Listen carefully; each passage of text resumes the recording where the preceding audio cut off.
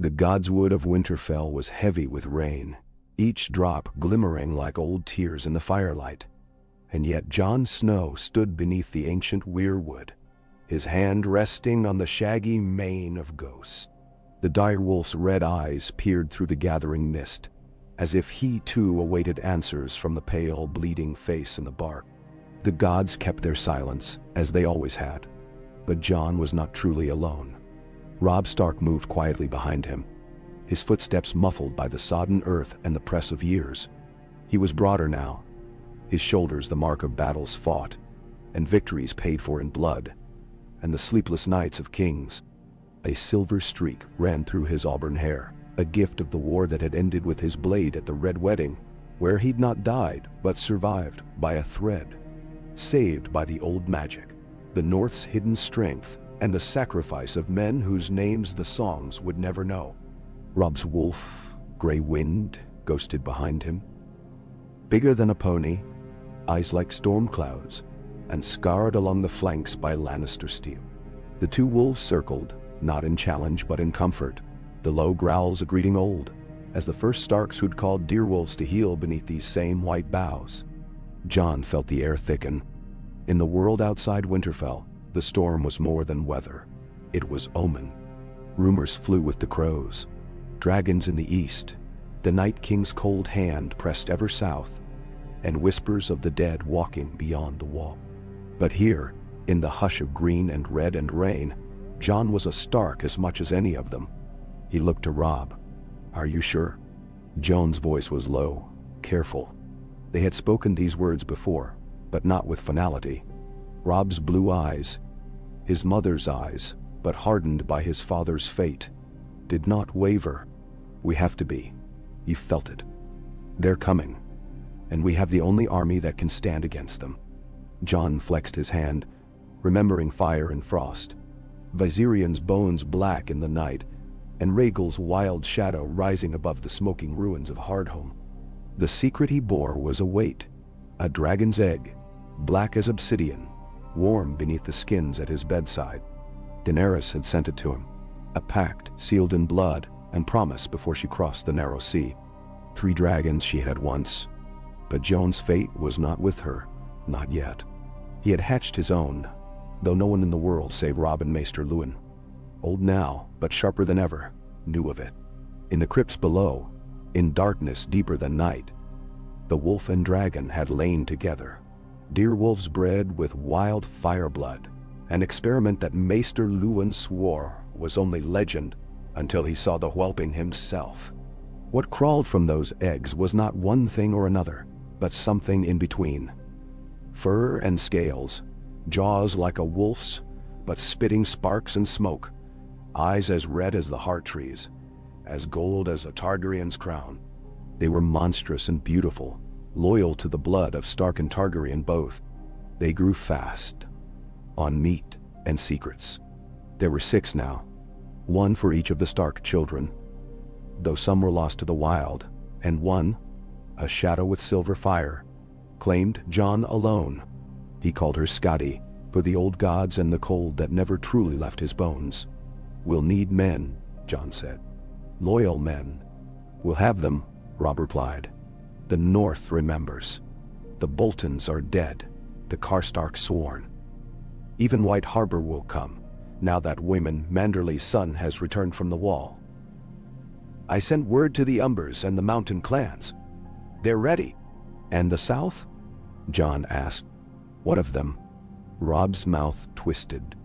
"They'll kneel, or they'll burn." It's the first time Jon had heard such certainty from his brother. The boy who'd once wept for a wounded direwolf was gone. In his place stood a king who'd survived betrayal, war, and loss beyond counting. Jon felt a chill, though not from the rain. "They'll call us monsters," Jon said quietly. "Wargs and dragonspawn, abominations. We are what we must be," Robb answered. "Father's justice and mother's mercy both. If we wait, there'll be nothing left to save." Jon nodded. "We ride at dawn." The preparations were silent, efficient, grim. The household at Winterfell moved like a wounded beast, each man and woman bearing scars from the last war and the winters that followed. Gendry waters, now a night for all the Lord said otherwise, worked in the forge from dusk to dawn, beating northern steel into shapes no maester's book had ever described. Mail and harness for creatures half wolf, half dragon, claws too big for any hound, wings leathery and strong, tails like whips and eyes that could melt iron. Arya watched with her usual restlessness, slipping between the shadows like a wraith. She had never forgiven the South for what it had done to her family, but now she grinned with wild, reckless hope as she watched the beasts test their wings in the bitter air.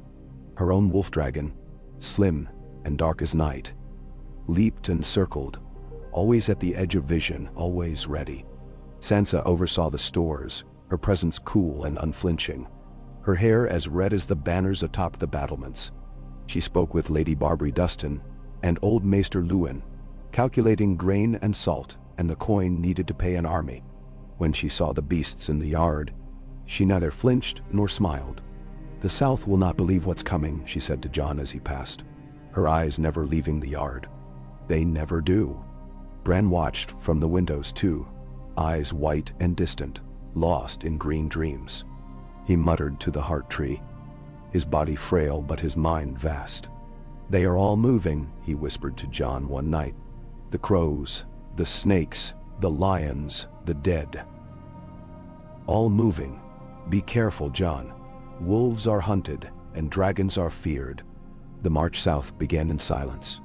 Dawn touched Winterfell with weak gold, the kind that never quite drove away the chill. The old banners were unfurled, gray direwolf, crimson and black wolf dragon, the sigils of the Old North and the new Garrick. Men flocked to them, some out of love, some out of fear. The beasts led the way, 6 monstrous hybrids, breath steaming in the cold, eyes shining, tails lashing with impatience. Ghost and Grey Wind ran with them, their own pack, more primal than any knight's destrier or hunting hound. Jon rode at Robb's side, Scotty at his heels. The air shimmered with anticipation and dread. The North had not marched in such strength since Torrhen Stark bent the knee to Aegon the Conqueror, and never with monsters at their flanks. They marched on snow and mud, past white trees and old cairns, through villages still haunted by the scars of war. At every crossroads, men joined them, Manderly knights in green and silver, Umbra giants in shaggy furs, clansmen from the hills, even wildlings who bent the knee at the wall. Tormund Giantsbane strode among them, laughing, his beard bristling with ice. "I always said the crows had magic in them," he roared at Jon. "Never thought I'd see you with a dragon's bastard at your heels. Or maybe it's the other way around." Jon grinned, for the first time in days. The laughter was brief, but it lifted the men. Ghost and Scotty snapped at each other, mock fighting in the snow, washed by children and old men who'd never seen such things in their lives. The first true test came at the crossing of the Trident. There, word reached them that a Lannister host rode north. 1,000 knights and twice as many men-at-arms, gold lions gleaming on their helms. Sir Kevan Lannister led them, the king's banner flying behind. They expected an army of wild men, rebels with northern magic and outlaw steel. What they found was something else. The wolf dragons moved ahead of the column, smoke curling from their jaws, scales glinting in the uncertain light. The Lannister outriders halted at the sight, fear rooting them to their saddles. The banners dipped, swords wavered, when Scotty bared her fangs and spat a tongue of blue fire into the river, steam rising in a great hissing cloud. The front ranks broke. Kevan Lannister tried to rally them, his voice ringing above the panic. "Their tricks, nothing more. Hold. For the king, for..." But Robb rode forth, Grey Wind at his side, Jon with him, his cloak snapping in the wind. "This is the North," Robb called, voice clear as a bell. "Bend the knee, and you'll be spared." A long, terrible silence. Then a banner dropped, the gold lion sinking into the mud.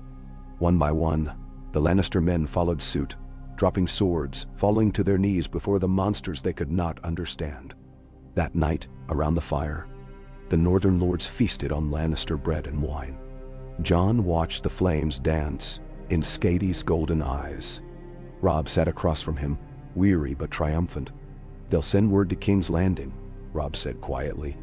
Joffrey will not sit idle. Let him come. Jon replied, his hand finding the hilt of Longclaw. Hellfire in the north is not alone. More men came.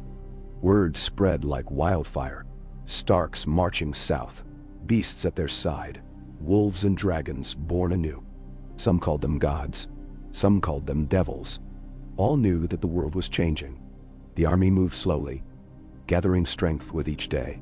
Old lords with grudges and new ones with ambitions all found their place in the ranks. Sansa's letters moved faster than the army, gold and promises binding uncertain bannermen. Arya vanished and reappeared, whispering of plans in the Vale, the Riverlands, even the Reach. Bran's ravens circled above, silent watchers for dangers unseen. On the third night, a raven came from the wall. It bore the black seal of the Night's Watch and a message in Samwell Tarly's shaky hand. "The dead are moving," it read. "The wall cannot hold much longer. Come." Jon felt the cold in his bones then, a chill that no fire could drive away. He looked to Scotty, who watched him with a hunger that was not quite animal. Robb read the letter in silence. "We cannot turn back," he said at last. "If we do, the South will fall. If we do not, the North may be lost." Jon closed his eyes, the weight of kings and monsters pressing upon him. "We ride south," he said at last. "But we must be swift. The dragons will not wait forever, and neither will the dead." The next morning, the army broke camp before dawn. The wolf dragons led the way, their cries echoing across the fields.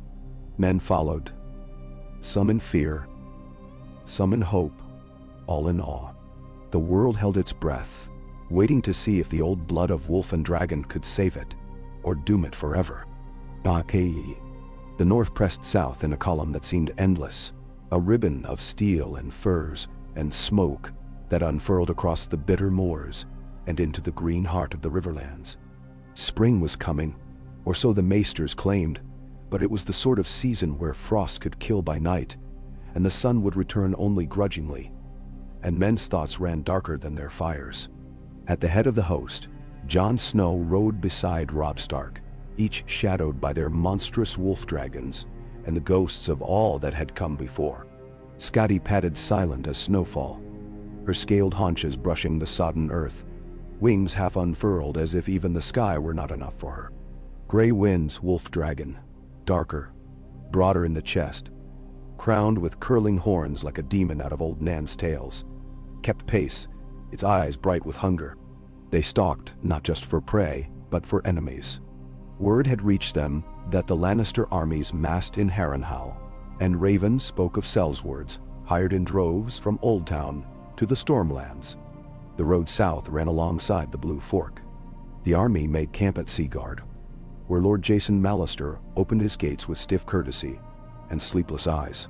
Robb met with him in the Great Hall, tapestries torn by raiders in the last war flapping at the windows. Jon lingered by the fire, Sansa beside him, fingers wrapped white around her cup. "They're afraid," Sansa whispered, voice so soft Jon almost missed it beneath the wolf dragon's distant yowls. "Not just the Mallisters. All of them. They see the beasts and think we've become the monsters the songs warned about." Jon studied the flames, seeing his own doubts reflected in their shifting light. "Maybe we have," he said quietly. "Or maybe monsters are all that's left when heroes fail." She looked at him for a long moment, sadness written in the curve of her mouth. "You're not a monster, Jon. You never were." But as dawn crept across the camp, painting the banners with blood and gold, Jon saw men shy away from Skady, saw the new wolf dragons watch the company with hungers only half tame. He wondered what it would mean if their victory cost them the souls of their house. The march resumed, banners streaming, booted feet churning the spring mud. Scouts returned with news of Lannister men gathering at the ruins of Harrenhal, and word that Lord Baelish, Littlefinger, had taken up residence in the Eyrie, spinning his webs as always. Arya slipped from the shadows with news of her own, a Frey host moving south from the Twins, banners black and gray as the river itself. Robb called a council in the open air. The wolf dragons curled around the perimeter, their hot breath melting rime on the grass. The great lords assembled. Wyman Manderley, his chins quivering as he bellowed about oaths and vengeance. Lord Glover, gaunt from too many hungry winters, Mage Mormont, proud and fierce and refusing any seat save a boulder. The young Lord Umber, half mad and wholly loyal. Jon stood to the side, watching the firelight play over their faces. Robb outlined the plan. Strike south at Harrenhal. Break the Lannister host before it could unite with the Freys. Then wheel east and climb the King's Road straight to King's Landing. A war of speed, not siege. A war of wolves and dragons, not gates and walls. The lords muttered, but no one spoke outright dissent. The memory of Robb's survival at the Twins was still strong, and none wanted to test the fury of the wolf dragons. Jon saw the glances, though, at his cloak, at Scotty, at the Targaryen darkness that clung to him, as surely as winter clung to the north. The army broke camp at sunrise, moving with the silent efficiency that came from hard seasons and harder wars. Jon rode out ahead with Arya and a hand-picked company of rangers, skirting the edge of the woods. It was in the marshes near Maidenpool that he first heard the cry. A high, eerie keening that set Skady's hackles on edge and made Ghost bare his fangs to the night. Arya melted from the trees, blood on her cheek, dagger slick in her fist. "It's the dead," she said, voice flat with certainty. "There's been fighting at the wall. Wildlings fleeing south. Say the White Walkers are moving faster than the old tales claimed." "They down?" Jon's heart hammered cold against his ribs. The river mist thickened, shapes flickering in the gloom. Scotty rumbled low, a warning Jon had learned not to ignore. "We ride," he said, not waiting for the rest. Arya fell in beside him, and together with a dozen men they sped through the darkness, Scotty loping silent and terrible at their flank. Ghost ran ahead, white as bone in the moonlight.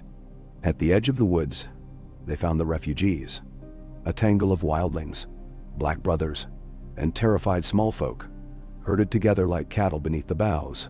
At their head stood Tormund Giantsbane, beard matted with blood and frost, eyes wild with memory.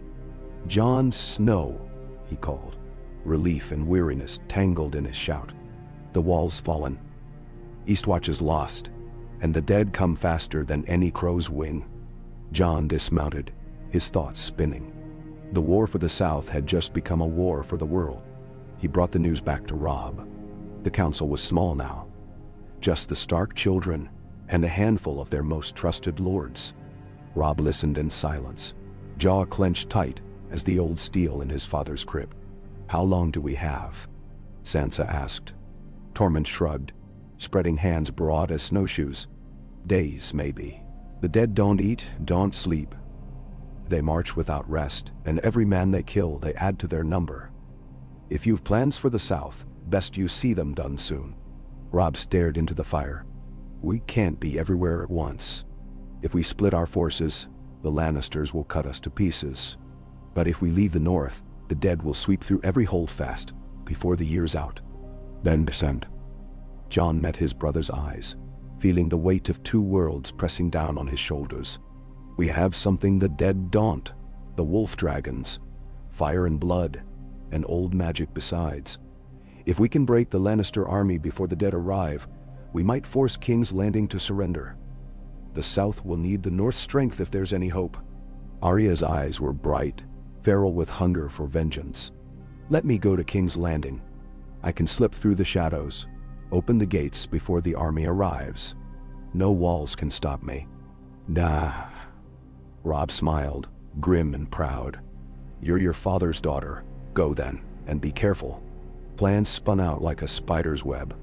Sansa wrote letters by candlelight, summoning old alliances and calling in debts. Gendry fitted new steel for the wolf dragons, forging armor light enough for flight and strong enough to turn a white's blade. Maester Luvine sent ravens, every feather a prayer for mercy. Jon stood beneath the stars that night, Scotty at his side, Ghost watching with red eyes from the shadows. The wolf dragon stretched her wings, scales catching the pale light. She was nearly grown now, as big as a warhorse, with a gaze as intelligent as any man's. He touched her muzzle, felt the warmth beneath the scales. "We have to win," he murmured. "There's no one else." Scotty pressed against him, a living promise that whatever came, they would meet it together. At dawn, Arya slipped away with her wolf dragon, vanishing down the green fork like mist. The army turned west, towards Harrenhal, banners flying and drums beating time. The host moved with deadly purpose, a river of steel and fury, and the scent of burning that drifted wherever the wolf dragons passed. Scouts returned with news of the Lannister host arrayed before the shattered towers of Harrenhal, their banners bright as flame in the morning sun. Jon climbed the ridge, Robb at his side, the wolf dragons behind them. They saw the Lannister army spread across the field, armored knights in gold and crimson, crossbows and siege towers, war engines that gleamed in the light. But Jon saw their faces, tight with fear, uncertain. The tales had spread ahead of them, wild stories of beasts born from the union of wolf and dragon, fire on four legs, riders who were half ghost, half legend. Robb's voice was iron. We ride at dusk. We break them and show the world that the North remembers. The battle began with a howl. Grey Wind's wolf dragon led the charge, jaws open in a scream that shattered the morning stillness. The northern cavalry thundered after, spears lowered, banners snapping. Jon mounted Skadi, her muscles bunching beneath him. He felt the old terror, of falling, of fire, of what he was becoming. But he leaned forward, trusting her, letting the cold wind whip his hair as she leapt into the air, wings beating a wild tattoo. The ground dropped away, the chaos below resolving into patterns of blood and iron. From the sky, Jon saw everything, the lines breaking, the gold and red, swallowed by the tide of gray. Skadi breathed fire, a stream of blue-white flame that turned the Lannister engines to molten slag. Ghost ran at her heels, tearing down men and horses, untouchable. The wolf dragons were fury incarnate. Where they struck, men broke and ran, some hurling down weapons, some begging for mercy. Jon saw a Lannister knight try to stand his ground, sword raised. Skadi roared, the sound rolling over the field like thunder. The knight fell to his knees, helm clattering to the mud. Robb's standard rose above the melee, the stark direwolf now crowned with fire.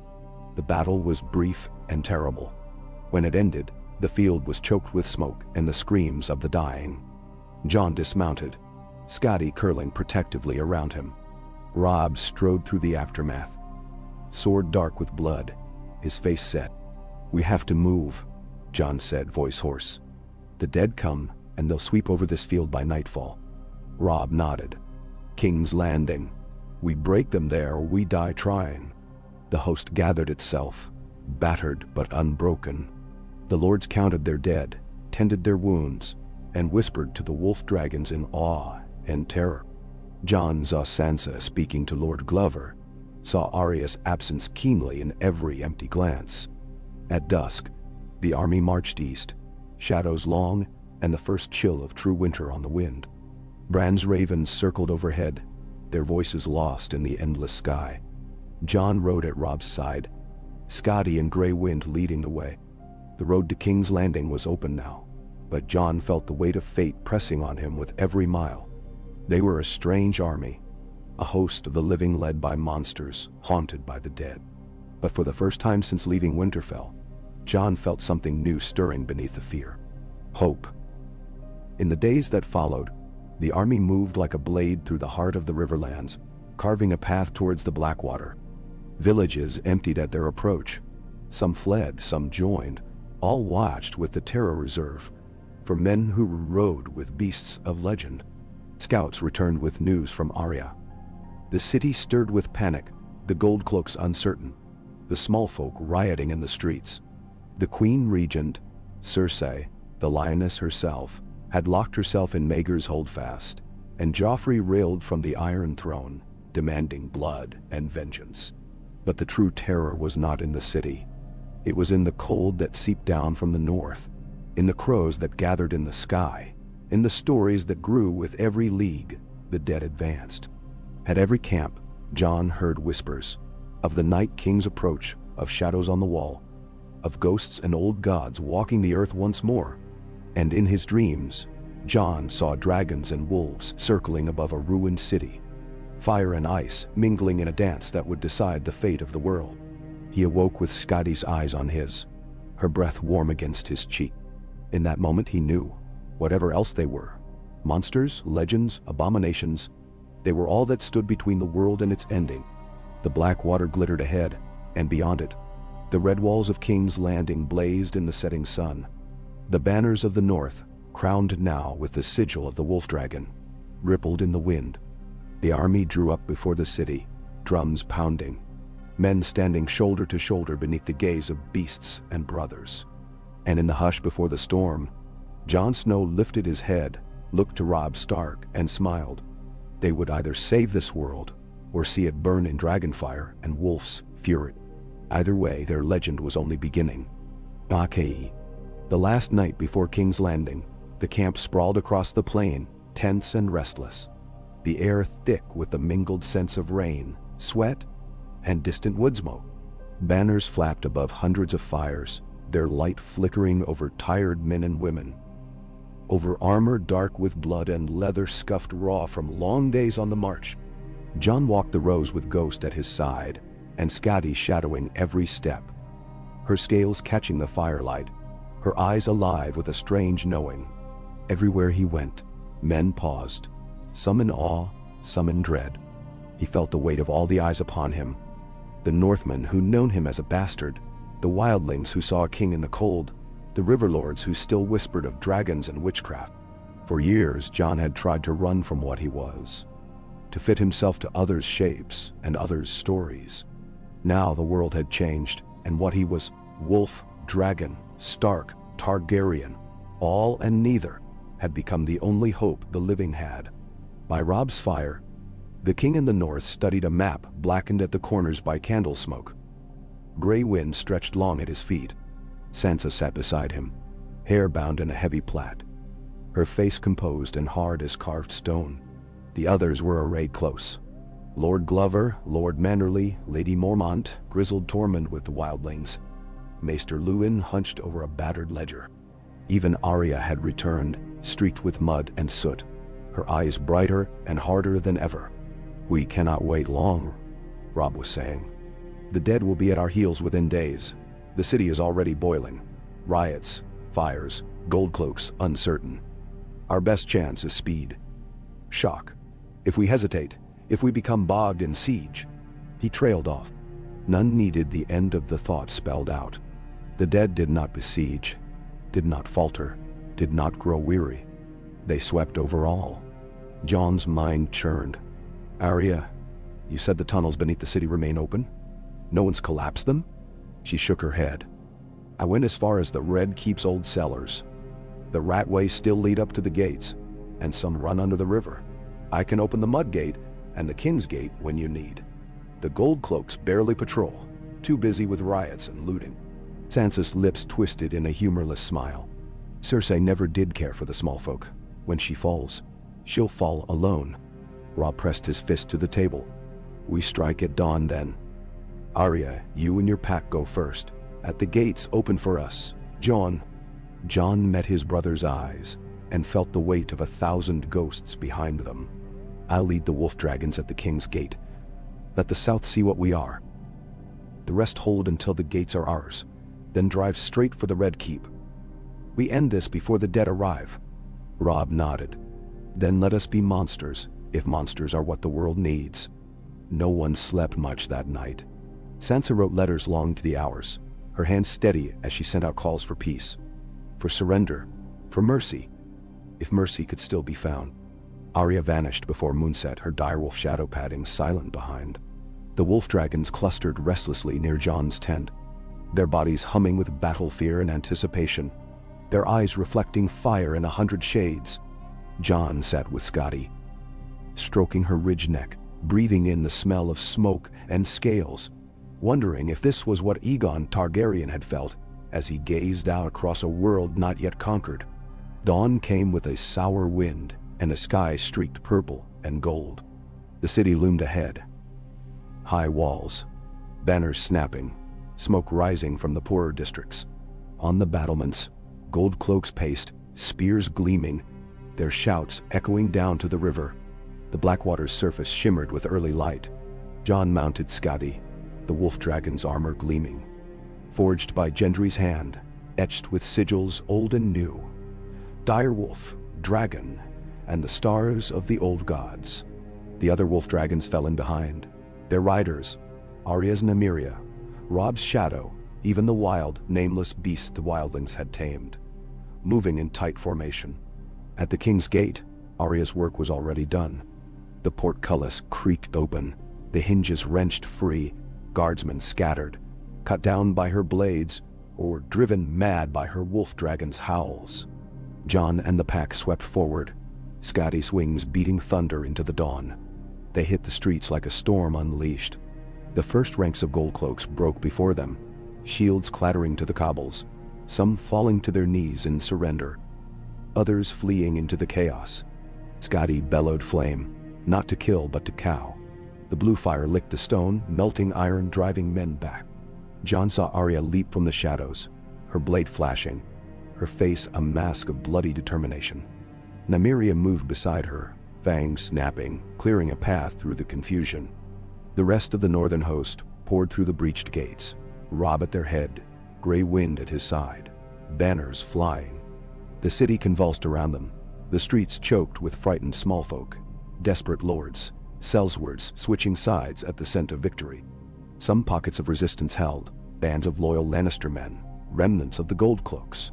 But the cities had been broken long before the wolf dragons came. At the Red Keep, the outer gates shuddered as Skadi smashed against them, her talons scoring deep gouges. Arrows rained down, spears broke on her flanks, but the beast hardly noticed. Jon raised Longclaw and shouted, "King's Landing! Your king is dead, your queen defeated! Yield and live!" A sudden hush, broken only by the distant sound of fire and screaming. Then, from above, a voice, shrill, defiant, already lost. "You'll have to take it from my cold hands, bastard." Darcy, Detundine. She stood at the top of the battlements, golden hair wild, her red dress smeared with blood and dust. Beside her, Joffrey, cowering, crown askew, sword shaking in his hand. Robb's voice rang out. "Cersei Lannister, by a right of conquest and by the law of men and gods, you are called to yield.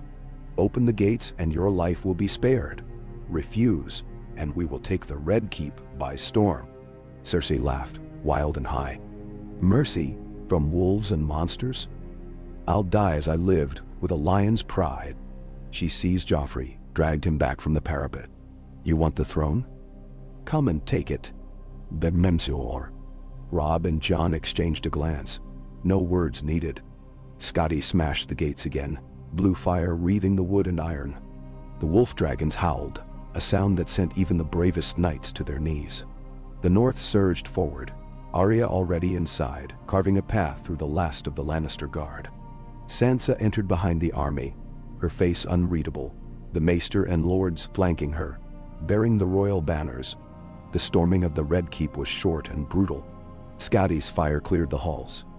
Jon leading the charge, Longclaw dripping red. Robb found Joffrey weeping behind the throne, crown forgotten, mother gone to madness. Arya cornered Cersei in Maegor's holdfast, blood on her hands, her eyes alight with vengeance. "Mercy," Cersei whispered, sinking to her knees, red gown pooling like spilled wine. "Please. I am a queen." Arya's blade hovered, and for a moment, Jon thought she would finish what years of war had started.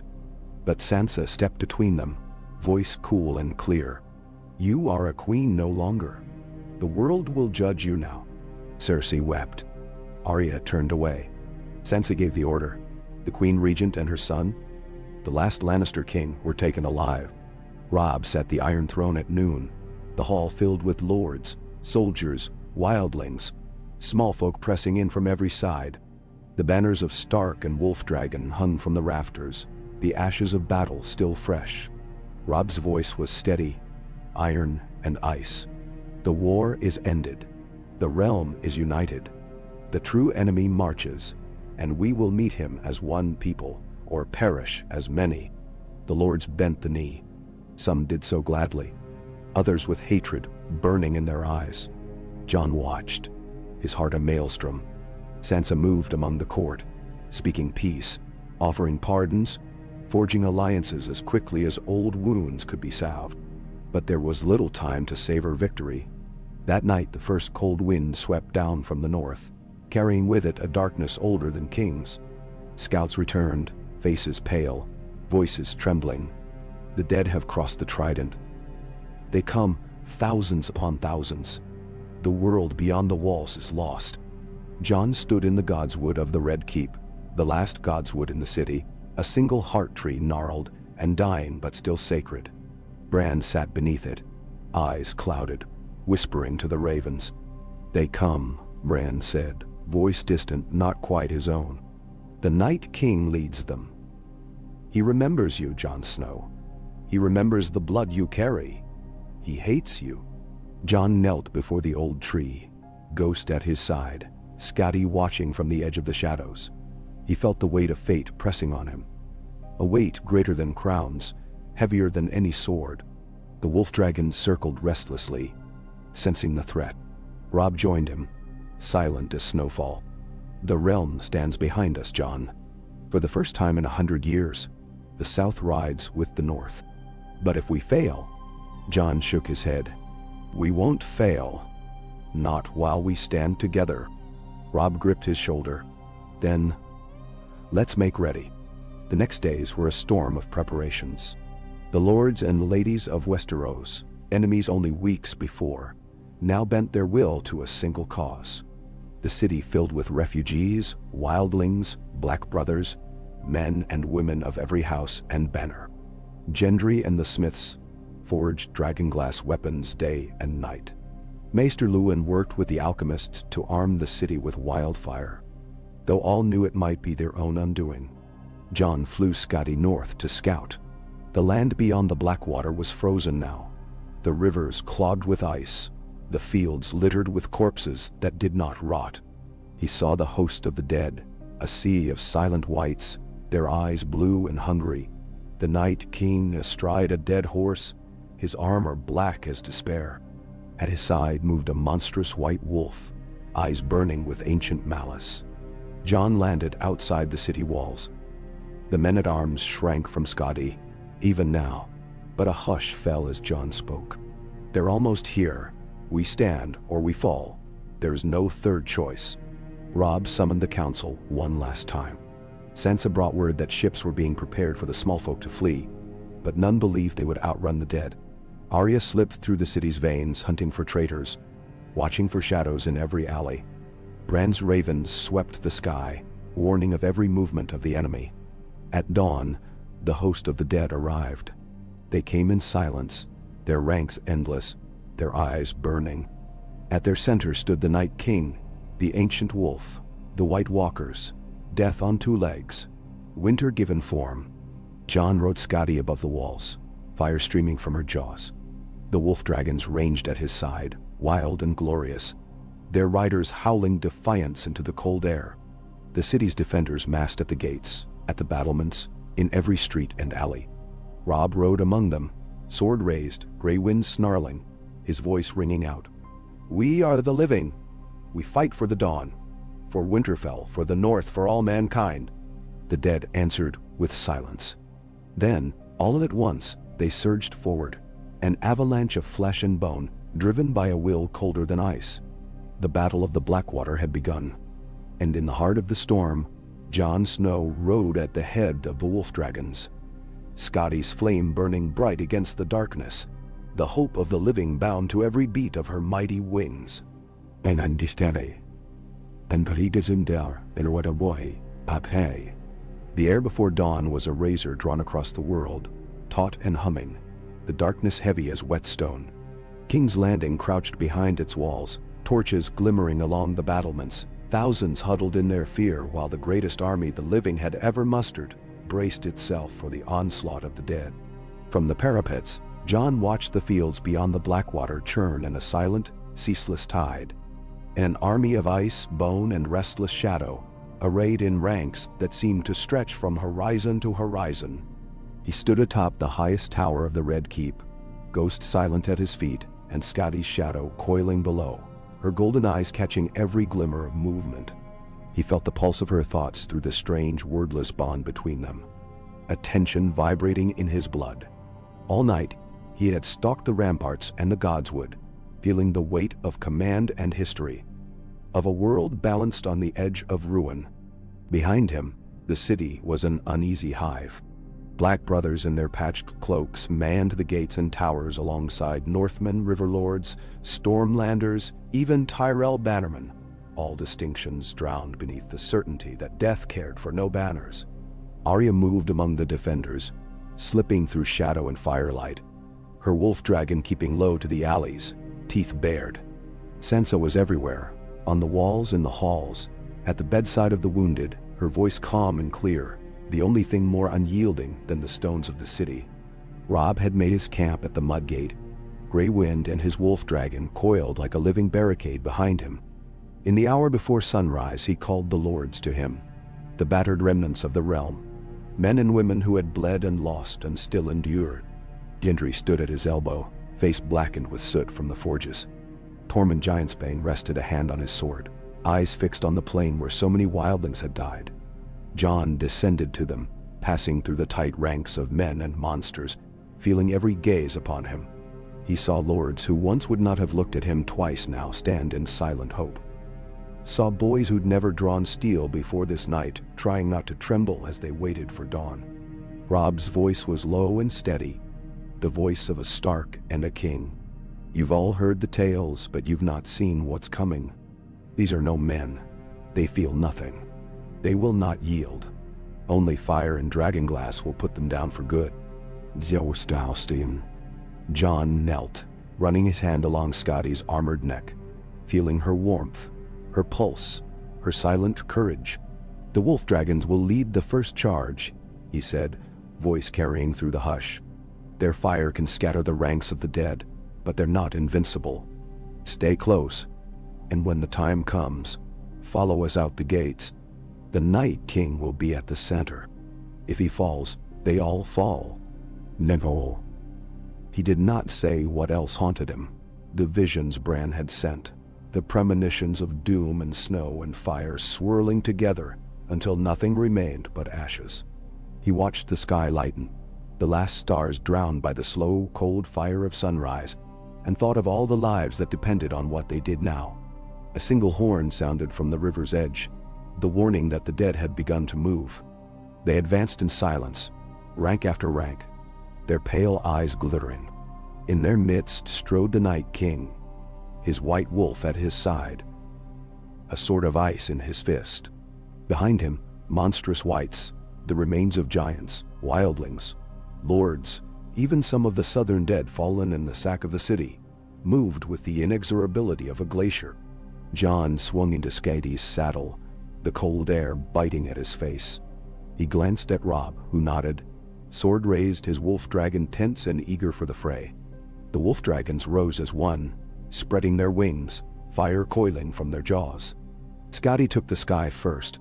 Jon pressed flat against her back, his heart drumming so hard it drowned the sounds of men and monsters below. Arya was a blur on the rooftops, Nymeria close behind, her wolf dragon surging through the city's heart. As Skadi soared over the walls, the dead looked up, blue eyes blazing, arrows and spears bristling from the first ranks. Jon shouted, and Skadi breathed her flame, searing blue fire that swept the field, catching the first wave of whites and reducing them to molten bone and ash. The army of the dead shuddered, faltered, then surged forward again, heedless of the burning. Below, the gates crashed open, and the host of the living thundered forth, Robb at their head, Grey Wind and his beast roaring, northern knights and wildling spearmen, and gold-clad sellswords charging shoulder to shoulder. Gendry led the smiths, wielding dragonglass axes, faces masked and glistening with sweat. Tormund's war cry rang out, echoed by 100 clans.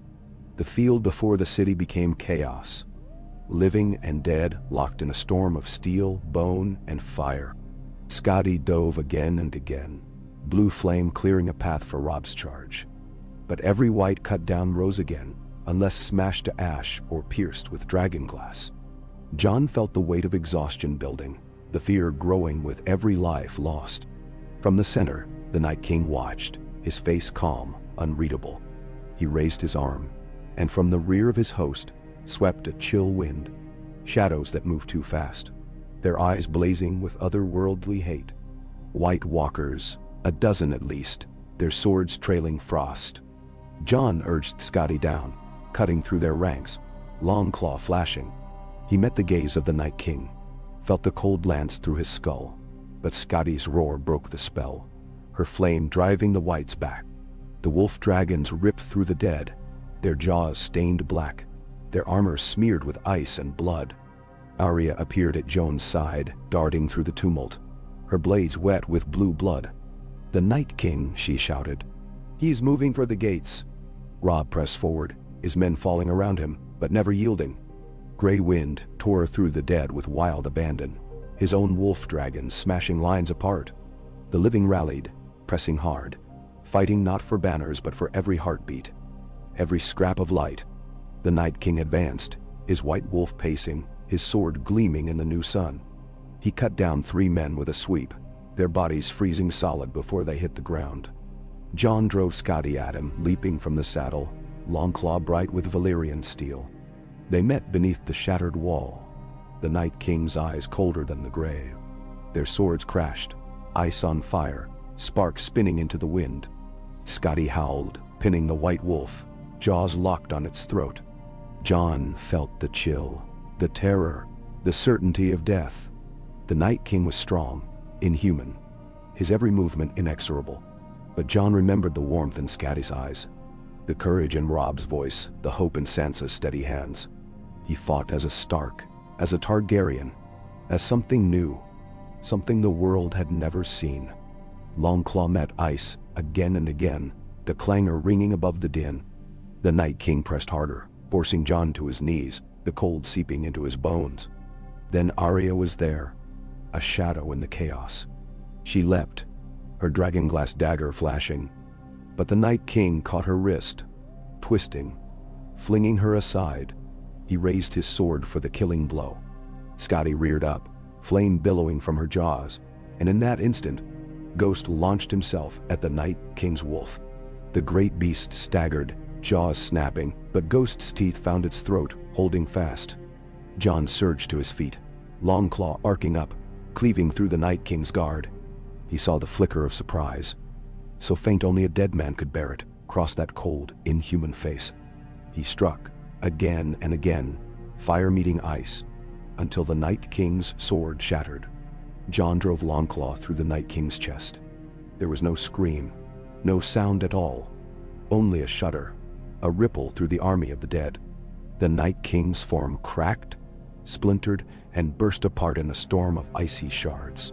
Across the battlefield, the whites froze where they stood, then collapsed, their bones turning to dust. The White Walkers shrieked, the sound fading as they melted into mist, their swords clattering to the ground. The dawn that followed was quiet as a prayer. The field was a graveyard, a wasteland of broken spears and armor. The bodies of the living and the dust of the dead mingled in the mud. Jon stood alone, Scotty beside him, her sides heaving, her eyes fixed on the horizon. Ghost limped to him, bloodied but alive, fur singed. Robb found him as the sun broke over the ruined walls. He was stained, battered, weeping for the dead he could not save, but alive. "It's done," Jon said, voice raw. "It's over." Robb's hand clasped his shoulder, steady and sure. "We did it together. Wolf and dragon, brothers in all but blood." The living gathered, exhausted, silent, the truth dawning only slowly. Arya limped from the wreckage, leaning on her wolf dragon, her face smeared with dirt and tears. Sansa knelt beside the wounded, her hands steady as she tended their hurts. Bran's ravens wheeled overhead, a silent benediction. The city slowly came to life, the survivors emerging from their shelters, blinking in the unfamiliar light. Children stared in wonder at the wolf dragons. Men wept at the memory of the night. Word spread faster than fire. Of Jon Snow and his dragon, of Robb Stark and the northern host, of the end of the dead. The days that followed were a blur of mourning and celebration. Pyres were built for the fallen, prayers whispered to old gods and new god. The lords assembled, battered and uncertain, to see Robb crowned king in the south and north, Jon at his right hand, Sansa named Lady of Winterfell and Queen's Hand. Arya disappeared again, leaving only a feather and a lock of wolf's fur behind. The wolf dragons rested in the city's fields, great and terrible, symbols of what the world had become. Some feared them, some worshipped them. All knew that nothing would ever be the same. Jon spent his days in the God's Wood, Ghost at his feet, Scotty curled behind him. He felt the world shifting, the old tales ending, something new and uncertain beginning. One evening, Robb joined him, wine in hand, eyes tired but at peace. "What do you think comes now, brother?" Jon watched the stars rise above the walls, felt the wind on his face, the beat of Scotty's heart in his own chest. "We rebuild, we remember, and we hope our children never have to do what we did." Nindiwan.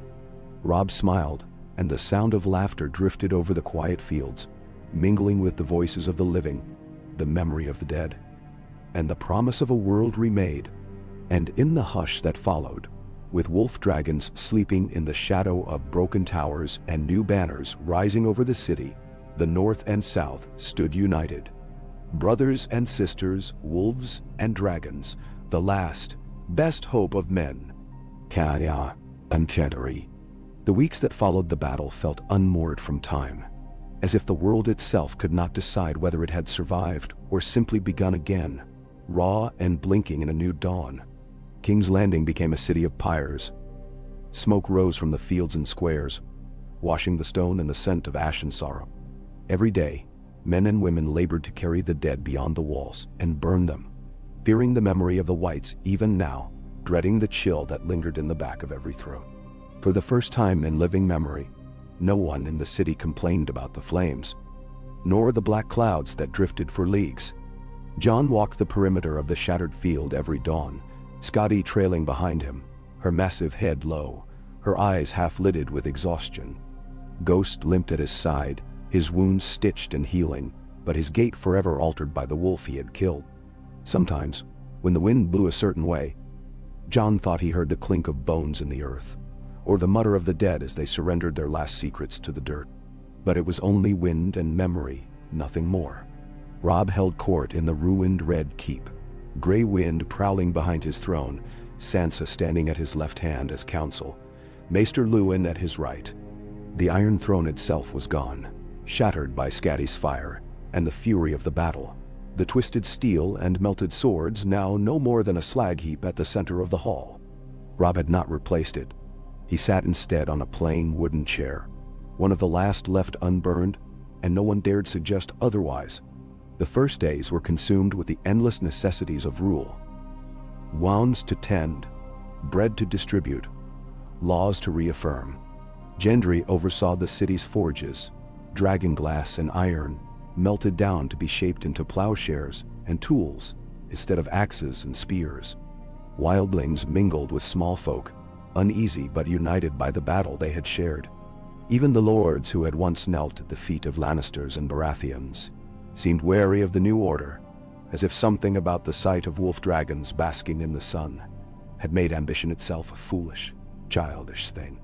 It was Sansa who carried word to the Reach and Dorne, to the Eyrie and the Isles, sending letters sealed with both wolf and dragon, her hand steady and her words sharp.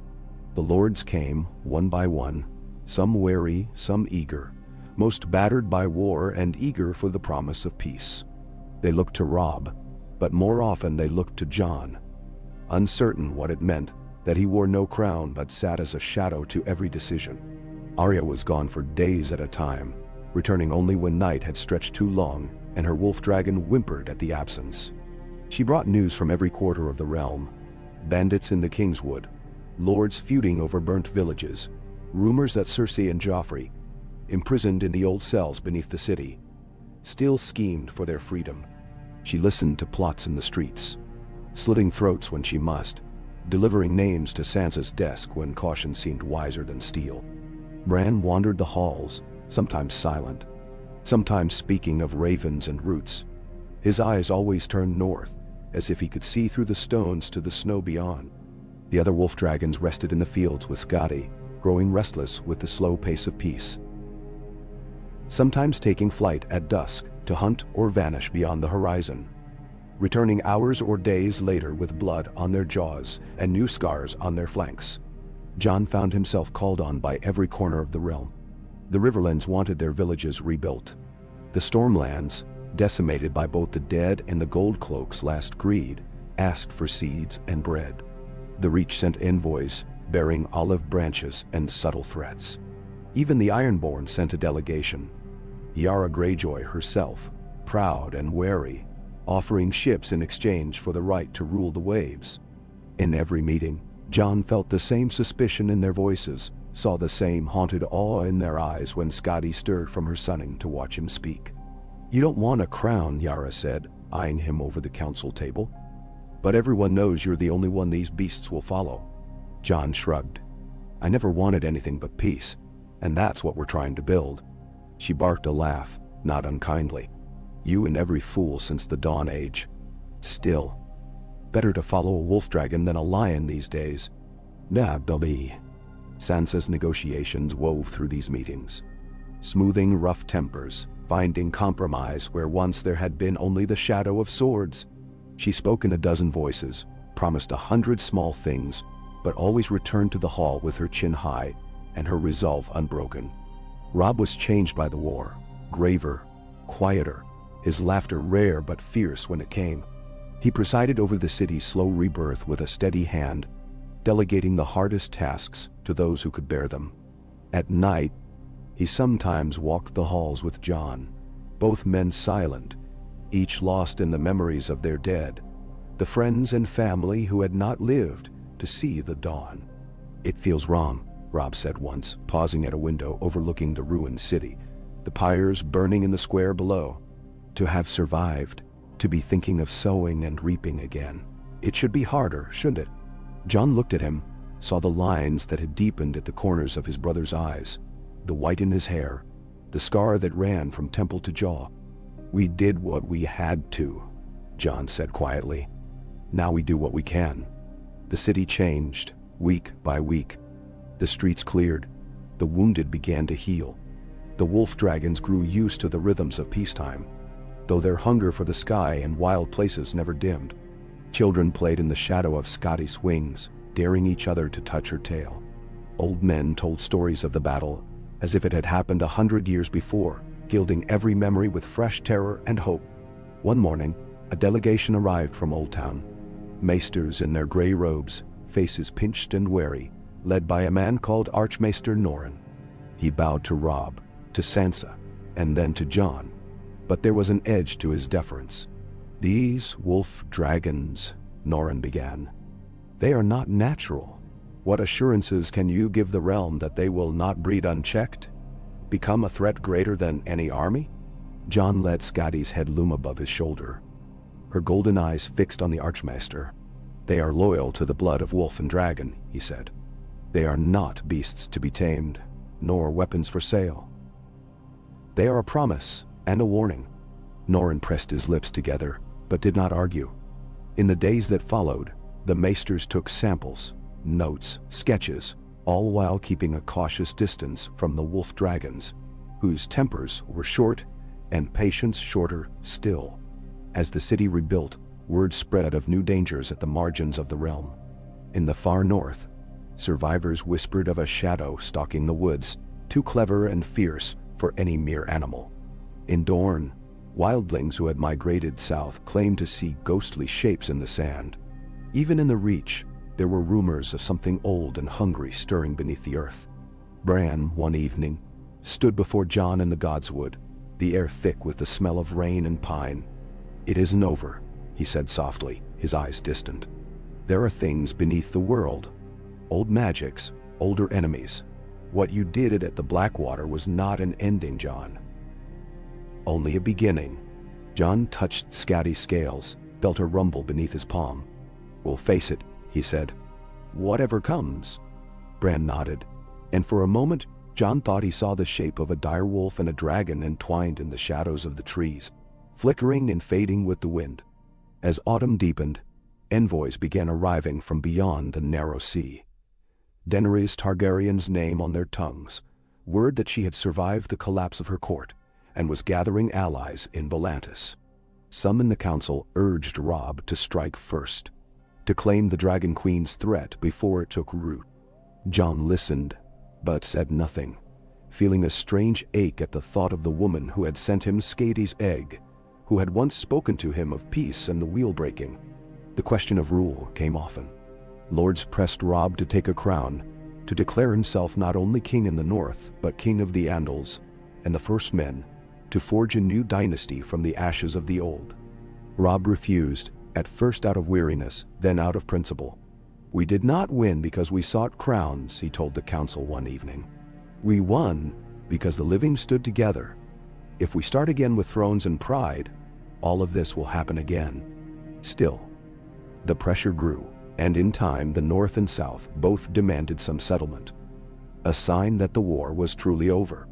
On the first day of winter, with the sun low in the sky and the banners snapping in a cold wind, Robb agreed to be crowned. But in the sight of gods and men, wolf dragons and small folk, he took Jon's hand and raised it with his own. "Let this be the new compact," Robb said, his voice carrying across the square. "Not king and lord, not dragon and wolf, but brothers. All of us from the mountains to the sea, sworn to stand as one. Let us remember what we fought and what we saved. Let this peace be our answer to the long night." Naming him. The crowd cheered, banners waved, and in the sky above the city, the wolf dragons rose as one, their cries echoing from the towers and the fields beyond. For the first time in memory, Jon allowed himself to hope. Night crept in, gentle and cool, the pyres burning low, the bells ringing for the living. Jon walked the walls with Ghost at his side, Skadi trailing behind. In the hush, he heard the faint stir of wings and claws, the city breathing as if it too had finally woken from a long nightmare. He paused at the gate, watching the last of the fireflies drift through the dusk. Somewhere far away, a wolf howled, and a dragon answered, and the sound of it was both new and ancient, the promise of a world remade, not with thrones or crowns, but with brothers, with hope, and with the memory of all they had lost. Jon turned his face to the night, and for the first time in years, he felt at peace. But he did not forget the lessons of darkness, nor the cold that still lingered in the heart of every shadow. The world was not yet healed. There would be threats again, new winters, old enemies, the return of the things that walked beneath the earth and sky. But for now, Jon would savor the dawn, the warmth of a brother's hand in his, the strength of a pack that would not break, and the knowledge that as long as wolf and dragon stood together, there would always be hope. Nahanu. The first true winter's frost gripped King's Landing with silver teeth, glittering along the broken ramparts and settling thick on the shoulders of statues that had once belonged to a different age. Gone were the tattered banners of gold and red. In their place, the dire wolf and the winged wolf dragon flew above the gates. In the alleys, boys whittled crude figurines of beasts with scaled hides and lupine faces, and bakers fashioned loaves in the shape of Skadi's wings or Grey Wind's snarl. For a time, the city was transformed, less by command than by the sheer weight of relief, a people clinging to symbols of the world that had not ended. Within the Red Keep, stone masons moved by day and ghosted by night, repairing halls blackened by fire and corridors shattered by battle. The ruins of the Iron Throne remained, untouched in the center of the Great Hall, a monument to what had nearly destroyed them all. Robb had decreed it stay that way. A warning, not a relic to tempt fresh ambition. Jon found his place in the city neither at court nor in the council chambers, but among the wounded and the workers, the orphans who had survived the carnage and now gathered in packs around Skadi, when she basked in the late sun. The wolf dragon, growing ever more immense, tolerated their touch and laughter, with the same patience she showed Jon in the darkness before sleep. Sometimes he felt a peace in her company, a simplicity to her needs and hungers, an honesty lacking in the tangled webs of politics Sansa wove above. Sansa, crowned as Lady Regent of the South and North, guided the recovery with deft hands. She moved through council and city alike with a queen's poise and a Stark's cold memory. Every day she heard petitions, lords demanding lands restored, small folk pleading for lost kin or bread, wildlings asking to settle the ruined farmlands outside the walls. Her patience was endless, her judgments fair but firm. The Lords Declarant of the Vale sent letters pledging fealty. The new Manderley heir arrived with ships full of grain and salt pork, a living link between White Harbor and the capital. It was Arya who brought the first sign that peace would not hold. She returned at dusk, her wolf dragon dusted with blood and sand, eyes fierce from hard riding. She dismounted in the yard, striding into the council hall still clad in leather, her hair wild as storm grass. "There's trouble in the Reach," she announced, flinging down a cracked leather pouch. Dragonglass arrowheads spilled across the table, dark as midnight, edges sharp as betrayal. Bandits at first, or so they seemed, but their eyes were wrong. They don't bleed, not like men do. Robb's gaze darkened. "Whites." Arya shook her head. "Not dead, nor living. Something new. They vanish at dawn, and where they strike, the land sours. Cattle miscarry, water turns brackish. The small folk call them night haunters." Bran, who sat at the end of the table, his gaze distant as the far north, spoke at last. "Old magics wake in the world. When the wall fell, so did many wards, some as old as the first men. Shadows slip through now, hunting for power, for vengeance." "Men?" A heavy silence followed. Even Sansa, who had seen nearly every cruelty Westeros could devise, seemed shaken. Jon thought of Bran's warning in the Godswood, of the cold that never quite faded, even in victory. "We can't fight shadows with swords," he said quietly, "but fire and dragonglass may hold them. Scouty and her kin, if we must ride, we ride." Robb nodded, grim as Ned Stark at the block. "We'll send riders south and west. Arya, take your beast and 100 spears. Jon, you and Scotty will scout the Kingswood. Sansa, hold the city and prepare for unrest. If these haunters sow fear, they'll find it plentiful here." "No." The next day dawned gray and cold. Jon rode Scotty out through the Lion Gate, Ghost trotting at their side. The city shrank behind him, its rooftops pale with frost, smoke rising in slow, hopeful spirals. They moved quickly into the woods, the old oaks creaking, the air thick with a silence broken only by the flap of Skady's wings as she leapt into the air for a higher view. He traveled for days, following tales of vanished villages and empty wells, finding evidence of struggle, blood frozen to roots, scorched grass, bodies twisted in the cold. The only survivors were wild dogs and a handful of crows, their wings glossy in the weak sun. Scotty snarled at every shadow, her nostrils flaring, her fire banked but ready, near the edge of the ancient heart tree grove. Jon found the night haunters at last. They came with the dusk, their shapes shifting and smoke gray, neither fully formed nor truly formless. They moved like men, but their faces were hollowed, their eyes pools of midnight.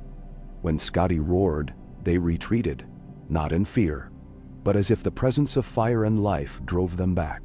Jon hurled a dragonglass spear at the largest. It struck home, and for a heartbeat, the shape writhed, the illusion breaking. Beneath the shroud, he saw hints of bone, scales, and something older. Something like the roots of the world itself, twisted and hungry. The creature dissolved with a wail that shook the birds from the trees. The others fled, vanishing into the mists. Scotty's fire scorched the ground, blackening the earth, and Jon felt the first true chill of fear since the Night King's death. He returned to the city with a heavy heart. The council listened, faces drawn and pale. Sansa dispatched riders to every corner of the realm, warning of the new threat. Maesters gathered what lore they could. Stories of the children of the forest, the last Greenseers, the old gods stirring in their graves. It was Bran who spoke last. "The world is waking. The long night is over, but the old powers seek to reclaim what was lost." We must be more than warriors now. We must be wise, and quick, and united. Robb turned to Jon. You're our shield. If these haunters come for the living, you and Scotty will stand between them and the world. Jon only nodded, feeling the burden settle on his shoulders. Ghost nuzzled his hand, Scotty curling her tail protectively around him. The weeks wore on. Winter deepened. The wolf dragons patrolled the skies, their silhouettes a comfort and a warning. Wildlings built camps on the city's edge, mingling with southern smallfolk. Sansa's rule hardened, her decrees swift, her justice even-handed. Arya ranged further than ever, sending back signs and rumors, ships from Volantis carrying fire worshippers, Dothraki bands roaming the Stormlands, whispers of Daenerys marshalling her own creatures across the sea. One night, as frost rimed the city's fountains and the moon rode low and sharp above the bay, Jon dreamed. He stood in the Godswood, the heart tree's red leaves trembling. Bran was there, eyes white with sight, his hand resting on the roots. The world is wider than any crown, Bran whispered. Your work is not yet done. Darkness will always seek the cracks. But as long as one wolf dragon's fire burns, hope remains. Bebisham? Jon woke with Scotty's head on his chest, her breath warm against the night. Outside the city was silent, but in the far north, lightning forked the sky. An omen or a warning? By dawn, Robb and Sansa called council. Bran's ravens had brought news of new storms in the shivering sea. Ships sighted in the east bearing a three-headed dragon, red as blood, and banners blacker than night. The old world was stirring, its wounds bleeding secrets. As the city prepared for what might come, Jon took up his sword once more, Skady's scales shining with hoarfrost, Ghost trotting at his side. The war for the living had been won, but the war for the world itself was only just beginning. He left the Red Keep as the sun rose, his cloak a dark line against the new snow, the children cheering, the old men blessing his name. Scotty roared, her voice rolling across the rooftops, a promise to any shadows that dared approach. And in that cry, Jon heard the heart of all the world's hope and all its sorrow, a music that would ring through the winter, through darkness and dawn, as long as wolf and dragon stood watch over the world. Oh, hey! Snow clung to the stones of King's Landing long after the first true blizzard, as if the city itself was uncertain how to shed the North's heavy mantle. Icicles dripped from the charred bones of the old bell tower, and the city's fountains, cracked from frost, burbled only when the sun leaned low enough to grant a few hours' thaw. Children skidded on makeshift sleds down the hill behind the Great Sept's ruins. The old city's filth and pestilence seemed somehow washed clean, at least for now, by winter's indifferent hand. For the first time in memory, small folk gathered in the open spaces by the gates, safe under the watchful eyes of wildlings and sworn swords. There was talk of a new festival, something to mark the survival of the living through fire and ice. A day for stories, laughter, bread, and the wild howling of wolf dragons flying above the city's rooftops. It was Sansa's idea, and when she walked the city on the morning of the festival, wrapped in furs with a circlet of silver and wolf's head pearls in her hair, the people bowed their heads as she passed. There was no queen in the south and north, not in name, but all the world knew her as such. Robb wore the look of a man who had outlived every expectation. He presided over a feast beneath the open sky. The scarred square where the Iron Throne had once stood now filled with trestle tables and barrels of cider, wildling stew and loaves flecked with seeds and salt. Lords from every corner of Westeros joined in, White Harbor and Gulltown, Dorne and even distant Bear Island, each banner snapping alongside the direwolf and the winged wolf dragon, the city's new sigils. Arya returned from her ranging on the eve of the festival, her hair tangled and cheeks flushed, her wolf dragon restless and snapping at the city's unfamiliar smells. She brought with her a sack of coins, a knife shaped like a crescent moon, and a tale of bandits put to the sword near the ruins of Harrenhal. I left a message for any who'd follow, she told Sansa, her eyes glinting as she washed blood from her hands in the courtyard's icy fountain. No one forgets the Stark wolf dragons. Not anymore. Sansa smiled, but there was worry in the corners of her mouth. The world's changing again. Every time we claim peace, some shadow comes clawing. Arya shrugged. We'll claw back harder. That night, as the festival fires crackled, Jon watched from the parapet above the yard. Scotty's great body curled beside him, Ghost's muzzle pressed to his knee. He watched the children tumbling in the snow, the lords huddled near the fire, the laughter drifting up in uncertain waves. There was joy, yes, but also weariness, an awareness in every face that this was not the end, merely a moment stolen from the storm. Bran came to him as the moon rose, his furs drawn tight, his eyes older than his years. I dreamed of a wolf running through black water, Bran murmured, voice thin as the wind, and a dragon sleeping beneath the sea. There are powers gathering, Jon. Powers that don't care for men or their little wars. Man. Jon brushed snow from Scotty's scales, watching the way the moonlight shimmered along her flank. Will it ever end, Bran? Do we only fight to keep the darkness at bay until another comes?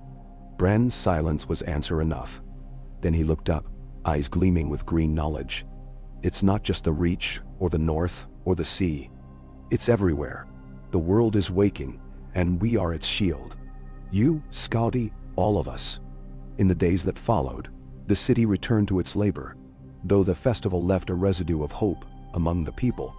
Robb and Sansa ruled together, hearing petitions, making hard decisions.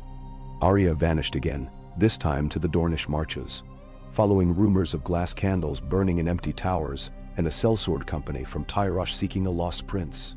Ravens arrived from Old Town, where the maesters had uncovered ancient tablets, speaking of the root kings, beings that had once ruled beneath the earth, and now, perhaps, moved again.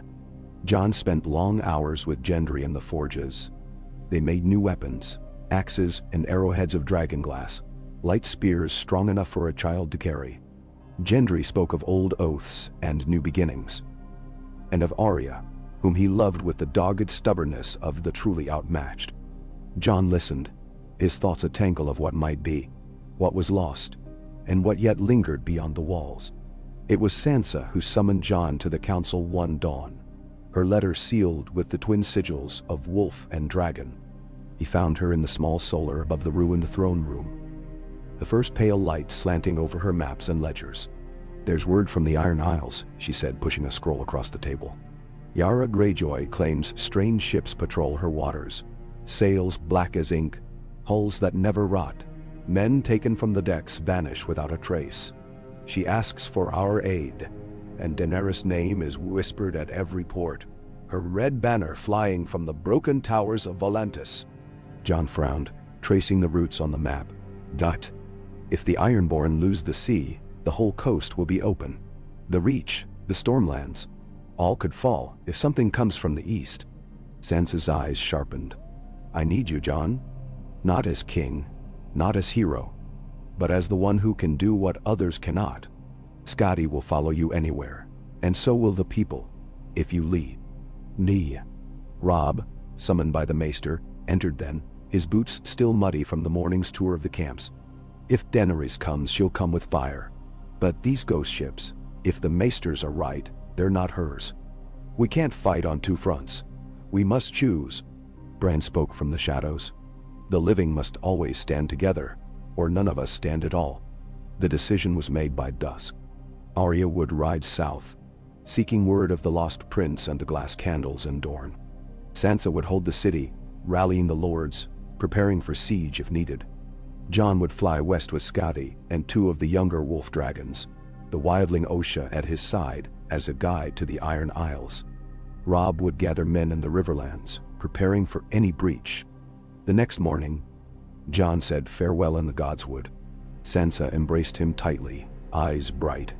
Find the truth. Bring it back to us. Robb gripped his shoulder, gray wind brushing against Ghost. A promise of brotherhood unbroken. Bran watched with distant sadness, his gaze already turned to places Jon could not see. Scotty crouched, wings furling, her body tense with anticipation. Ghost leapt up behind Jon, fur pressed to his thigh. Osha swung onto the second wolf dragon, her wild red hair tangled, her eyes fierce. With a final nod, Jon urged Scotty skyward. The city fell away beneath them, the white-capped sea stretching out in glittering emptiness. The cold wind stung his cheeks, the salt spray mingling with snow, and the scent of fire that clung to Scotty's hide. Far below, fishing boats scattered as the shadow of the wolf dragons passed overhead, and gulls screamed in their wake. They flew for days, sleeping on lonely islands, following the trail of raided ships and vanishing men. At the edges of the world, the sky grew strange. Northern lights rippled on the horizon, and sometimes Jon glimpsed shapes moving beneath the waves, dark and vast and slow. When they reached Pike, Yara greeted Jon with a tired grin. "You're a sight for sore eyes, Stark, or whatever you are these days." She showed him the strange bones her men had dredged from the deep. Jawbones too large for any shark, scales like iron plates, black as midnight. That night, as Scotty hunted on the winds above the cliffs, Jon stood with Yara at the sea's edge. In the moonlight, the black ships waited, utterly still, sails slack. No fires burned on their decks. No voices called. And yet, Jon could feel something watching. Something hungry, patient, old. Osha tossed driftwood onto a bonfire, chanting a wildling song to ward off spirits. The other wolf dragons paced the pebbled shore, uneasy, their scales bristling. Jon stared into the darkness. Far out, a red lantern flared atop a mast. Three-headed, draconic, unmistakable. "Daenerys," he murmured, heart torn between hope and dread. Yara spat into the surf. "The world's never done with monsters, is it?" He shook his head. "No, but neither are we." In the morning, he and Osha flew low over the ships. The decks were empty, no men, no sound but the creak of rigging, the whisper of water against hulls. Scotty roared, her flame lighting the dawn, and for a moment, Jon saw shadows scatter below. Things not quite men, not quite wraith, slipping into the sea. The air shivered with old power, the kind that made his skin crawl and his heart beat slow and heavy. When they returned to shore, Yara's best scout was missing. The other Ironborn swore they saw him step aboard one of the ghost ships, eyes vacant, mouth moving as if in prayer. That night, Jon dreamed of the heart tree in Winterfell, its face weeping blood, its roots tangled with chains. He saw Daenerys riding a great beast above a burning sea, her eyes bright with fury, her voice lost in the wind. He woke with Scotty curled around him, Ghost's head in his lap. Osha stared at the horizon, lips moving in silent warning. "We're not alone out here, Stark," she said. "Old things walk beneath the waves. Your dragons are fire, good, strong. But the sea has its own gods, and they're hungry." Jon nodded, feeling the cold creep up from the stones, through his boots, into his bones. The war for the living had ended, but the struggle for the soul of the world was just beginning. Jon stood at the edge of the world, wind whipping his hair, the wolf dragon roaring defiance into the endless dark. Somewhere out there Daenerys waited. Queen, exile, rival, kin. He was not afraid. He was not alone.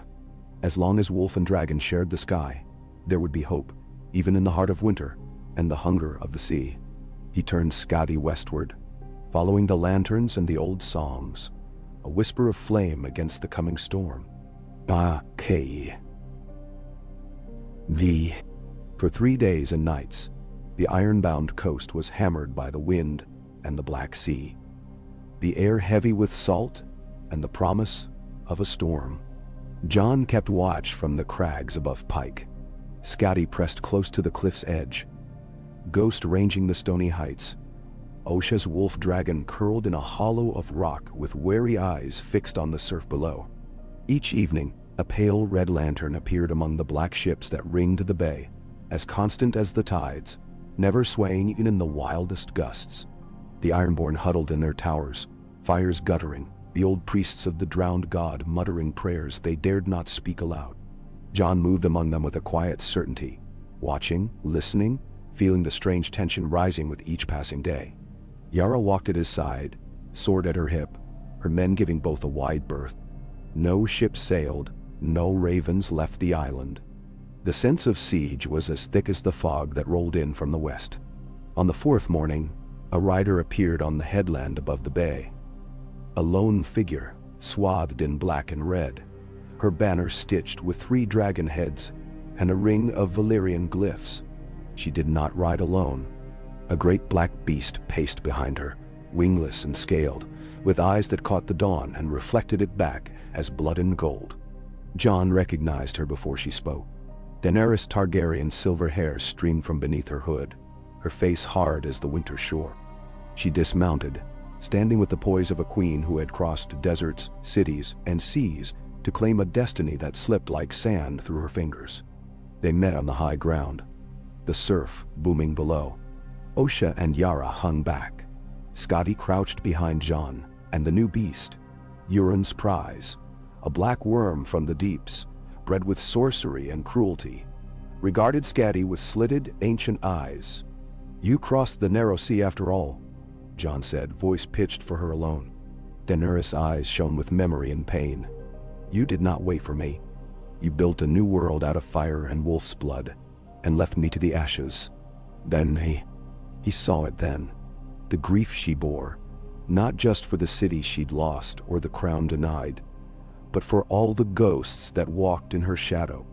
"The dead came for us all," Jon said softly. "There was no time for thrones or oaths. And yet you have both now," Daenerys replied, her lips twisting in something like a smile. "I saw your banners on the walls of King's Landing, your wolf dragons in the sky. Do you mean to keep them, Jon? Or is this the end of the world again, and you are only waiting for me to finish what I began?" Dane. A wave crashed far below, throwing spray so high it glistened on their boots. Jon felt the weight of all he had done, the battles, the bargains, the losses. "You came with ships and a new monster. Why?" Daenerys glanced over her shoulder at the black worm, who regarded her with the slow, cold patience of the abyss. "I freed her from the pits of Valyria. Euron sought to chain her with blood magic, but she would not be broken. She followed me because she knows the world is changing again, and only fire and shadow remain." "Nah, sir." The two beasts regarded one another, Scotty with her lupine grace and wildfire eyes, the worm with the glacial composure of something older than dragons, older than men. Jon laid a hand on Scotty's shoulder, feeling her tremble, a vibration that ran through his bones and teeth. "We did not mean to shut you out," Jon said. "But Westeros is different now. The war is over, but peace is fragile. There are things in the land, night haunters, shadows, powers older than any house." Daenerys' gaze was long and unreadable. "Will you let me in, Jon, or must I take what is mine as I was told since birth?" Osha, watching from behind, spat into the wind. "Blood for blood, sea for sea. If she wants to test herself, let her. But these are not the old days, Dragon Queen." Jon stepped forward, Scotty rising at his side. "If we fight, the world will break again. If we join..." Daenerys cut him off, her voice hard as frost. "Join for what, Jon? For the living? For the small folk who name you king and heretic in the same breath? I crossed half the world to save them once. They set me ablaze for it. And..." He searched her face, seeking the woman who had once given him an egg, who had spoken of peace and breaking the wheel. "We join for hope," he said at last. "Because if we do not, there is nothing left but ashes." Daenerys seemed to shrink in the cold, the defiant flame flickering behind her eyes. "I want a seat at the council. I want the Stormlands as my own, and safe passage for my people from Volantis. I want the right to raise my banner above any city that welcomes me." "Nasun." Jon nodded slowly. "You'll have it. Not by war, but by pact. The wolf dragons and your own will patrol the seas and the skies. We will rule together, not as king and queen, but as guardians of this realm." A hush fell over the headland. The Ironborn watched, hands on hilts. Osha's wolf dragon growled, Ghost standing between the parties, fur bristling. Daenerys tilted her head considering. At her side, the black worm moved with a predatory ripple. "And if I refuse?" Jon's voice was low and steady. "Then you will be alone. and whatever comes next will not distinguish between dragon or wolf, fire or sea." After a long silence, Daenerys laughed. "Low and bitter, but true. You have changed, Jon Snow. Perhaps I have too." She extended a hand. Jon took it, feeling the chill of her skin and the faint pulse of something deeper. A bond formed in fire, in loss, in dreams of peace. Scotty nosed the black worm, who hissed but did not strike. The new alliance was sworn not in a crowded hall, or before 1,000 witnesses, but on the cliffs of Pike, beneath the gaze of wolves, dragons, and the endless watching sea. They rode together down the switchback path to Yora's hall, Daenerys' banner now flying beside the Stark and Greyjoy flags. The news spread swift as storm winds. The Dragon Queen had returned, not with war but with treaty. Envoys flocked to Pike, Dornish princes and maesters from Old Town, river lords and wildling chieftains. Robb and Sansa sailed on the first thaw, Grey Wind and Scatty leading their ships through drifting ice. The council that met in the Iron Hall was unlike any in Westeros. Daenerys, still fierce and proud, presented her followers. Knights from Meereen, unsullied, who had crossed half the world, the Red Priests of Volantis. Robb brought the North's old families and the river lords, Sansa the sharp-witted lords of the Vale. Arya returning from the marches with 3 sword women and a battered sellsword who claimed to be a prince of Summerhall. Yara and her men presided over the feast, pouring salt water and ale in equal measure. The talks were long and loud. The Stormlands would go to Daenerys and her loyalists, so long as they bent the knee to the council's rule. The Iron Isles kept their ships, provided they guarded the narrow sea from the Ghost Fleet's return. Every lord and lady was given voice. Every wrong of the war was recited, and every scar, old and new, was named aloud. Jon sat beside Daenerys at the table, Scotty dozing by his feet. Sometimes she met his eyes, searching for some sign that he meant to betray her. But as the hours wore on, the old bitterness faded. In quiet moments, Jon and Daenerys spoke of the world to come. Not just cities and lords, but forests regrowing, the wildlings' rights, the freedom of children to live unburdened by the war's shadow. Arya was the first to sense the shift in the wind. "The sea's uneasy," she murmured one night, as the tide pulled hard against the cliffs. "There's more out there than even Daenerys knows." Jon took her meaning. Every dream Bran sent came now with salt and shadow, the deep roots of the world, stirring restlessly. The maesters spoke of old Valyria, of sunken towers and ancient oaths. In the drowned cellars of Pike, an ironborn priest uncovered a tablet inscribed with symbols none could read, save for Bran, whose sight had grown stranger since the last battle. He read it in the council, his voice echoing in the vaulted stone. "The fire and the deep will meet. The world will burn or drown. Only the children of wolf and dragon can choose." Silence. Then Robb spoke, steady as winter. "Then let us choose. Let us meet whatever comes as one, and not as enemies." One. So it was decided.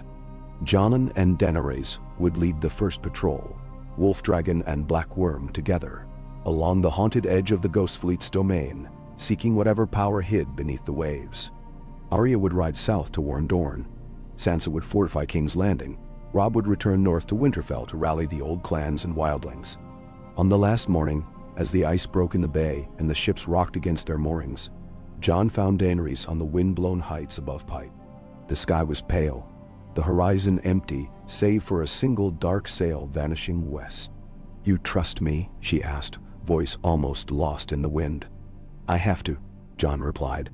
"The world is not saved by kings or queens, only by those who keep their word." She mounted her beast, hair whipping, eyes bright. Jon climbed onto Scatty's back, Ghost pressed to his side. Together, they rose into the dawn, banners streaming, the world watching and waiting as the guardians of wolf and dragon flew into the unknown. The storm behind and the promise of dawn, distant, fragile, before them. The dawn over the Iron Isles was thin and gray, the kind of light that made the world seem unmade, as if all things were possible again. The seas beyond Pike rolled restless and pewter, their crests veined with foam. Jon rode Scotty high above the white-capped waters, his breath visible in the cold, Osha's wolf dragon ranging at their flank. Daenerys followed astride the black worm she'd called Kalian, her silver hair braided and wrapped in a crimson scarf. Her gaze fixed to the horizon, as if she could will the mysteries of the deep into surrender. Ghost ran along the strand below, a blur of white against black stones, pausing only when the wolf dragon's shadows swept overhead. Ironborn watched from the cliffs, uneasy beneath banners they had not sown, each man and woman wondering if this new peace could truly hold against the old wild gods of sea and storm. The black ships of the Ghost Fleet lingered beyond the bay, their sails slack, hulls unmoving. At twilight, strange lights flickered upon their decks, lanterns that burned with no fuel, candles blue as glacier ice. Jon felt the watching, a pressure behind his eyes, as if the deep itself had become sentient and resentful. The dreams had worsened since he arrived, the heart tree's face sinking into seawater, the world's roots shuddering with every swell. On the second day, the council convened again in the Iron Hall. Sansa presided with Yara, both sharp and wary, while Daenerys sat at Jon's left, her posture regal, her answers careful as a fencer's parry. Robb had already sailed for Winterfell. Arya was gone to Dorne, and Bran sent ravens that spoke of snows returning to the gift and wild magic stirring in the ruins of Skagos. Gendry and the maesters spoke of weapons, dragonglass stockpiles, wildfire reserves, plans to arm every fishing village and every ship with fire. But as the day faded, it became clear that no sword or flame would be enough if the things beneath the waves chose to rise. As night fell, Jon paced the battlements with Daenerys. The wind cut bitter, flecked with spray and the briny tang of old battles and older grief. "What do you see?" she asked, voice nearly lost in the roar of the surf. Jon stared out at the ghost ships, the dark shape of Kalian coiled below,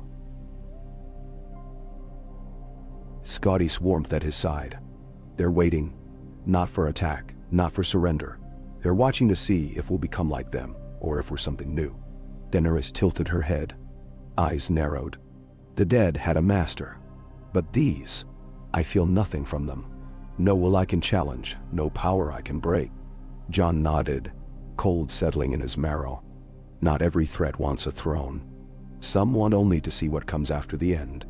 Now, a distant light flared on the horizon. 3 points of red and a fourth, forming a rough square. Daenerys shivered. "What is that?" Jon didn't answer. Not truly.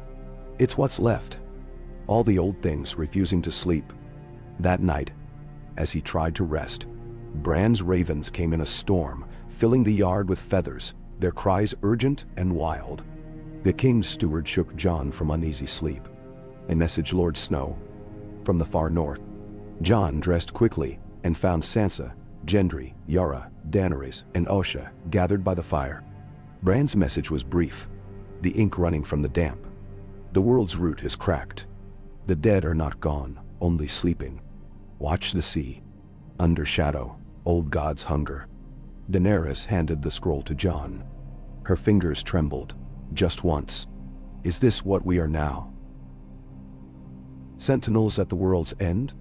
Jon closed his eyes, thinking of the old gods, the stories old Nan had once told him by the fire. Someone must stand the watch, and not just for men. Before dawn, a horn sounded from the heights above the strand.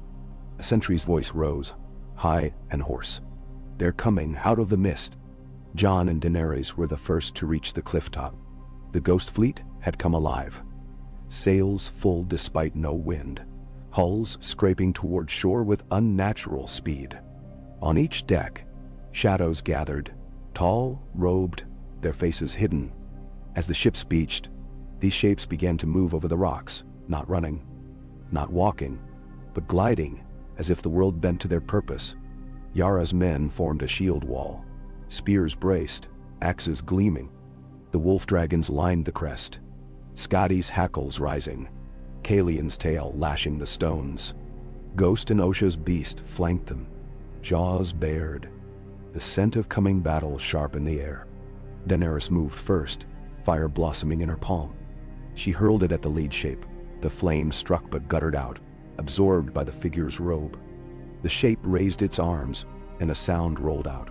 No words, just a deep vibration that made the bones of the cliff shudder. Jon vaulted onto Scotty's back. "To me," he called. "If they cross the heights, all's lost."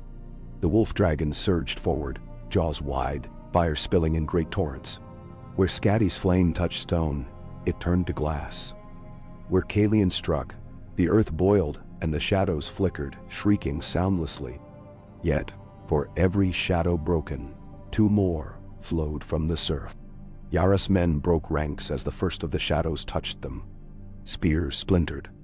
Some men fell screaming, their skin growing gray and hard as salt. Others simply vanished, snuffed as if their lives were but candle flames. Daenerys sent wildfire rolling down the slope, green light churning, but the shadows parted and closed, unburned. Jon fought in the heart of it, Scotty's claws tearing earth and ghost alike, his own sword flashing with dragon glass and dragon steel. The shadows recoiled from him, not from the blade but from something deeper. Blood, memory, oath. For a moment, Jon saw through the veil, not wraiths, but memories, old kings and queens, the souls of every shipwrecked sailor who had ever cursed the sea.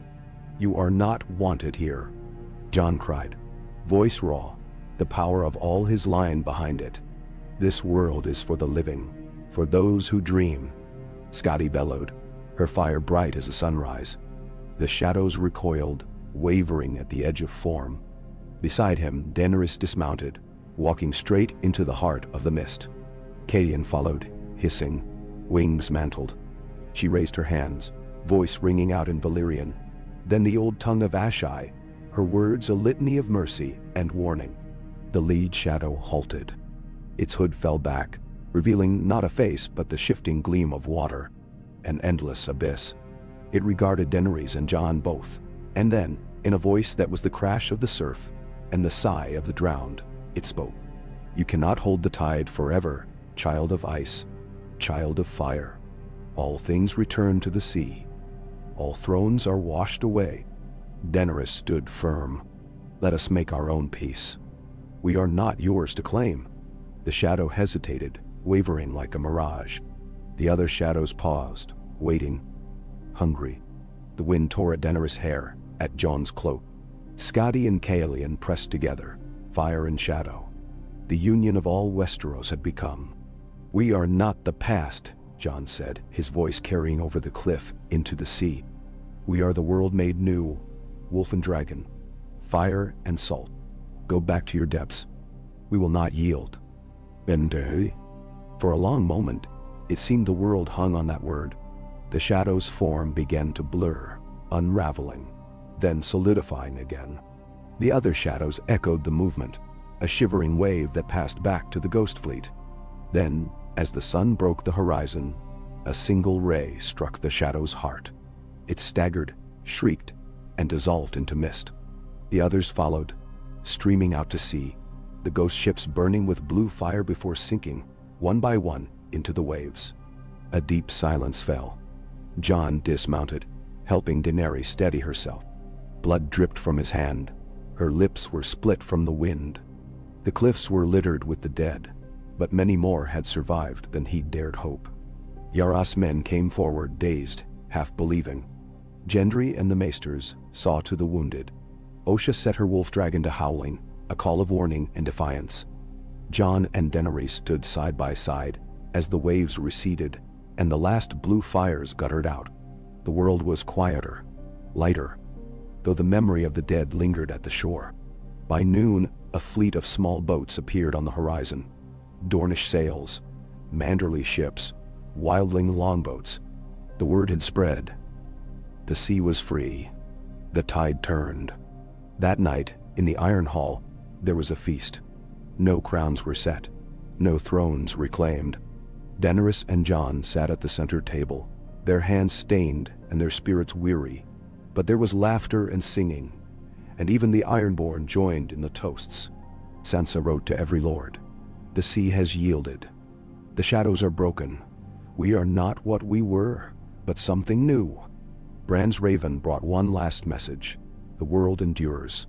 The darkness will always return, But for now there is peace. Guard it well."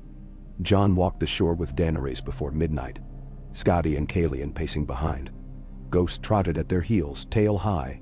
They watched the stars rise over calm water, their reflections caught in the tide pools. "What now?" Daenerys asked, voice soft. Jon smiled. "Small but true. Now we heal. And watch. And hope that when the shadows come again, we'll still be standing together." "Nadim?" She laughed, brushing his hand with hers, and for a moment there was nothing but peace. The deep, true kind that comes not from victory, but from endurance, from loss, from the quiet knowledge that hope endures, so long as someone stands the watch. They walked back to the fire. The world remade in their footsteps, and behind them, wolf and dragon watched over Westeros, guardians of the dawn and all that might yet be. Wa Kei Mandi Hiru. The thaw came late to the Iron Isles, reluctant and sullen. When the first real spring wind cut across the black waves, it brought fog, not warmth, and the great stones of Pike sweated with the memory of storm. But with the fog came a hush, a peace, at least outwardly, that the Ironborn had never known. Their halls still bore scars from the Ghost Fleet's assault. Some towers leaned at odd angles, their lower stones etched by the strange blue fire that had scoured the shadows.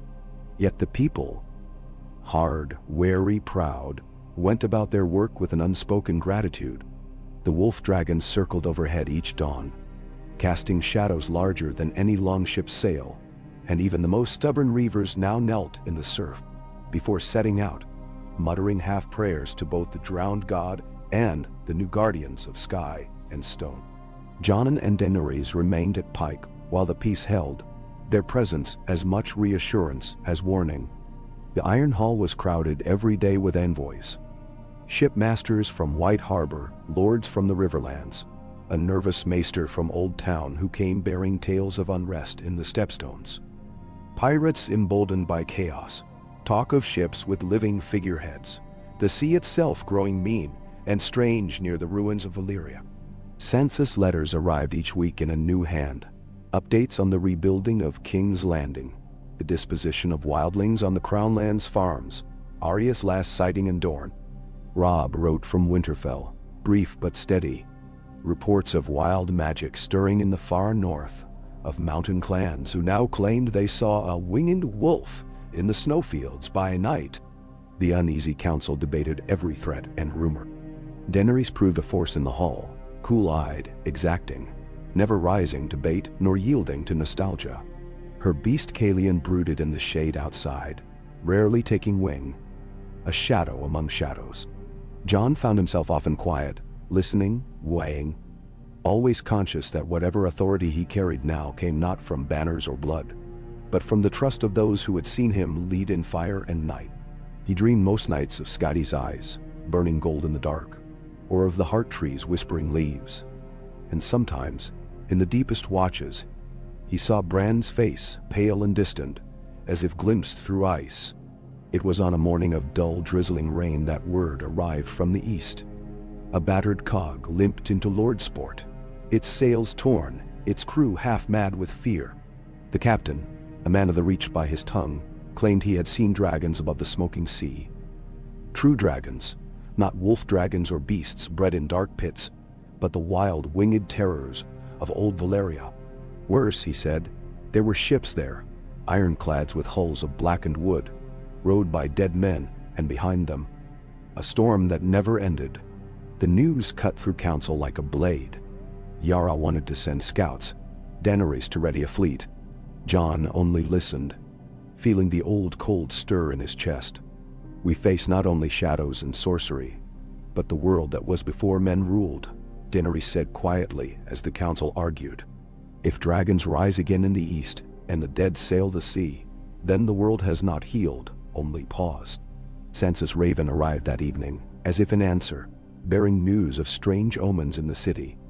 Children dreaming of burning skies, the Blackwater River running red at dusk, a merchant's tale of a woman crowned in rubies seen walking the ruins of Dragonstone. Robb's letter, read it aloud in the hall, was brief. Snow north deepens. Bran says old powers move. Winged wolf stalks the night. Jon met Daenerys by the seawall at dusk, Skadi and Caelian, watching the horizon. A pale gull circled overhead, and for a moment Jon felt the world narrow to the stone beneath his boots, the sound of waves, and the quiet presence of the woman at his side. "What would you have us do?"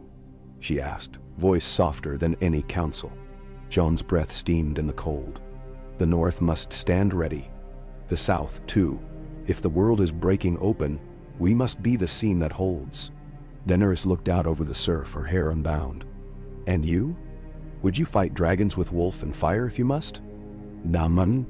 He thought of all he had lost, of Ygritte, of the Night's Watch, of those burned in the fire at King's Landing, of those who had knelt and those who had rebelled, of all the debts the world owed and could never pay. "I would," he said. "Not because I wish to, because it must be done." She smiled then. "A hard, proud thing. Then we ride east." The next days were spent in feverish preparation. Gendry oversaw the reforging of every blade, and the Ironborn fitted the wolf dragons and Caelian with new armor.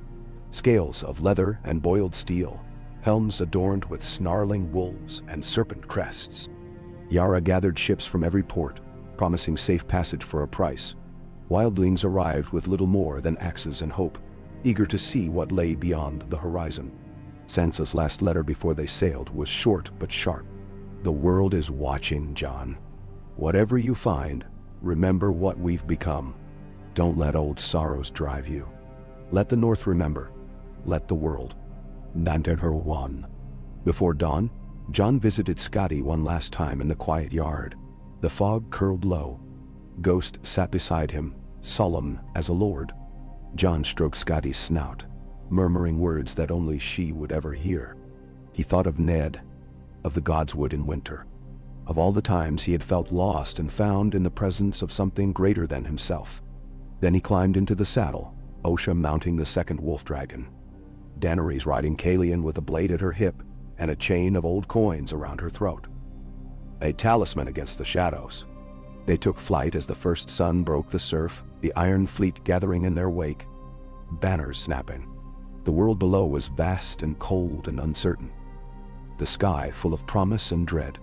They flew east for days, the sea growing stranger as the coast of Westeros faded behind them. Storms lashed them, thunder rolling, winds shrieking like the voices of the drowned. At night they camped on bare rocks, fire burning low, the wolf dragon standing guard while the ships drifted, sailor songs rising against the darkness. Jon dreamed of burning cities, of dragons locked in battle above endless waves, of a crown of flame falling into the sea. Near the smoking sea, the clouds thickened and the water boiled. From the air, Jon saw ruined towers and ancient bones half submerged, the last remnants of Valyria. Caelian circled higher, uneasy, and Skadi's hackles rose. They found the dragons at dawn, 3, wild and terrible, black and gold and green, their wings vast, their roars shaking the broken isles. They warred among the ruins, their scales scarred, their eyes bright with madness and hunger. Behind them, the ghost fleet lingered still. More ships now, their decks crowded with shapes that did not move as men moved, their sails stitched with glyphs Jon did not know. A storm churned beyond, lightning flashing, and at its heart, Jon glimpsed a shape larger than any dragon, crowned with spines, eyes burning blue.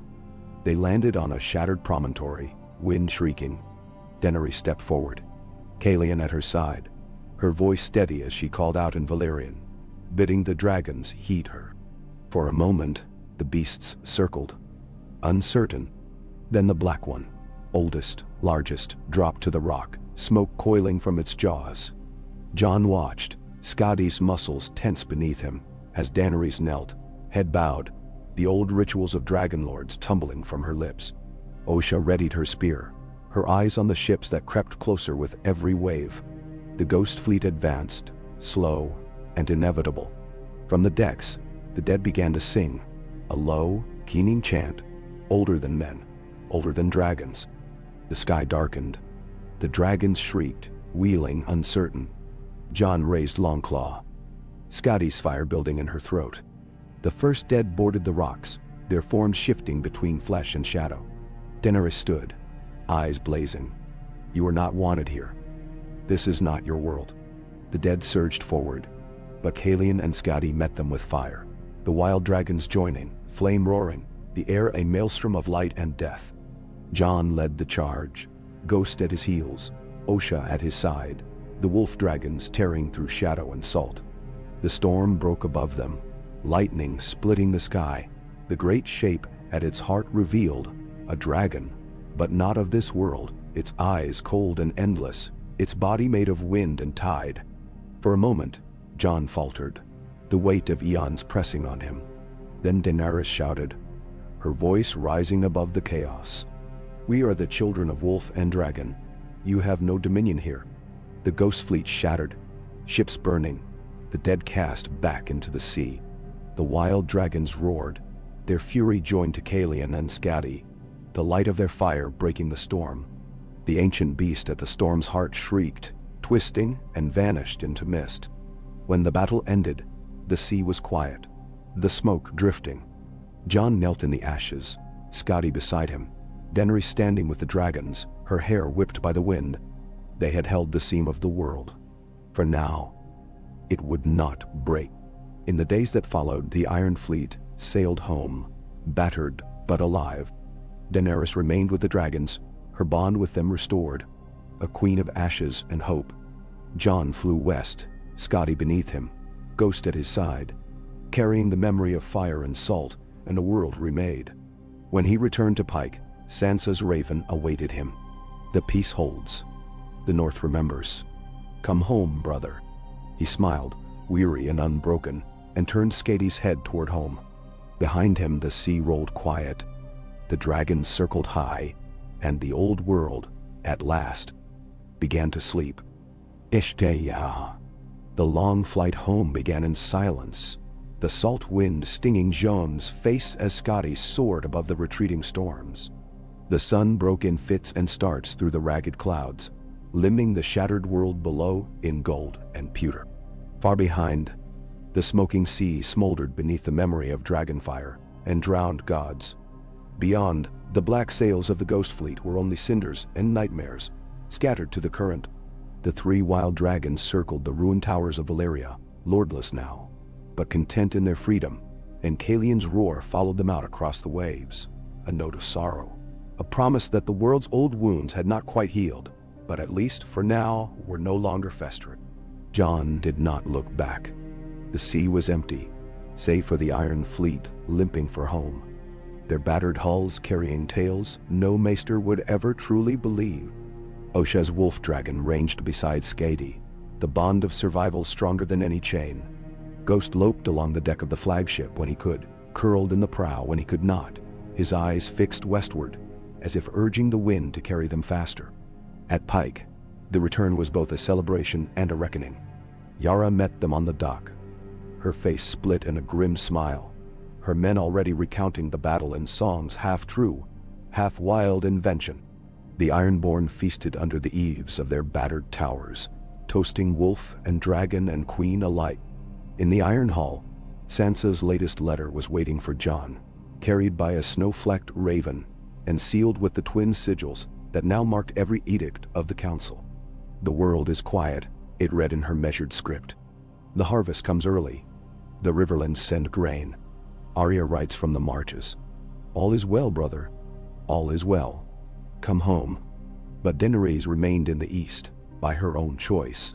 She had lingered with the dragons in the ruins of Valyria, speaking to them in the old tongue, sleeping beneath wings that cast half the world in shadow, her heart restless. She sent word with Jon's fleet that she would not return, not yet. There are secrets in the ruins, she wrote, knowledge that can heal or wound. I will not let another empire rise from ashes, not even our own. Tell Sansa to trust the world a little longer. Tell Arya to watch the roads. Tell Robb that queens and dragons sometimes need the wild for a time. So Jon sailed for the north, Scotty flying above the masts, her wings a promise and a threat to all who watched from lonely cliffs or distant towers. The journey was long, but the rivers ran clear and the ports were open. Each night, Jon heard stories at the fires, of a spring coming soft and green, of ships from the summer isles laden with fruit, of wildlings farming the new fields along the gift, of peace, slow but real, taking root. When they reached White Harbor, the city was hung with garlands of blue and green. Lord Manderley himself greeted Jon at the quayside, weeping with joy, his sons boisterous and brave, their mother sending her thanks and fresh baked bread. The northern banners mingled now with the three-headed wolf dragon, children racing beneath the flags, daring each other to touch Skadi's tail when she stooped to drink from the harbor. Jon took the road north in a column of wildlings and Northmen, joined by Osha and her wolf dragon, by riverlords and hill clans, by old friends and new uneasy. He did not ride at the front, but among the people, a sword at his side but no crown on his head, Skadi ever overhead, her eyes scanning the horizon for threats that no one else could see. Ghost ran ahead, his white fur aflash in the shadow of the trees, pausing to let the children catch up or to nuzzle a shy dog at the roadside. When at last Winterfell rose from the mists, its towers bright against the first blush of wildflowers, Jon felt a weight he had not known he carried lift from his shoulders. The gate stood wide, banners snapping, the guardsmen smiling without fear. The heart tree in the godswood shivered in the breeze, its face streaked with rain but no longer weeping. Sansa stood on the steps with Maester Luwin, her hair crowned with ice flowers, her eyes bright. Robb waited at her side, older and harder than when Jon had last seen him, but his smile was still the smile of a brother, undimmed by war or rule. Arya appeared from the shadows, leaner, her gaze as sharp as ever, a scrap of parchment tucked behind her belt, her latest message from the south, names crossed out. Others added. Bran was in the godswood, a fur across his knees, his gaze lost among the branches. When Jon came to him, the youngest Stark smiled quietly. The world spins on, brother. You did not stop it, but you kept it from breaking. That's all the gods ever ask. There were weeks of peace in Winterfell, weeks that passed with the golden hush of late spring. Jon helped build the new ramparts, rode with the wolf dragons on their daily patrols, listened to old Nan's stories by the fire at night. The lords came from Bear Island, from Last Hearth, from the newly cleared wildling villages, bringing oaths and news and sometimes, simply, their thanks. No one asked him to take a crown. No one wanted a king. The people had grown tired of thrones. They wanted safety, food, the slow return of trust. They wanted to believe that the worst was truly behind them. One night, when the air smelled of grass and the heart tree whispered of distant storms, Sansa and Jon walked the battlements together. Ghost and Arya trailed behind, sharing a silent joke, their faces pale in the starlight. I always thought peace would feel different, Sansa said, her arms were wrapped against the breeze.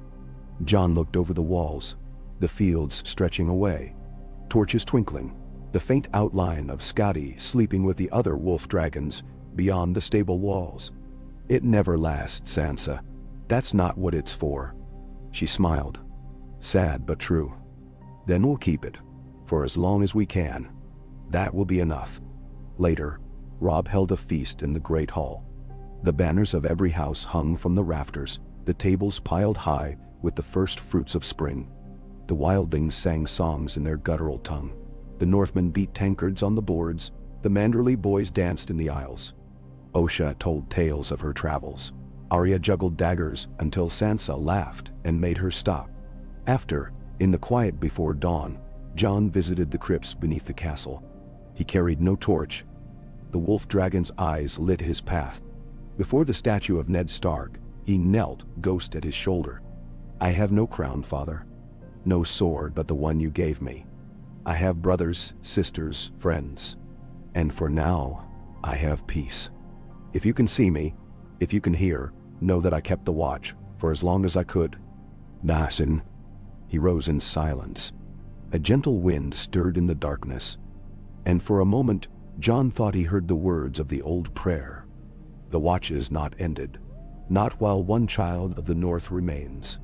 He emerged into a dawn full of birdsong, the world made green and whole by time and stubborn hope. News continued to arrive from across the realm.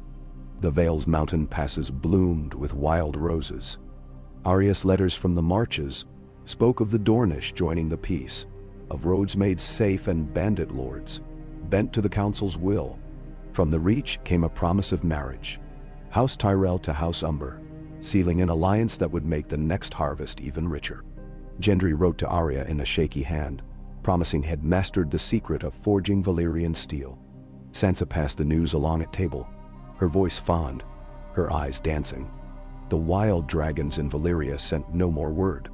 Daenerys' letters were rare, brief. Still learning, still searching. Tell them to be brave. I'm watching the world from above. In Winterfell, the wolf dragons became legend and fact at once. Children who had been born in the long night grew up fearless, scaling the walls, racing the wind.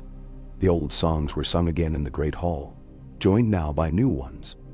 Of wolves with wings, of dragons that guarded rather than burned, of a peace that might one day last forever. One evening, as the first fireflies rose, Jon and Arya climbed the broken tower and sat with their backs to the stones, watching the sun sink below the godswood. Skadi's shape loomed large and content below. Ghost nestled in the long grass. "Will you stay?" Arya asked, her voice almost a whisper. Jon looked at her, the only one who truly understood what it was to run toward the wild, not away from it. "For now," he said. "For as long as they need me." She nodded, content. "The world's wide, brother. If you go again, take me with you." He smiled, and for a time they said nothing more, listening to the night and the old heart of Winterfell beating with the hope of the world. And high above, where the clouds met the moon, the wolves and dragons kept their patient watch, guardians of a realm made new, waiting for whatever dawn the world would bring. Gay. The last snows melted slowly that year, lingering in the deep places, beneath the walls of Winterfell, in the shadowed hollows of the godswood, clinging to the high passes where the mountain clans still watched with wary eyes. But the green returned all the same, stubborn as the north itself. Wildflowers crept over the graves by the eastern wall, bluebells and goldenrod shivering in the cold sun. The fields filled with the bleat of lambs and the laughter of children.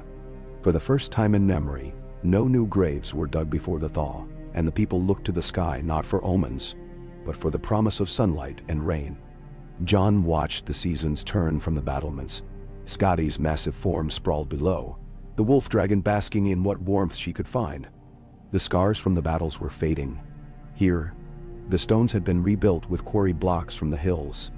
There, a new stable rose, its roof bright with the banners of both wolf and dragon. The dire wolves of Winterfell, fewer now, but proud, ranged the woods with Ghost and the younger wolf dragons, their howls a nightly music drifting across the fields.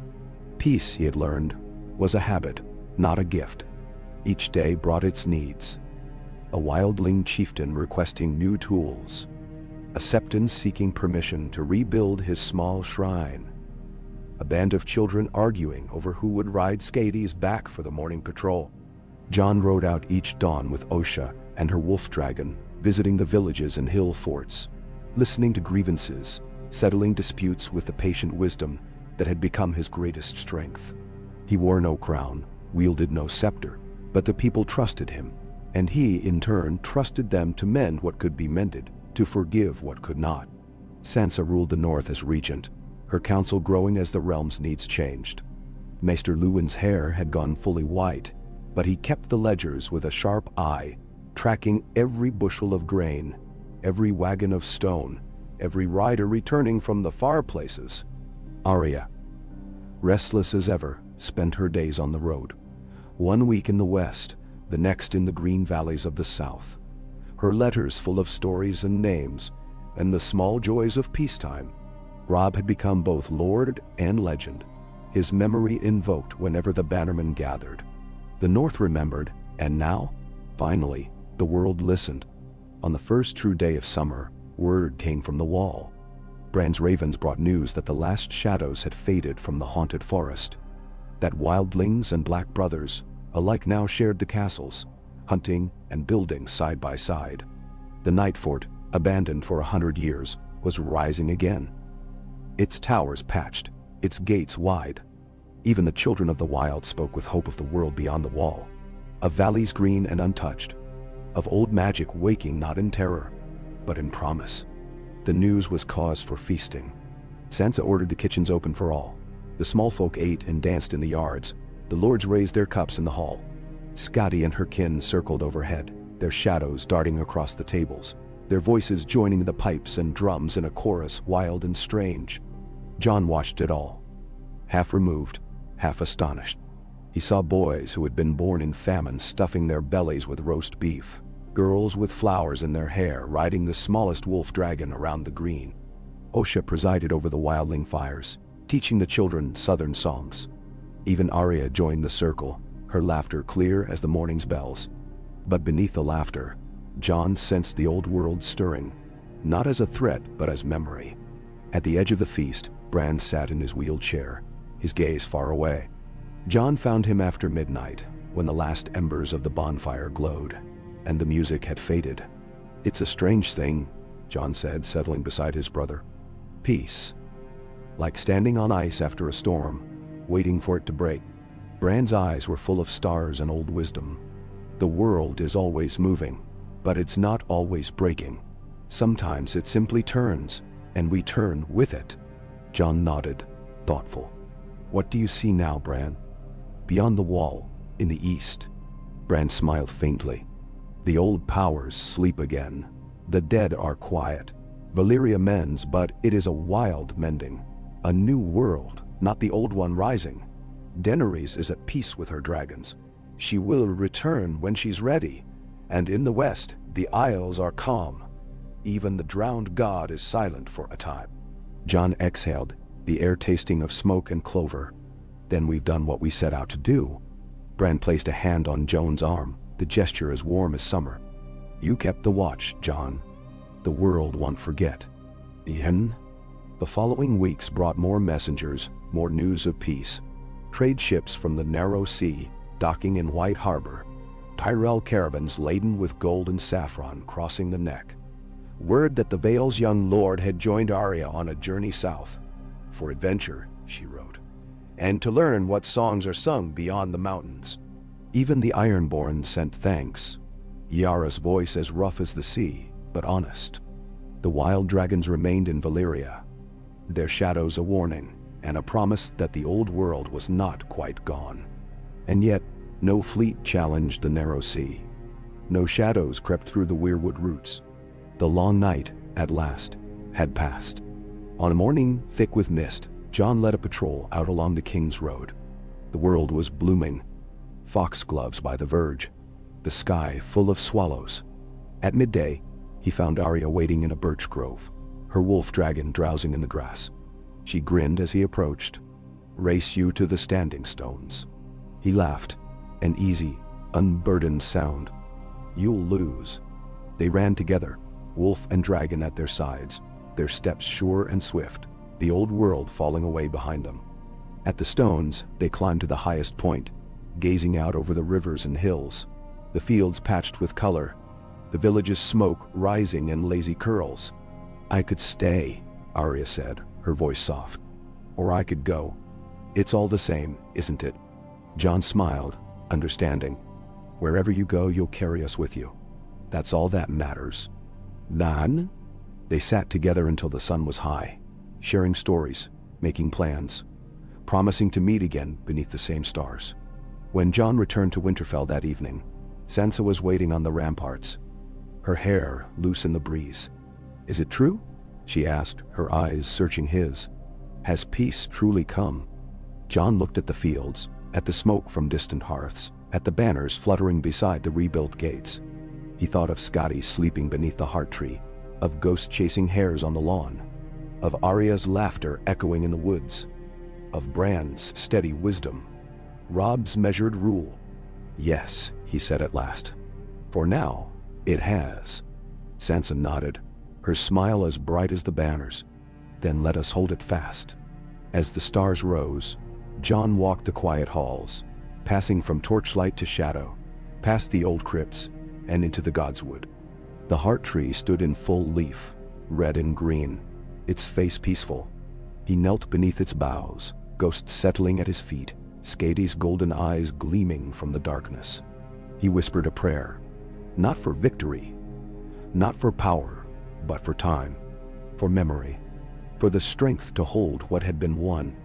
Above, the first fireflies danced, their light soft and strange, a sign of all that was possible in this world remade. The days slipped by, gentle as summer rain. The world grew, children born in peace, old wounds healing, new stories taking root. The wolf dragons watched over it all, their flights a promise in the dawn, their voices the music of a realm that had chosen hope. And so Jon lived, not as king, but as brother and guardian and friend, keeper of the peace he had never dared dream, watcher at the edge of the wild, the man who had walked through fire and night and come again to the green. And as the seasons turned and the world moved on, his story was told, of wolf and dragon, of darkness faced and driven back, of a peace earned not by blood, but by the courage to believe that peace was possible and worth holding for as long as men and women and their children could remember. Inyaha. The height of summer came at last, lush and unhurried, the days as long and golden as anyone could remember. In the north, fields of barley waved beneath the wind, and apple orchards in the river valleys bent with fruit. Wildflowers grew in tangled profusion over every hedge and ditch. Meadows once scorched by fire were now crowded with bees and butterflies. The rivers ran clean, fat with snowmelt. The smell of cut hay and the distant thump of hammers on wood drifted across the land. Winterfell pulsed with life. On the ramparts, Jon watched all this and more. His hair had grown out, silver threading through the black at his temples. He wore no sigil, only the rough woven cloak the wildlings had gifted him at the end of the war. There was no need for more. When he walked the outer wall, children ran to catch his hand. Small folk greeted him with easy nods. Even the old bent their heads in a kind of reverence, less for a king, more for a brother or father who had stood when others could not. He rarely rode alone. Skadi had grown to her full measure, the largest of the wolf dragons, her wings a shadow over the fields, her howl a challenge to the night. The younger wolf dragons still played like pups among the herds, their wings bright as new-forged steel. Ghost moved through it all as if born of mist and light, never far from Jon's side, his fur now peppered with gray, his eyes as bright as ever. Sansa governed as she always had, with an open hand and a watchful eye. She sat the dais in the great hall, sunlight slanting through new glass in the windows, listening to each petitioner in turn. There were disputes over land, over grain, over a broken plow or a missing lamb. But no swords drawn, no threats. Her word was law.ni. Maester Luvin kept careful records. Gendry, often in Winterfell now, helped restore the armories and forges, bringing the secrets of the south to the north and forging new blades in both Valyrian steel and dragonglass for the honor of it, not war.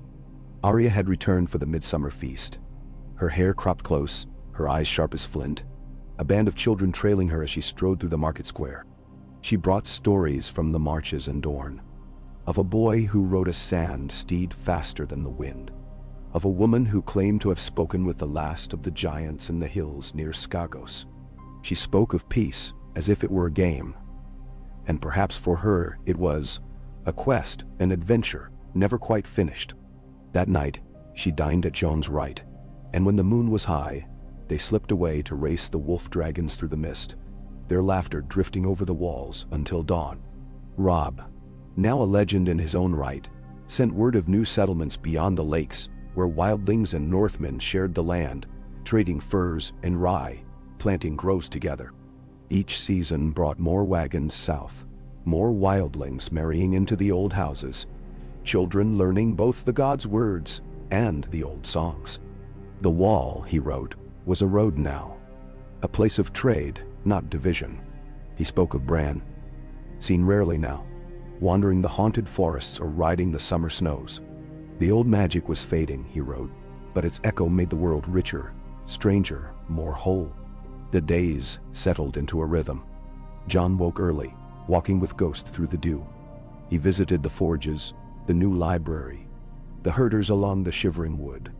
Sometimes he rode with Osha and her wolf dragon to distant villages. Sometimes he stood in the fields and simply watched the world grow. The wildlings brought him stories of game trails, of new wolves born in the hills, of peace with the mountain clans. When evening came, he often sat beneath the heart tree. Scotty curled at his feet, the soft hum of the leaves lulling him toward sleep. But peace, he knew, was not only the absence of war. It was work, unending, careful, humble. There were times of hunger, when a cold snap killed the early crops. There were disputes with lords in the south, who feared the wildlings' growing strength. There was news from the east, sometimes troubling, sometimes wondrous. Daenerys sent rare letters, written in a delicate hand, describing how the ruins of Valyria were greening, the wild dragons now nestling among orchards and ruins alike. Her rule now more like stewardship than queenship. And yet, for every challenge, the realm found its answer. Sansa traveled to White Harbor to meet with the Mannerless and Tyrell envoys, bringing home new alliances, new trade. Arya led a party to the hills to mediate a dispute between wildling and Northmen. She returned with a basket of wolf pups, a broken nose, and the loyalty of both sides.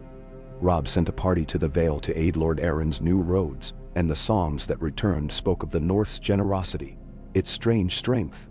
As the midsummer festival approached, Winterfell filled to bursting.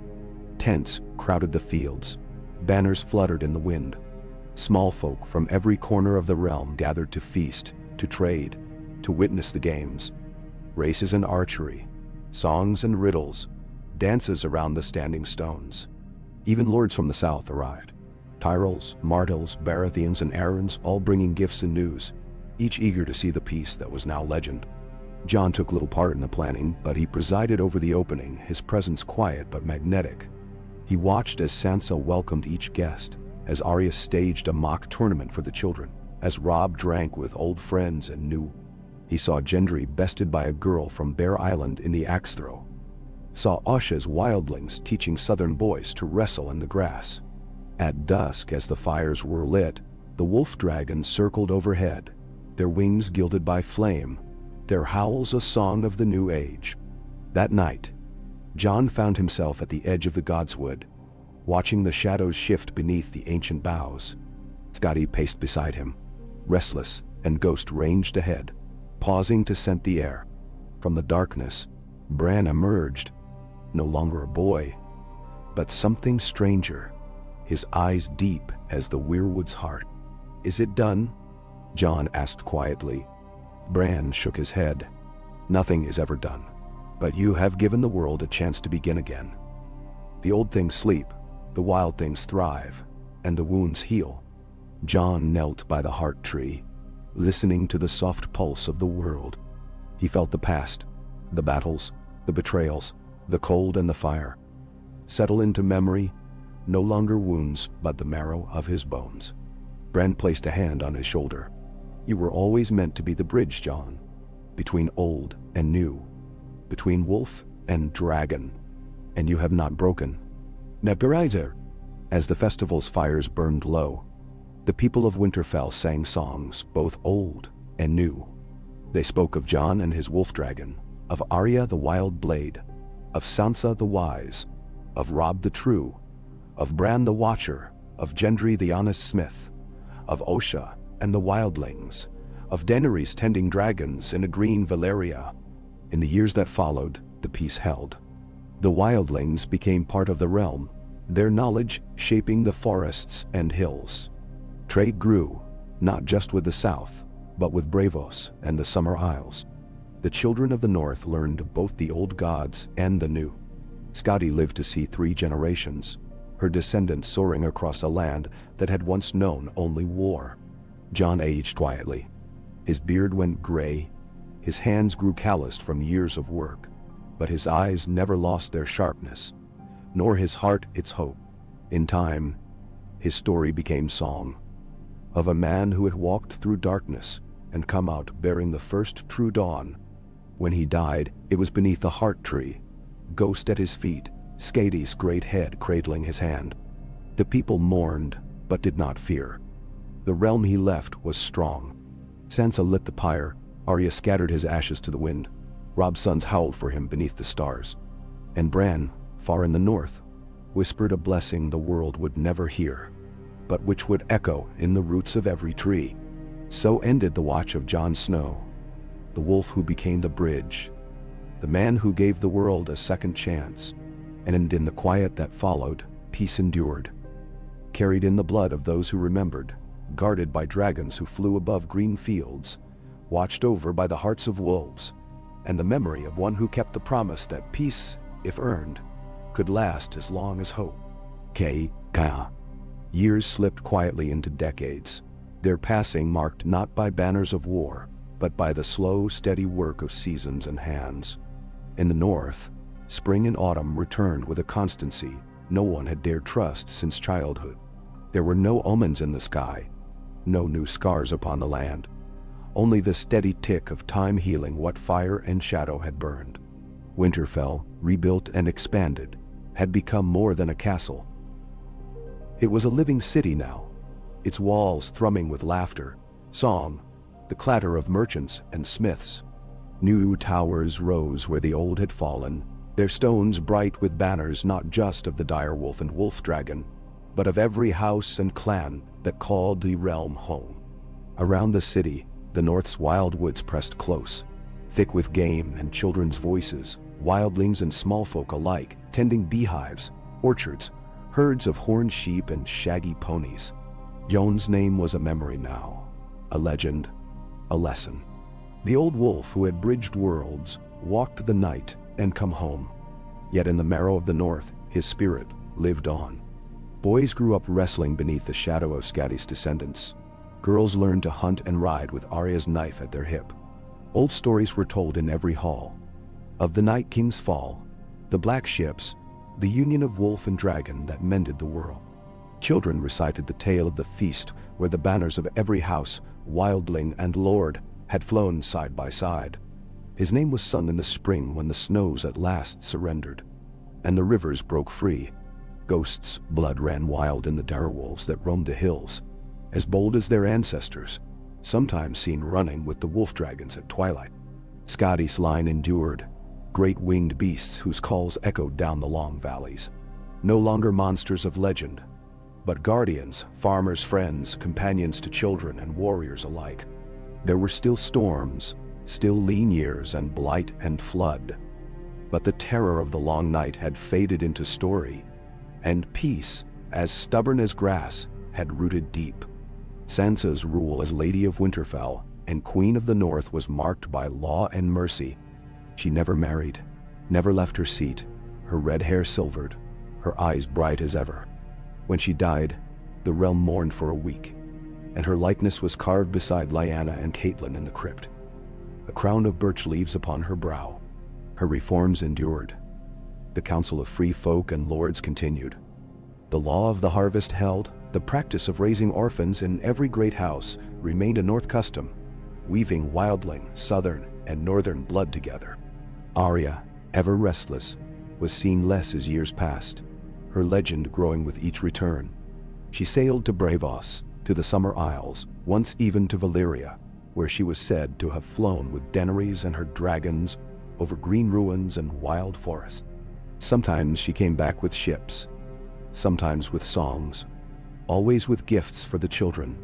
The last anyone heard, she had taken to the road again. Gray in her hair, a young wildling at her side, and a wolf dagger at her belt. Her grave was never found. Robb ruled the Riverlands as Lord Protector, marrying the daughter of a southern house, raising stout, bold children who learned both the sword and the plow. The North and the Riverlands were closer now than they had ever been. Old grudges buried, the roads safe, the rivers busy with trade. Robb's eldest became the new Lord of Winterfell after Sansa's passing. His youngest took the wolf dragons south, bringing the legend and the hope of the North to every field and keep. Bran, it was said, vanished into the far north.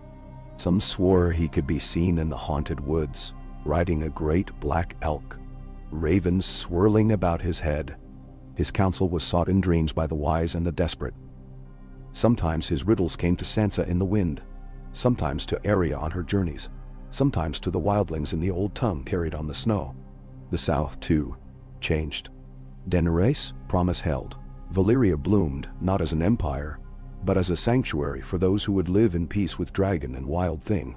Her letters found their way north every few years, sometimes carried by traders, sometimes by wolf dragons themselves, who learned the route across the sea. Her children, some hers by blood, others by oath and bond, visited the north in the new century, their eyes bright, their dragons wild but gentle, bearing seeds, stories, secrets, and gifts of memory. The wildlings thrived in the far fields and forests, building towns along the Gift and beyond, keeping their old gods and ways, but trading freely, marrying freely, living in peace with their neighbors. They sent 2 queens to Winterfell in 3 generations, and 1 king, chosen not by blood, but by song, in the old wild way. In every corner of the land, the scars of war grew green. Stone circles and old weirwoods were tended, not feared. Smiths forged not just blades but new tools, learning from Gendry's sons and daughters, who carried the craft of dragon glass and steel from Bear Island to King's Landing. Healing herbs grew where the Night King's armies had marched. The memory of famine faded, replaced by the rhythm of sowing, reaping, and song. Peace did not mean the end of hardship. There were years of flood, years of fire, years when new threats, plague, drought, a rare return of shadows from the east, tested the realm. Yet the lords and free folk remembered Jon's example. They stood together, called councils, opened their gates. When the wild dragons of Valyria once flew north, seeking new mates or simply adventure, the people greeted them not with arrows, but with fire and feast. Every year, at the turning of the seasons, Winterfell's gates were thrown wide for the festival of wolf and dragon. Children ran races with direwolf pups and wolf dragon hatchlings. Old songs were sung, of Snow, of Sansa the Wise, of Arya the Wild Blade, of Robb the Unbroken, of Daenerys the Queen of Spring, of Osha the Free. The heart tree in the God's Wood, grown massive now, watched over it all. The faces of old kings and queens carved beneath its boughs. In time, the names faded to legend. New tales rose, new heroes, new trials. But the lesson of peace, won in fire and frost, endured. Men and women spoke of Jon Snow not as a king or conqueror, but as the brother who kept the watch, the one who chose mercy over vengeance, hope over despair, kinship over pride. In a quiet glen, where the shivering wood met the fields, an old wolf dragon rested each evening. Sometimes the children claimed they saw a white wolf beside her, or a man with eyes the color of storm, sitting with his back to the roots of the heart tree. They said he listened to their laughter, and watched the world turn, and smiled as the dusk fell, content that the peace he had given was still, after all these years, holding strong. And so the North endured, a realm made not by fire and blood, but by the slow, careful weaving of many lives, many stories, many hopes. As long as the wolves howled, and the dragons soared, as long as the heart tree stood, and the songs were sung, peace endured. Fragile, beautiful, stubborn as grass, as real as the dawn. K.A.E. Seasons wheeled onward, measured by the sun's slow circuit, and the passage of old heroes into myth. Each year's coming and going was marked less by war than by harvest and thaw, by new faces at market, by the green hush that settled on the land after rain. In the north, the woods thickened, deeper and older with every decade. Ancient heart trees grew wide and full, their faces softened by moss and weather but still keenly watching, as if pleased by the world's slow mending. Winterfell's outer walls spread to embrace fields and new houses, workshops and smithies, a bustling village within the safety of the keep. Children learned to read from Sansa's ledgers, to hunt in the way Arya had taught them, to heal from wildlings and maesters both. There were always children in the Godswood, whispering stories, stringing garlands of red and gold through the branches. Sometimes at dusk, a wolf dragon would settle in the boughs and blink slow, wise eyes at the boldest among them. Ghosts' descendants roamed the forests and high moors, their coats as pale as snow, their eyes flecked with gold. Scotties lined soared above, each generation larger, brighter, more beloved by the small folk.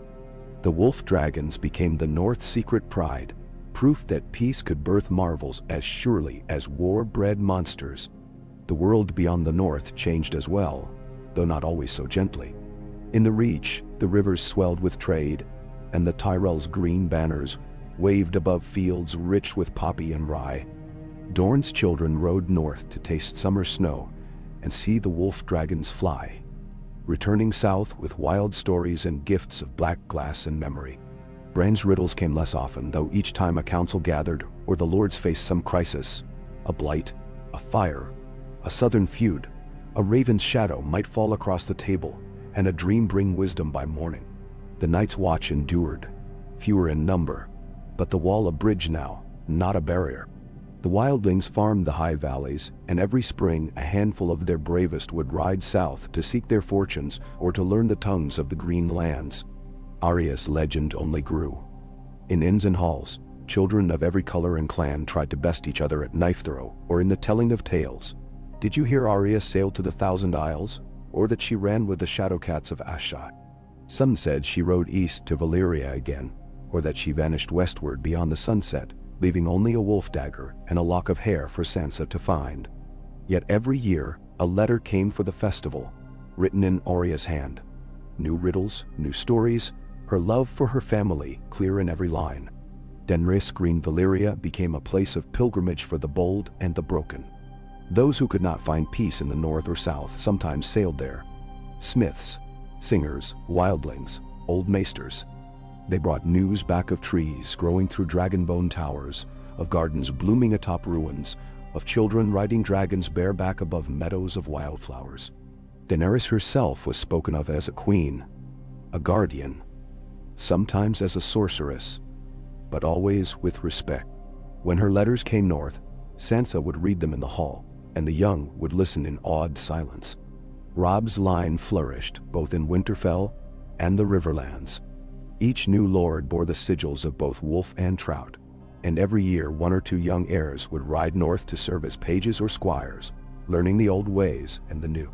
The north was never so rich as the south, nor as orderly as the Vale, but it was alive. No hunger, no fear, only the daily work and the memory of all that had been lost and found. In time, as all things must, Sansa's watch ended.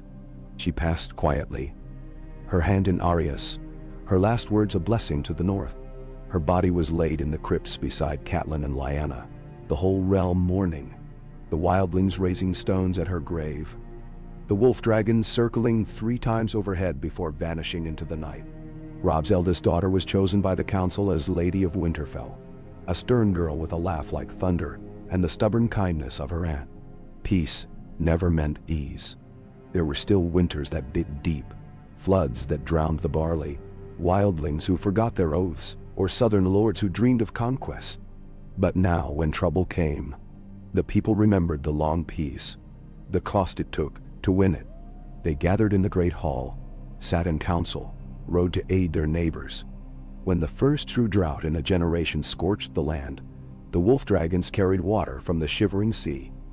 When fire took the barns of White Harbor, wildlings and Northmen came together to rebuild, and by autumn, the fields were green once more. Every year, the festival of wolf and dragon drew people from every corner of the realm. Tents filled the meadows, the air alive with music and the roar of the wolf dragons overhead. Children competed in archery, baking and talus spinning. Elders recited stories of Jon Snow, Sansa the Wise, Arya the Wild Blade, Robb the River Wolf, Daenerys the Peacekeeper, Osha the Free. The wildlings brought their own songs, and sometimes a visitor from Valyria, dragon-born, smiling, a promise that old divisions had been healed. Jon's name endured, not in the mouths of lords, but in the prayers of mothers. The stories whispered at night, the laughter that rang beneath the heart tree. His face was carved on no coin, cast in no great bronze, Yet, in every village, at every harvest, someone would pause, touch a wolf's head, and murmur thanks for the dawn. As the oldest living wolf dragon, Skadi's granddaughter, lay dying in the godswood, the children gathered close. One girl, red-haired, solemn, asked if the world would ever end again, if the night would return. An old wildling woman replied, "The night always returns, child. But so does the morning. As long as there's one who remembers, who stands the watch, there will be peace." As the decades unfurled into a quiet century, the North story became Westeros' hope. Letters traveled on dragonback from the green isles of Valyria to the snowy hills beyond the wall. The rivers ran free, the wilds were safe, and the heart trees, oldest witnesses of all, watched as wolf and dragon kept their long, patient vigil. Sometimes, in the deep dusk, a hunter swore he saw a white wolf and a great shadowed dragon walking side by side at the edge of the woods. Sometimes, a child claimed that in her dreams, a tired, smiling man in black, silver in his hair, laughter in his eyes, walked beside the heart tree, whispering, "Hold fast, guard the dawn. Remember, Beverwell." And always through every winter, every feast, every child born in hope or heartache, the promise Jon Snow had given endured. That peace, even if it must be fought for and mended again and again, could be real if only enough people held it in their hearts, and if the wolves and dragons kept the watch. Iache. Decades unfurled into the gentle span of a century, and the world Jon Snow had saved continued to bloom in the aftermath of darkness. In the north, the rhythm of life, so long shaped by war and want, settled into a sturdy, unhurried song. Generations lived and died knowing only the memory of the long night from the stories told at hearth and festival. Their own lives marked by the patient tending of fields, the gentle raising of children, and the mysteries of wolf and dragon alike. Winterfell, the heart of it all, had become a city not just of lords and banners, but of people. Wildlings and Northmen, fisherfolk and smiths, healers and singers, old Valemen and new Riverlanders. The wall had vanished behind the green of orchards and the sprawl of houses. The moat was crossed by bridges of stone and living willow. The central market swelled every week with goods from every end of the realm. Barrels of Dorne's red wine, the honeycakes of the Reach, smoked fish and winter berries from the wildlings' new settlements, woven wool and dragonglass trinkets, and, pride of place, jars of the golden honey harvested from the hives that now reigned the godswood. The wolf dragons, once creatures of legend and dread, were beloved as protectors and partners, living bridges between past and present. No house was complete without its wolfhound or flight of messenger birds. But every child dreamed of one day riding upon the back of a wolf dragon, even if only for a circle of the fields. The great Skadi's name was sung in every nursery, and her line had grown strong. Some as white as snow, others as gray as dawn, a few touched with the blue fire of old Targaryen magic. When a wolf dragon died, it was a day of mourning, and her bones were laid in the earth with gifts and song. The peace Jon had brokered was maintained by the web of custom and kin, the ever-adaptable Council of the North. Sansa's successor, her niece, called Lady Rowan, was a wise and patient ruler, the memory of her forebears steady in her heart. She kept Sansa's reforms, adding her own. Schools where wildling and noble child learned side by side. The great midsummer assembly where all could speak their mind. The tradition of fostering children from Valyria and the southern kingdoms, so the bonds of peace might outlast any one life. Arya's legend had become myth, woven into the very bones of the North. Her letters still arrived each year for the festival, a tradition some suspected was maintained by clever wildlings, but no one wished to know the truth. Instead, her tales were told anew, of the wolf girl who raced the wind, who sailed farther than the maps, who crossed the world to bring back a seed or a story or a blade that could never be broken. Robb's blood continued in the lords of Winterfell and the Riverlands. His descendants forged ties across the realm. Some married wildlings, others the daughters of southern lords. A few even took the road east to Valyria and the Summer Isles. The line of snow and stark, dragon, and wolf was now the beating heart of the land, a mix of old and new, proud and wild, unbending as the ancient trees. The wildlings prospered as well, their villages strung along the rivers and woods, the old gods honored in new groves, their children bold and curious. Each year, at the spring equinox, they gathered in Winterfell for a contest of stories and songs. Their tales of the ice and wind and fire always met with applause and gifts. And in the south, Daenerys Valyria became a beacon for those who yearned for something more. The green cities grew, their towers tangled with vines and laughter. Dragons ranged across meadows bright with flowers, never again marshaled for war. From time to time, a Valyrian ship would arrive in White Harbor, bearing emissaries, sometimes a quiet, silver-haired woman with eyes bright as morning, sometimes children who spoke the old tongue and played with wolf pups as if they were kittens. Bran was a legend, his name spoken in riddles and prayer. Some said he still lived, old as the heart tree itself, guiding the world from the roots of the land. Others swore he was now part of the wind and water, the gentle presence that warned of flood or blight, or the voice that sang in dreams of wolves. The years did not pass without trial. A great blight touched the fields one summer, and the council convened for days to decide how best to share what little remained. The wolf dragons were set to carry food and news, and every hall opened its doors to the hungry. When a fever swept through the riverlands, healers from every corner of the realm gathered at Winterfell, mixing wildling cures with southern medicine, tending the sick without thought to blood or clan. When the wild dragons of Valyria grew restless, wandering north to hunt the moors, Lady Rowan herself met them at the edge of the Godswood, the wolf dragons at her side. There was no battle, only a wary circling, a meeting of eyes, a slow mutual understanding. The Valyrians returned south, leaving behind a clutch of dragon eggs. Gifts and trust and promise never ceased, only given. Every summer, the festival of wolf and dragon drew thousands. The meadows were a sea of tents and fires, the air filled with songs both old and new. The wildlings wrestled, the southerners sang, the children raced on direwolf pups or circled the fields on the youngest wolf dragons. Elders shared the history of Jon and Sansa and Arya and Daenerys, always as if it was only yesterday. The edges softened by time, but the heart of it never lost. Sometimes, when the moon was full, a silver-haired woman and a black-furred wolf were seen walking the fields, unseen by all but the youngest, who whispered their names with a wonder that needed no proof. As the century waned, the peace held. No one forgot that it had been bought with pain and hope and patient toil. No one doubted it must be tended like a field or a fire, lest shadows grow again. Yet there was no hunger, no hatred, no war. When trouble arose, the council called all to Winterfell, and the matter was resolved not by blood, but by words and by the steady presence of the wolf dragons overhead. And so it was that, long after Jon Snow was only a name, the dawn he had won endured. Every spring, the heart tree flowered, its leaves the color of old blood and new life. The direwolves howled, the dragons soared, and the realm remembered. Even as faces faded and towers crumbled, as rivers shifted and forests grew, the lesson remained.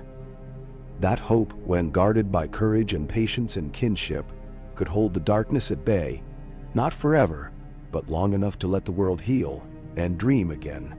And sometimes, in the deep hush of evening, a child standing beneath the heart tree, or upon the battlements, might feel a hand on their shoulder, see the shadow of a white wolf, or hear a voice in the wind. Hold fast. Guard the dawn. You are not alone. And so Westeros endured, the promise kept, peace lasting, season after season, year after year, as stubborn and strong as the children who carried the blood of wolf and dragon into whatever bright morning the world would bring. One day, a century's peace ripened into legend, mellowing old scars, kindling new hopes, and weaving the memory of wolves and dragons into the very soul of Westeros. In the green wilds of the north, time moved in gentle, overlapping circles, spring into summer, summer into autumn, autumn into snow, Each year's rhythm brought new voices to the world, each festival a fresh round of laughter and tales, the land itself humming with gratitude for a darkness not forgotten, but held at bay by the resolve of 100 quiet acts. Winterfell had grown wider than the old kings ever dreamed, its ramparts enfolding a city that was neither wild nor tame, but forever both. Stone arches stood where timber palisades had once been, and root cellars had deepened into vaults for grain, for books, for treasures that belonged not to lords but to the people. Gardens crowned the roofs of the new towers. Hawthorn, willow, and ash encircled the courts. The godswood, enormous now, was a living heart at the center of all. Red leaves shading glades where children dared one another to speak to the weirwood, or touch the slumbering flanks of the oldest wolf dragon. The wildlings, too, had shaped the city's life. Their songs mingled with the North's. Their tattoos and crafts adorned the stalls of every market. Their council, once separate, now sat as equals beside the lords and ladies of the North, their chieftains often as wise in diplomacy as any maester or knight. When trouble came, a failed harvest, a new sickness, a squabble with southern merchants, it was settled by gathering, not by force. At the great hall's hearth, you might find a giant's kin, trading riddles with a white harbor fisherman, or a descendant of Sansa the Wise quietly taking notes for the next day's council. The legacy of Jon Snow was everywhere, yet nowhere heavy. His face was carved in simple wood on the gate to the godswood, a reminder, not a command. His words, "Hold fast, guard the dawn," were stitched into banners, etched above the doors of new houses, whispered to children when thunder rolled across the sky. No one called him king, but all called him brother. The bridge between wolf and dragon, between blood and choice, between old gods and new. The wolf dragons, grown larger and more graceful through generations, were as much myth as kin. Scotty's progeny numbered a dozen now, each bonded to a warden, healer, or child of the old blood. Sometimes they ranged far, flying for weeks above the spine or into the fog-laced western isles, but always returned when called by horn or song. The direwolves roamed the woods, wild but unfeared, padding through markets and along the riverbanks. There were still nights when their howls mingled with the croon of wolf dragons circling high above, music to drive away any lingering shadow. Arya's tales, recited at every festival, kept the children dreaming. Whether she lived or had vanished into story, no one knew for certain. It was enough that a letter would appear each year for the festival of wolf and dragon, its ink fresh and clever, sealed with a blade of grass. Sometimes the festival would welcome a stranger, a woman with a sand steed's grace, a man with a face half hidden in shadow, a foreign child with a wolf's tooth on a cord. None claimed Arya's name, but all were made welcome. Valyria, under Daenerys' patient guidance, became a haven for healers and lore keepers. Its green ruins sent forth no conquerors, only scholars and envoys, seeds and rare scrolls, sometimes a dragon hatchling with a note tied to its neck. Daenerys herself, now a figure of reverence and fable, was said to walk the groves of her city at dawn, her silver hair unbound, her voice soft as she spoke to her dragons and the children who followed her in play. Every year, the peace was renewed at Winterfell. The festival of wolf and dragon drew travelers from every realm. Dorans, bronze-skinned riders, Reachmen with baskets of green apples and roses, Ironborn with their quiet pride, even summer islanders who brought honey wine and strange songs. The meadows thronged with tents, the air alive with laughter, flutes, and the beating of wings. Children staged mock battles and mystery plays. Elders wove new legends from old, retelling the tale of how the world was saved, not by swords, but by the courage to heal. Beneath it all, the North endured its seasons, blizzards and floods, the odd squabble over land or trade, even the rare illness that swept through the crowded city. When the snow fell heavy and late, wolf dragons ferried food and medicine across the white wastes. When fire took a barn or flood broke the bridges, wildlings and Northmen worked side by side to rebuild, and the people opened their homes to any left wanting. In the council chamber, Lady Rowan, Sansa's great niece, and now Lady of Winterfell, presided with a kindness that was never weakness. She bore no sword, but her words could cut or heal. Her counsel spanned every kind: wildling, fisher, maester, smith, even the youngest of the wolf-dragon wardens. Each voice mattered, each vote was counted, and decisions were met not with grumbling, but with the sense that all had shaped the outcome. One summer, a Valyrian ship brought news of a strange blight in the free cities: black vines that choked the fields, livestock dying with blue tongues. The council convened, and Lady Rowan sent healers, grain, and a pair of wolf dragons. For a season, all watched the horizon, fearing the return of the old, creeping doom. But the blight was stopped by patience and shared knowledge: wildling herbs, Valyrian fire, northern resolve.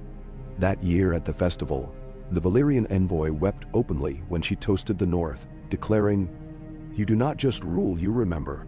Time, inexorable and gentle, turned every hero into ancestor.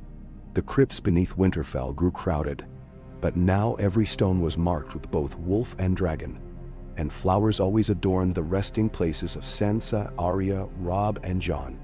The old heart tree flourished, its red leaves as thick as banners, its face softened by moss and age, but somehow always smiling. Once, in the deep of a cold night, Lady Rowan walked alone beneath the heart tree, the city quiet save for the distant howl of wolves. She felt the weight of her watch, the doubts, the grief for those she never knew, the hope for all who might come. She knelt, as Jon once had, and pressed her palm to the weirwood's ancient bark.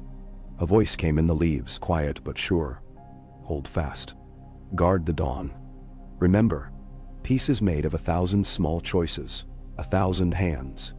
She rose, lighter, and returned to the walls to find a line of orphans watching the sky, hoping, always, to see the wolf dragons return. The world was not perfect. No place touched by men and women could be. But in that long, bright age, as dawn after dawn spilled over fields gold with barley, as ships from every sea came up the white knife, as wolf dragons hatched in nests built together by wildling and lord, it was enough. It was peace, not in name, but in living, held fast, guarded, and always, always remembered. And when the first true snows fell each year, and the fires were lit against the night, the people gathered in the great hall, children and elders, wildlings and Southron guests, and told again the story of Jon Snow and the wolf dragons, and how they, through courage, kinship, and stubborn hope, had kept the dawn. Alshay, Dean, the oldest wolf dragon, died as autumn's last leaves fell, and her passing was mourned from the peaks of Bear Island to the marshy mouth of the Green Fork. She had seen more than 80 summers, outliving the men and women who had called her companion, her wings spanning the length of a longhouse, even in her final sleep. The children laid garlands along her flank, mothers wept openly in the fields, and the wardens of the godswood carved her likeness into the oldest boughs. For weeks, her memory was kept in song, a low, keening chant that rose with the dawn and quieted only when the first snows whispered over her bones. Buried now beside the heart tree, with gifts from every corner of the realm, it was the last sign that the century's peace was slowly, quietly entering its twilight.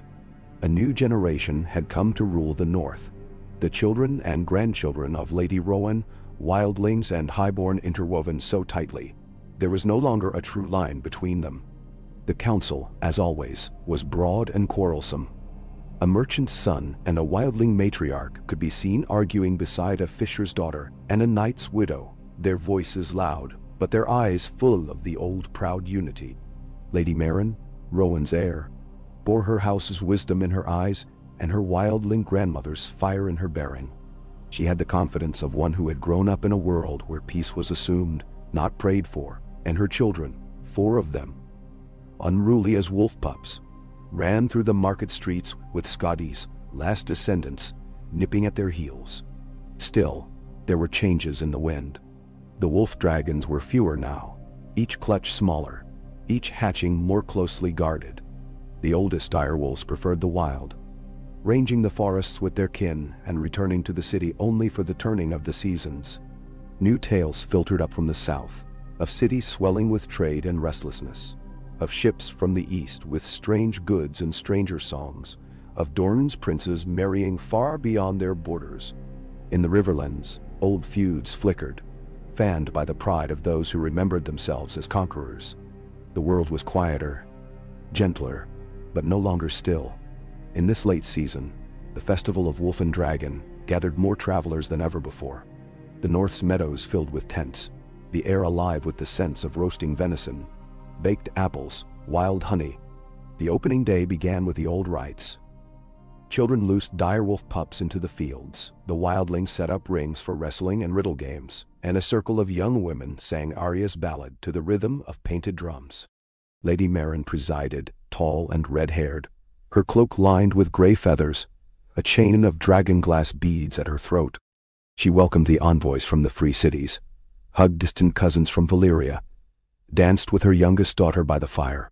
Her speech was brief and warm, recalling the old legends but ending with a blessing for the year ahead.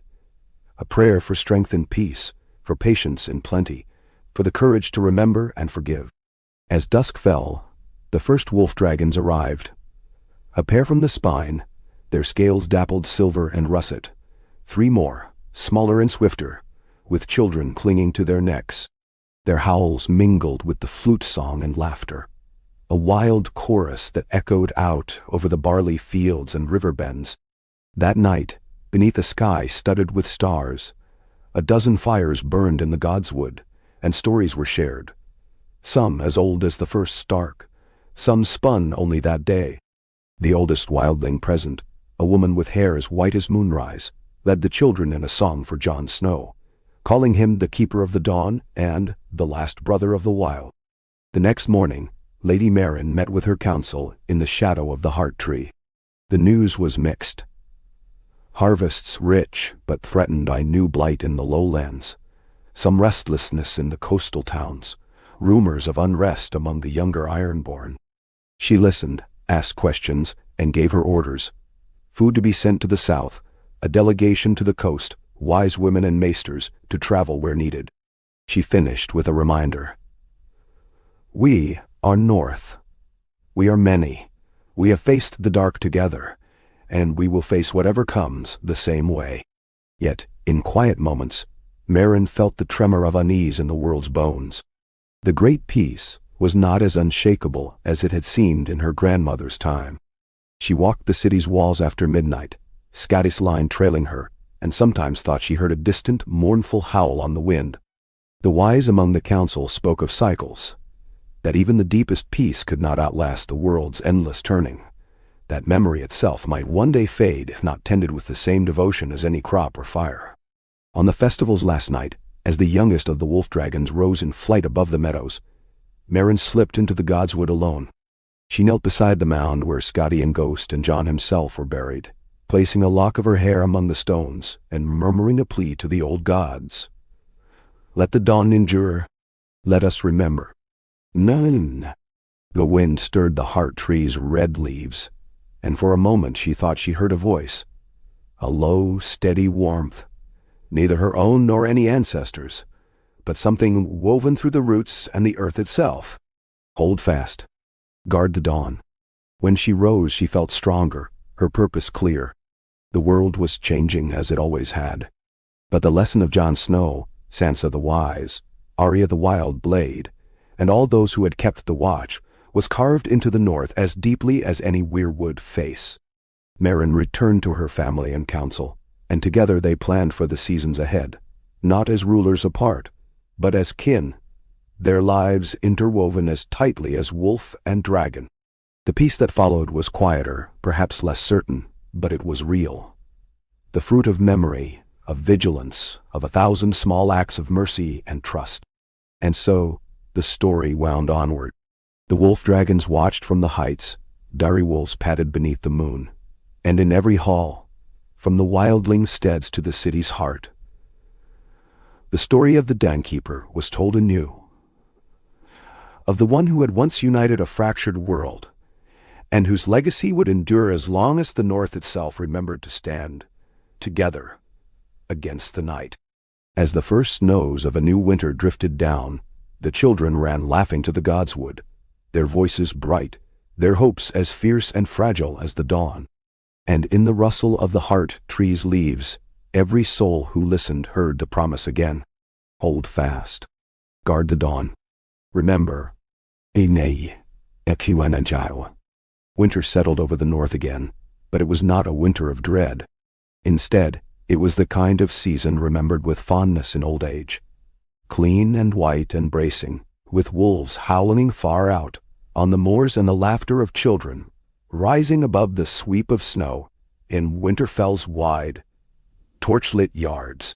The wolf-dragons dozed beside the great hearths, scales warm to the touch, their breath coiling gently in the bitter night. Some days the youngest would sweep the sky in slow, lazy arcs, shadowing sleighs along the white knife, scattering crows from the haystacks. Their presence, once the stuff of legend, was now the gentle, steadfast heartbeat of a world remade. Lady Meryn watched all this from the tower her grandmother Sansa had rebuilt. It was her habit to rise before dawn, to pace the ramparts in furs and wool, her red hair tangled with frost. This morning, she paused beneath a curtain of icicles, listening as the gates creaked open for the breadwomen from the city's outer circle, the first notes of the day's music. From her vantage, she saw the city stirring, smoke rising from cottage chimneys, the smiths at their forges, wildlings in their bright sashes leading ponies through the snow, traders from the south haggling over spiced wine and wolf pelts. A gentle peace, she thought, though never effortless. Each day demanded 1,000 decisions, some small, some great. Today, it was a matter of a blight in the barley stores and a petition from the riverfolk who wanted a new crossing. Meryn kept a council of 12, drawn from every class and kin, wildling and noble, master and apprentice. Each voice mattered. Sometimes the meetings were noisy, but always afterward, there was a sense that the realm itself had been seen and heard. As the sun rose, Meryn descended to the great hall, where her eldest son was practicing sums at the end of the table, a dire wolf pup asleep at his feet. Her youngest daughter raced between the tables, trailed by a black-furred wolf-dragon hatchling that shrieked whenever she disappeared around a pillar. The house was full, the air sweet with baking bread, the hearths alive with flame. Maester Willem met her with a sheaf of papers, updates on the southern roads, a request from the Vale for winter wheat, a letter from a Valerian healer offering new medicines. "There's talk of a great gathering in Old Town come spring," he told her, his beard white and neatly trimmed. "They hope you'll send a warden." It said the southern lords wish to bind the realm even closer in peace. "Now, peace is like the spring snow," Meryn replied with a smile. "You welcome it, but you don't take it for granted." The day rolled onward, a tide of small joys and troubles. A barrel of apples burst in the market square, and a crowd gathered for the sticky rescue. The wolf-dragons pulled sleighs for the children, their warden standing nearby with pride. The oldest wildling in the city, now nearly 100 years, told stories of the first winter after the long night, when the wolves had howled and the wind had blown hard enough to carve the stones. As night fell, the council met. There was talk of repairs for the barley store, volunteers for the new bridge, plans for the Old Town meeting. A riverlands merchant asked about the chance to trade glass for honey. Each concern was heard, each voice weighed. No one left angry, for Meryn's manner was both open and unyielding, as likely to send her own children to shovel snow as to grant a favor to a distant cousin. That evening, as supper was laid, a snowstorm swept in, swirling around the towers and rattling the windows. Meryn dined with her family and guests, her children, the wildling chieftain, and his 2 daughters, a maester from Bravos, a trader from Dorne who laughed at the cold and begged to ride a wolf-dragon before the week's end. Ghost stories and riddles carried the meal late into the night, and when the youngest fell asleep at the table, the dire wolf pup curled at her feet. Meryn carried her to bed herself, tucking her beneath a heavy quilt sewn with the sigils of wolf and dragon. Long after the others slept, Meryn went to the godswood. The snow fell softly here, muffling the crunch of her boots, settling in the branches of the ancient heart tree. The wolf-dragons rested near the crypts, their eyes slitted with contentment. Meryn knelt before the tree, pressing her palm to its bark. "I ask only for another season. she whispered. Let the peace hold. Let them grow up knowing only what we have built together. The wind answered with a hush of branches, and she felt, as all the women of her house had felt before her, a sense of being known. By the land, by the tree, by something older than either. The memory of Jon Snow, Sansa, Arya, and all those who had kept the watch seemed to settle around her like a second cloak. The next day dawned bright and cold, the world transformed by the storm. The people emerged laughing, the children racing each other to the riverbank where the ice had grown thick. Meryn's son rode out with his friends, the direwolf pup at his side, while the wolf-dragon hatchlings took to the sky, chasing ravens for sport. In the market, the barrel of Honeycrisp apples finally broke open, and the sweet smell brought every child for miles.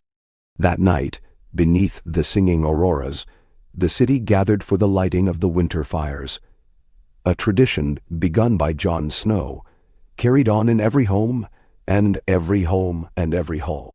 Flames danced high in the darkness, their glow catching the eyes of direwolves and wolf-dragons alike. Meryn watched from the steps of the great hall, her arms around her youngest, her eldest at her side, the crowd's voices rising in song. All through the night, elders told stories beside the embers.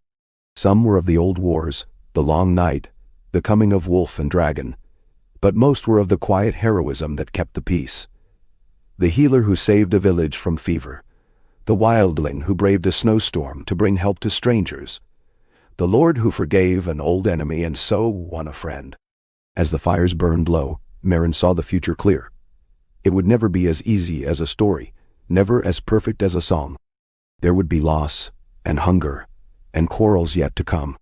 But there would also be laughter, and love, and the stubborn joy of a people who had learned year by year that hope was not a fragile thing, but a craft, a weaving of courage and memory and shared labor, renewed each morning with the sun. And in the dawn, when the last embers cooled and the city woke to fresh snow and the promise of another day, Meryn stood with her people beneath the heart tree and spoke the words that had carried them through 100 winters. Hold fast, guard the dawn, remember. The wolf-dragons answered with a chorus that shook the snow from the branches, and the children danced in the yard, fearless and free, as a new age of peace took root, no less precious, no less brave, for being ordinary and real. So the North endured. So the story went on. And in every breath of wind, every laugh beneath the banners of wolf and dragon, the dawn was kept. Bright, fragile, and fiercely, stubbornly alive. The seasons rolled on, their rhythm steady and inexorable, as if the land itself was determined to remind all its people that nothing, neither peace nor darkness, was ever truly eternal, but must be tended day by day. In the heart of Winterfell, Meryn's children grew tall, their faces changing year to year, their laughter rising through every hall. The wolf-dragon hatchlings, once so small they could curl in a child's lap, became mighty and gentle creatures, partners in every festival, protectors through every season's storm. The city was never silent. In the deep snows, work crews cleared the roads, market women sang songs as they swept frost from the stalls, and wildling hunters returned with fresh venison and tales of white stags glimpsed beyond the shivering wood. The wolf-dragon's shadow was a comfort. Children learned to tell them apart by their coloring and the shapes of their horns. At dusk, old and young alike watched them take flight, winging through the pink-gold clouds before the long winter night. Meryn aged with the city she ruled. Lines deepened on her face, marks not only of worry but of laughter, of long nights by the fire, of hundreds of small victories and heartbreaks. She kept Sansa's old seat in the great hall but had long ago added another chair for the wildling chieftain, now her oldest friend, whose quick wit and sharper tongue brought the council to order more surely than any gavel. Her children and their cousins served at her side, some at the forge, some among the healers, some venturing far south to trade or learn or seek adventure. Peace was not perfect, but it was patient. There were squabbles over a lost herd, a flooded field, a merchant's spoiled grain. Now and then a bitter winter brought hunger to the edges of the north, and the council met by candlelight, counting cellars and calling in debts of friendship, not gold. In those times, it was the story of Jon Snow and the first wolf dragons that held them together. The memory that every storm could be weathered if only the watch was shared. Every few years, an embassy from Valyria arrived, bearing news of Daenerys' children, her grandchildren now, who were forging new pacts between dragon riders and the city-states of the east. Sometimes, one would stay in Winterfell for a year or more, learning the ways of snow and wolf, returning south with stories of northern feasts and firelit nights beneath the aurora. Once, a young Valyrian prince arrived with a clutch of blue eggs. One hatched on Midsummer's Eve, and the pale dragon became a fixture in the city's sky, her song as sweet as a harp's. The wildlings had changed too. No longer a people apart, their traditions mingled with the North's, their ice flowers braided into festival garlands, their bone flutes leading every parade. Meryn's grandson took a wildling bride, and her vow in the godswood was spoken in the old tongue and the new, her hair woven with both southern ribbon and raven feather. Their children ran wild in the snow, never fearing the cold, always watched by direwolves and hatchling dragons alike. In time, Meryn felt the years begin to weigh more heavily. The hair that had once burned like autumn leaves faded to white, her stride slowed, and the world she had helped shape began to slip into the hands of those she had raised. She welcomed it. There was no fear in letting go, only the knowledge that her watch had not been for nothing. One spring, as the river ice broke and the air smelled of new earth, Meryn called the council and her kin to the heart tree. The wolf dragons gathered in the godswood, their scales shimmering. Dairy wolves padded silently between the roots. Old friends and new wildling and noble stood shoulder to shoulder in the soft green gloom. "My life has been longer and happier than I ever thought possible," Meryn said, her voice strong. "Not because I ruled, but because I listened. Because we listened, together. We held the dawn. We made peace not just a hope, but a habit. Now it is your turn to guard it." Basher, her eldest, a woman with her mother's sharp eyes and her father's strength, knelt before her, taking the silver and wood circlet that was the only crown the North wore. The wildling chieftain's daughter stepped forward too, placing a wolf's tooth at the base of the heart tree. "We will remember," she vowed, and the chorus of voices that followed was as steady as any wind. Meryn's last years were spent in quiet, her time filled with stories and the company of children, hers and others, wildlings and city-born, all crowding into her tower at dusk for tales of the old days. She watched the world change without bitterness. More ships in the White Knife Harbor, more scholars from Old Town, more travelers seeking the wisdom and peace of the North.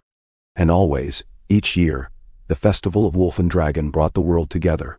The tents grew more colorful, the games more elaborate, the food richer and stranger, as cooks from every land competed for the silver ladle. The festival became as much a council as a celebration. If there was trouble, trade disputes, a new illness, even a quarrel between Valyrian dragon riders, it was settled under the banners of wolf and dragon, with the heart tree bearing silent witness. On Meryn's final night, as she lay beneath a woven blanket of direwolf fur and wildling silk, her children and friends gathered by her side.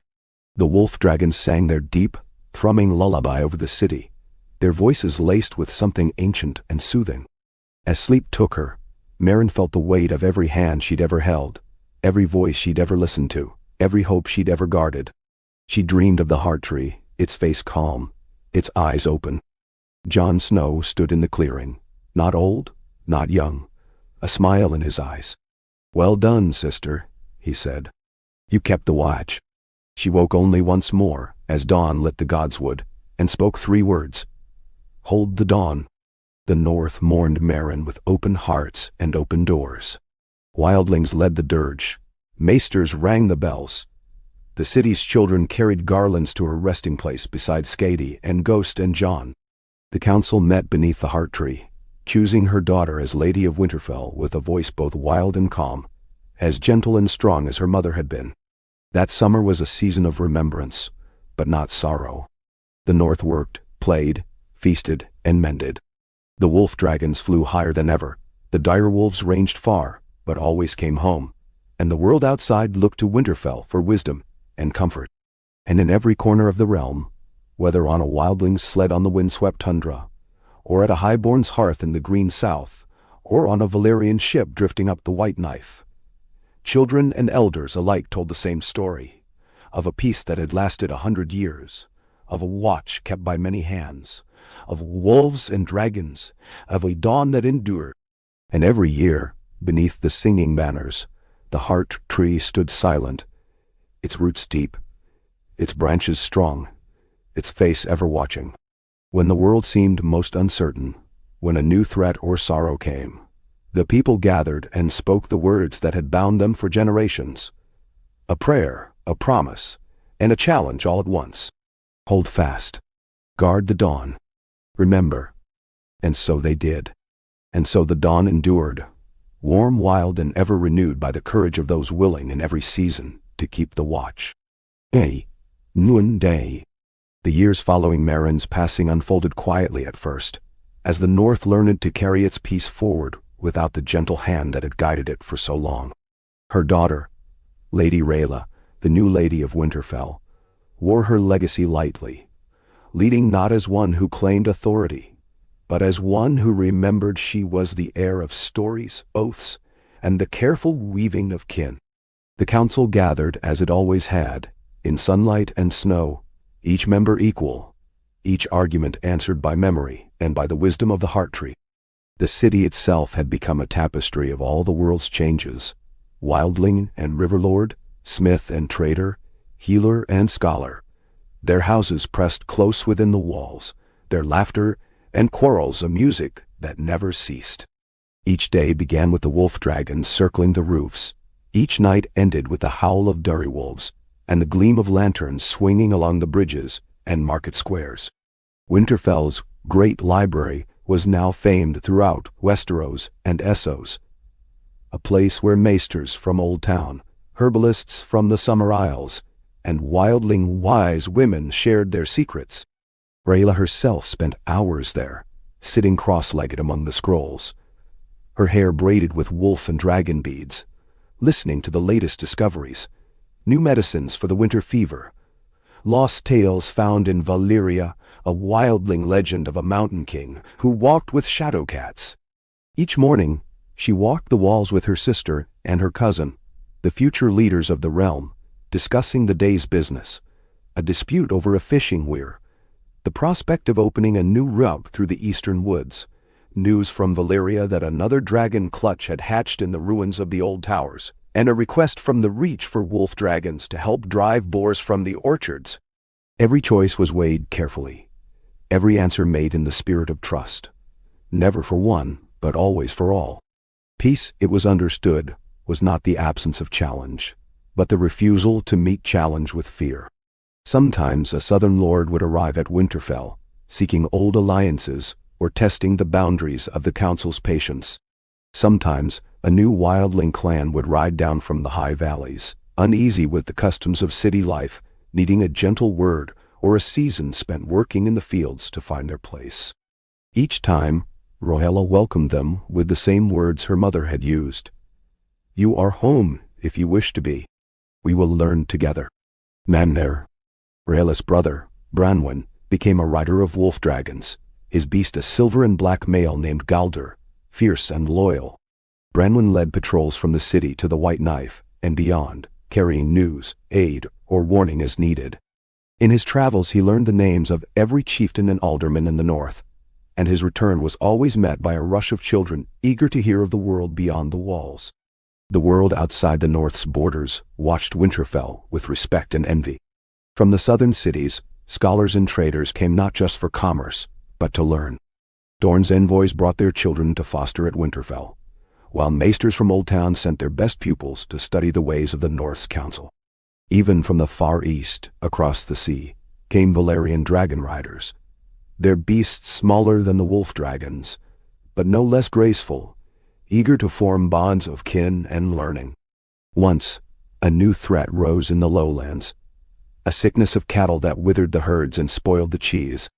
The council met by torchlight, calling in wildling healers, Valyrian alchemists, and the old mothers from every village. Working together, they mixed a remedy of honey, mountain sage, and the ashes of dragonbone, spreading it from farm to farm. The herd survived, the famine was avoided, and at the next festival, the children built a dragon of straw and carried it through the city, singing the song of honey and bone. Lady Rayla understood what her mother and grandmother had learned before her. Peace was never an end, only the next beginning. With each passing year, new joys and new sorrows followed. The wolf dragons aged and died, their bones laid with reverence beneath the heart tree. Their hatchlings were celebrated with feasts and song.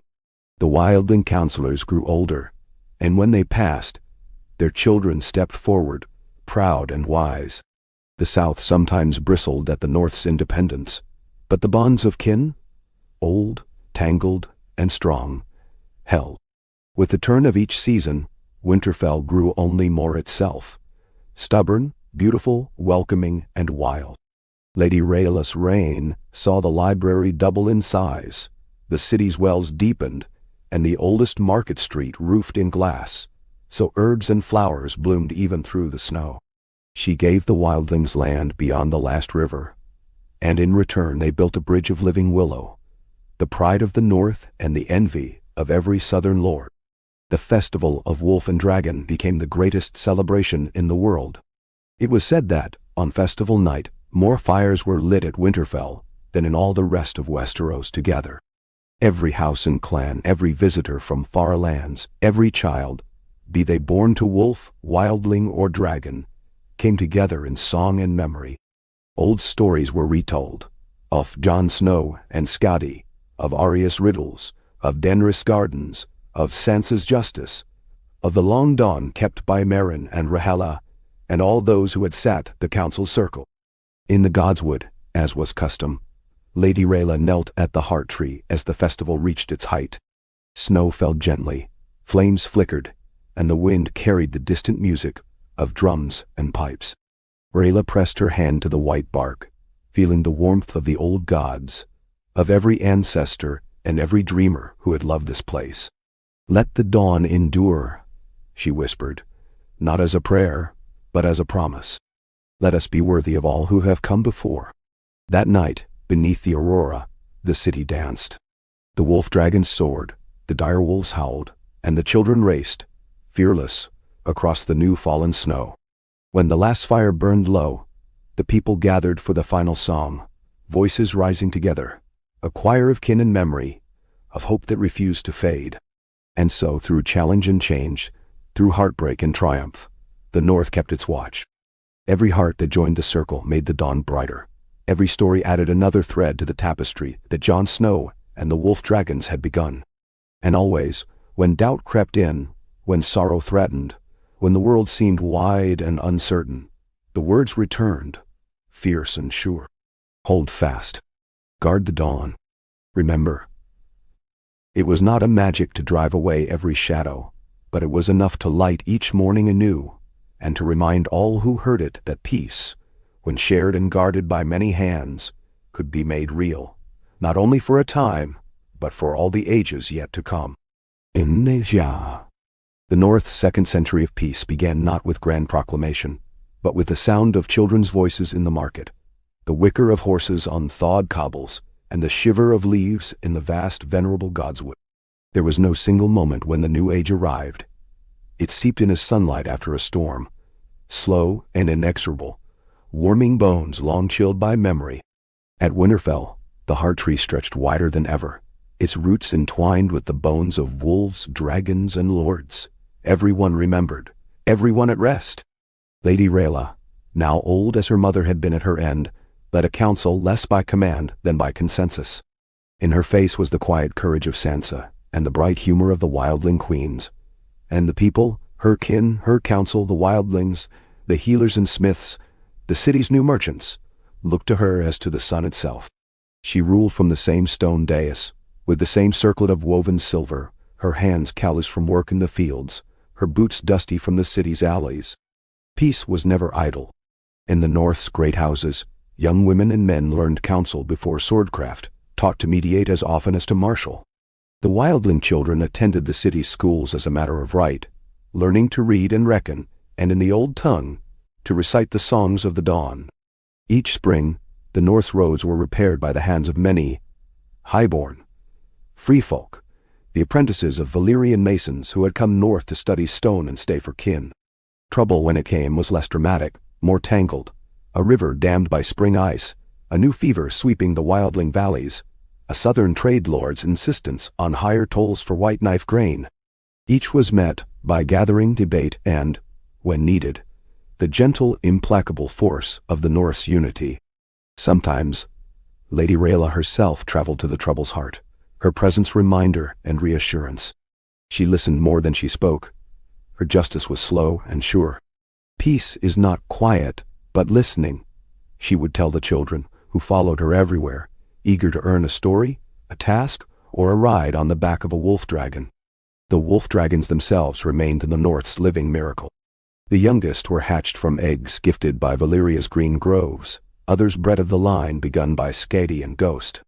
Their wings cast vast shadows on spring fields. Their songs echoed from the white knife to the shivering wood. Each child dreamed of choosing a hatchling at the festival, though only those who showed both courage and care were chosen in return. Their riders, some wildling, some noble, some both, served as messengers, guardians, and mediators across the realm. Where a wolf dragon landed, quarrels ceased, and wonder grew. Beyond Winterfell, the world itself leaned toward the north. Valyrian envoys arrived every autumn, sometimes with dragon eggs, sometimes with poems, always with the air of cousins more than rivals.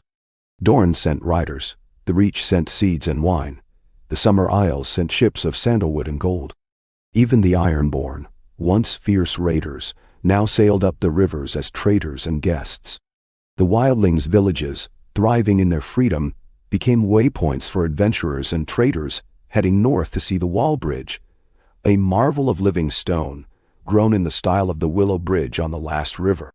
Lady Rhaella's own children and grandchildren served the city and the council.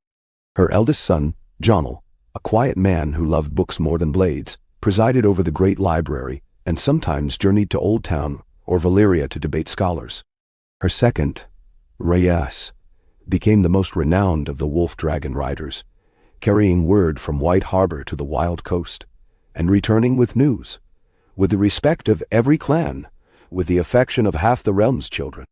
The youngest, Isra, married a Valyrian woman and their children. Dark and silver-haired, wild and wise, embodied the peace Jon Snow had dreamed. Yet as the years passed, the people knew better than to trust the world to remain unchanged. One spring, a river flood threatened the city's outer wards. The council called every able hand, wildling, noble, child, maester, merchant, and they built new levees by torchlight. Their voices joined in the old chant. Hold fast. Guard the dawn. Remember.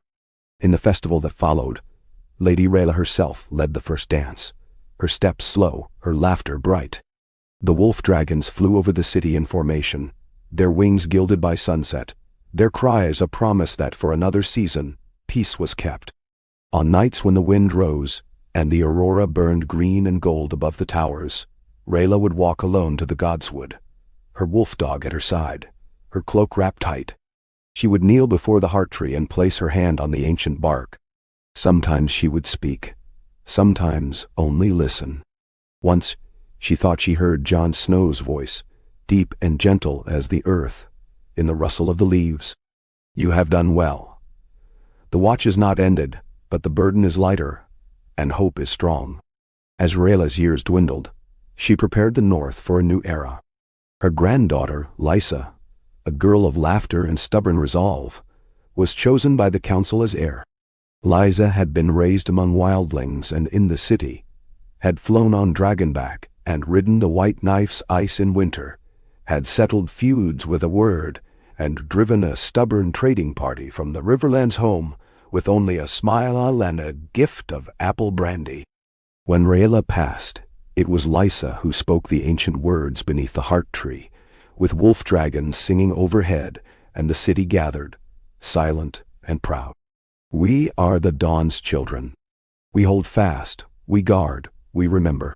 Let this peace outlast the stones of Winterfell, and may our courage endure through all storms. Nime, the world responded. That summer, Valyrian dragons visited. The wall bridge flourished with wild roses. The first wolf dragon hatched in the Summer Isles arrived in Winterfell to a feast unlike any seen before. The wolf dragons carried news of peace as far south as Sunspear and as far east as the ruins of Court. The North song, fierce, wild, and joyous, was sung in every tongue. In time, the stories of Jon Snow and Sansa, and Arya, and Meryn and Rhaella, became the roots from which new tales grew. The young dreamed not of war, but of journeys, of finding new lands, of learning new skills, of building and growing and healing. The old taught that peace was not an inheritance but a labor, that every hand was needed to keep the watch. And when each year's first snow fell, children and elders gathered in the godswood and lit lanterns beneath the heart tree. They spoke the old words, not with fear, but with pride, and with love for all that had been built, lost, and rebuilt anew. Hold fast. Guard the dawn. Remember, as long as the wolf dragons soared, as long as children laughed in Winterfell's courts, as long as memory endured, so too did the dawn. A flame kindled by the courage of all who chose to keep it, burning bright and unbroken for the ages yet to come. Why? It began with the thaw, as it always did. The sun rising early over the towers of Winterfell. The snow melt hissing in the cracks of old stone. The river ice groaning before splitting into silver ribbons. The dawn was a chorus of wolf howls, bird song, and the laughter of children, already muddy with spring. Lady Lysa, newly chosen by council and kin, watched from her mother's window, her braid falling over her shoulder, her eyes keen as her father's had been before her. Lysa was not a queen and never wished to be.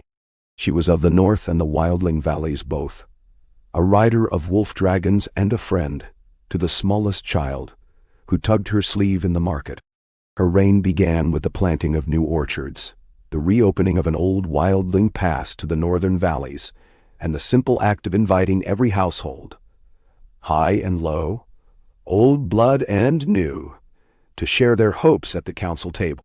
She wore no crown, but carried Sansa's old woven circlet on her wrist, the silver links warm from the touch of 3 generations.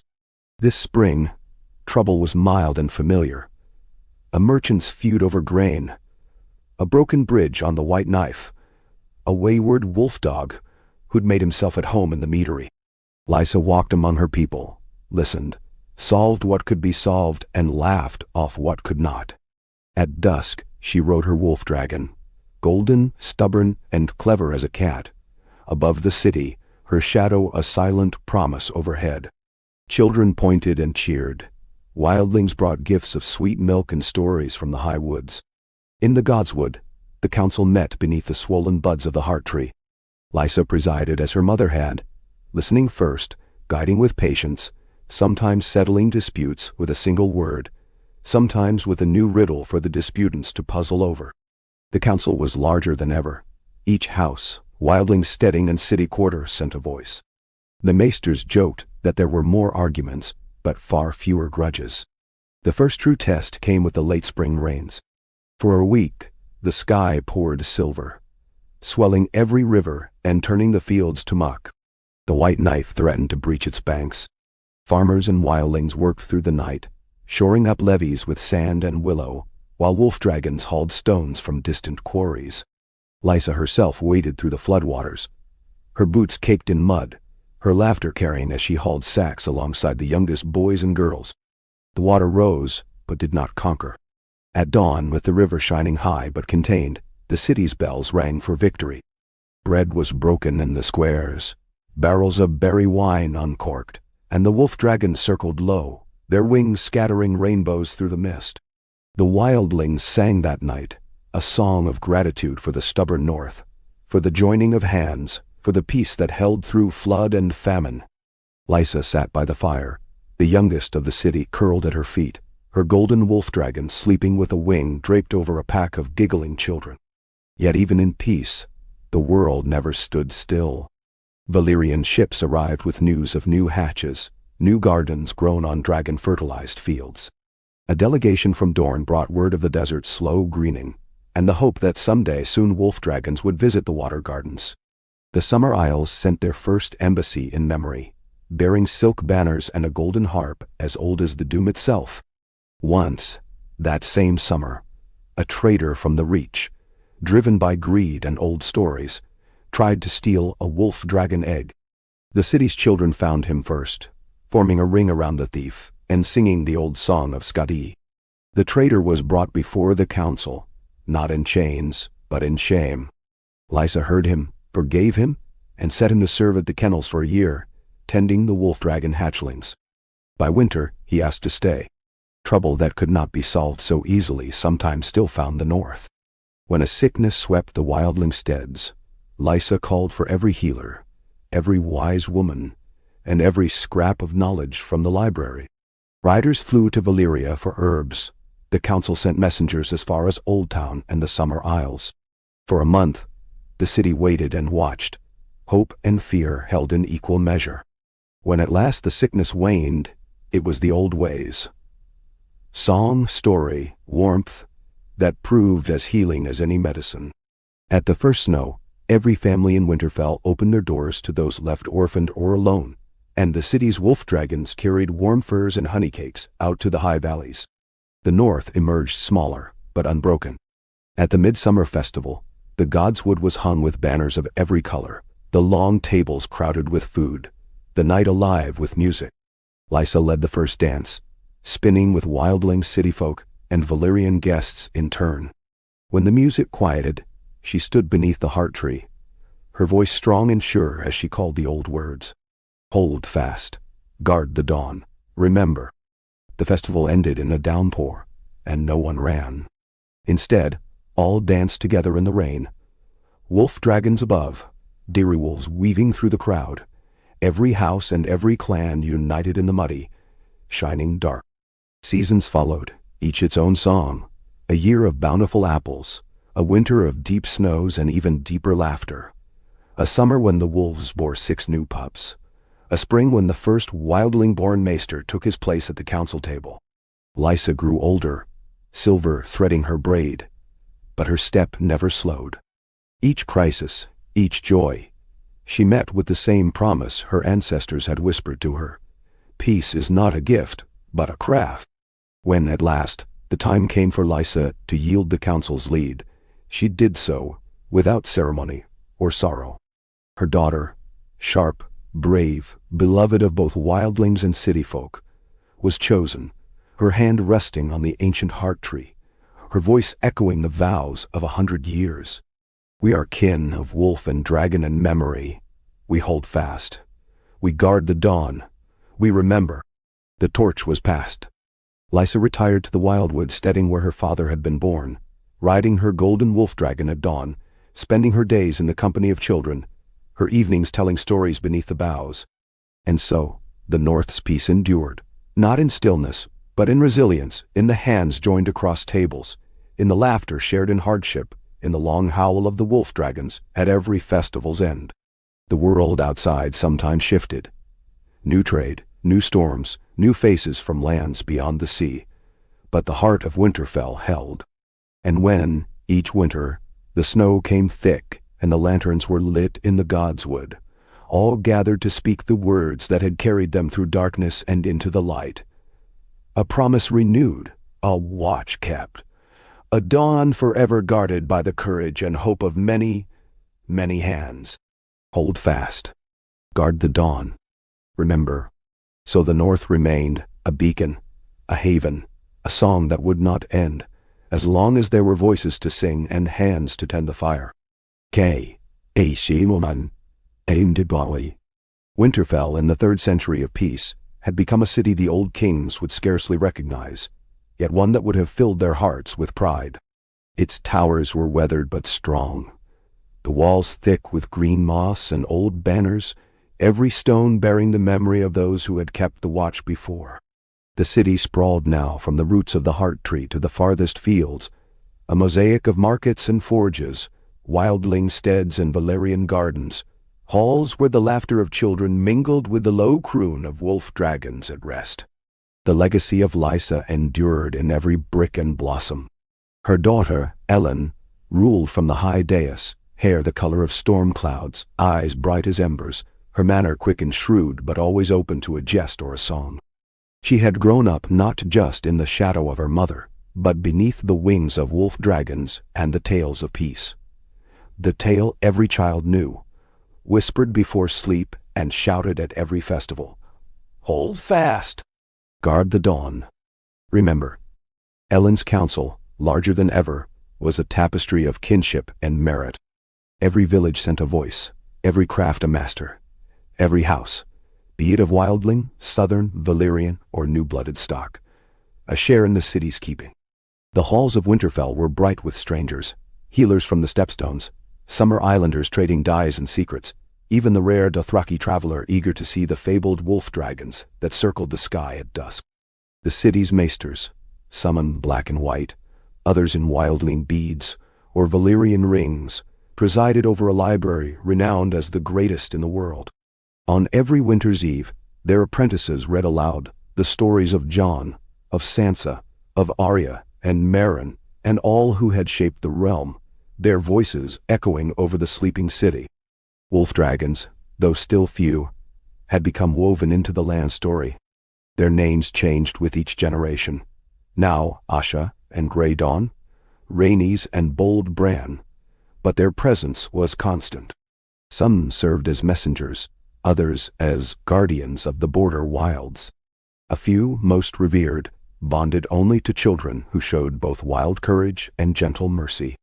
No one sought to ride or breed them for glory. To be chosen by a wolf dragon was still a mystery, one celebrated with feasting and song. Their bones, when their time came, were laid beneath the heart tree, with those of direwolves and heroes alike, watched over by the oldest wardens of the Godswood. Ellen's reign was marked by abundance, but not without storms. One autumn, fire swept through the southern fields after lightning struck the grain barns. Smoke rose over the city, the wind carrying embers toward the new forges. For a night and a day, wildlings, townsfolk, healers, and lords alike fought side by side, the wolf dragons hauling water from the white knife and beating down the flames with their vast wings. When the fire was at last subdued, the city was scarred but unbroken. Ellen called for a night of songs rather than mourning, and the city filled with music, a new song joining the old. When fire falls and rivers rise, we stand together, kin and wise. When storms assail and shadows press, we answer with hope, we answer with yes. Afterward, a new law was set. No harvest would be hoarded, no neighbor left hungry, and each winter a tenth of the city's stores would be shared with any who asked.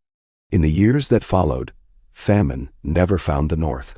Another challenge came when a sickness, gentle but stubborn, crept through the city's children, leaving some fevered and weak. The council summoned healers from the Summer Isles and Valyria, and a wildling wise woman concocted a remedy of birch tea and wolf's milk. While the city waited, the wolf dragons were kept at a distance, their riders tending the sick and reading stories at bedside. None were lost, and at the festival that year every child who had recovered was carried on the backs of direwolves or wolf dragons around the Godswood, the city cheering them as heroes. The world beyond the north watched and learned. Valyrian envoys brought seeds and scrolls. The Reach sent master gardeners. The Iron Islands, long tamed by trade, sent ships heavy with salt cod and storm stories. The wall bridge, grown thick with willows and roses, was the pride of every builder from Old Town to the far north, a symbol of peace as much as passage.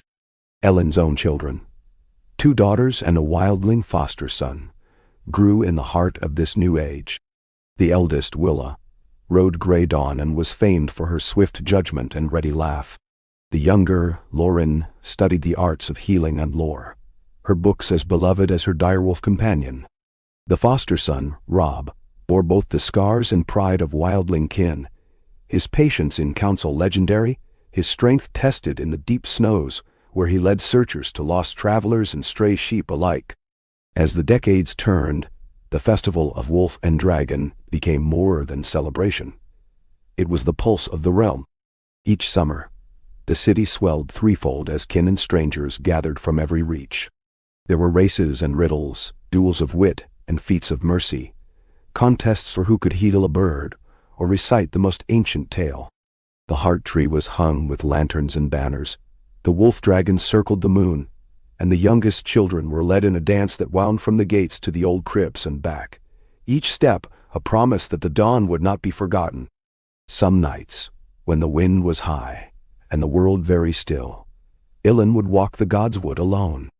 She would lay her hand on the weirwood, feeling the pulse of 100 years, each life and laughter, each heartbreak and healing, each promise spoken anew. The faces in the bark had softened with time, their eyes deep and kind, their mouths always almost smiling. Once, when the summer fires burned low and the city was quiet, a wolf dragon landed beside her in the dark. Ilyn rested her head against its flank, eyes closed, and listened to its slow, steady breath. "We keep the watch," she whispered. "We remember." The wolf dragon's tail thumped the earth, and somewhere above, the aurora rippled green and blue. The realm's peace was not the peace of stasis, but of renewal, of fields sown in friendship, of knowledge shared, of old wounds mended by generations who had learned from the Dawnkeepers before them. The world still changed, sometimes in ways no council could have foreseen.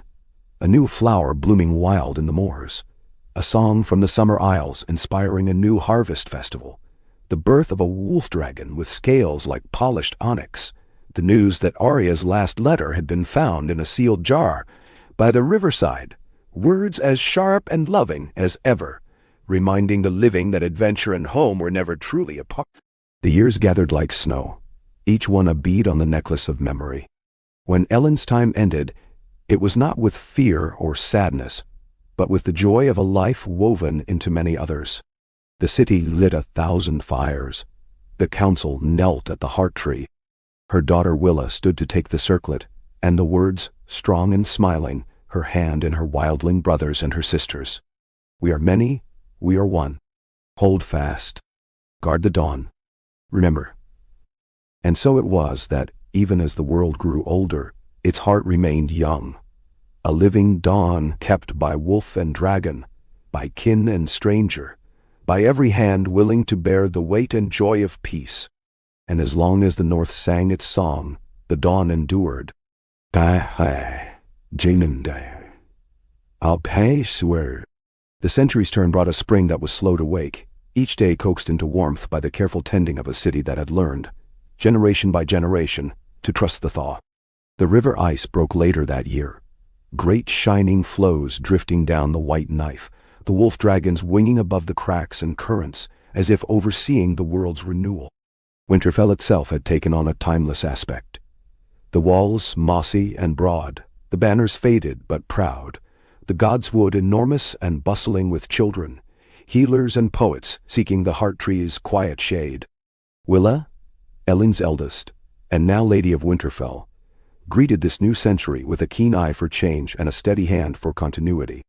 Her siblings and foster kin stood with her.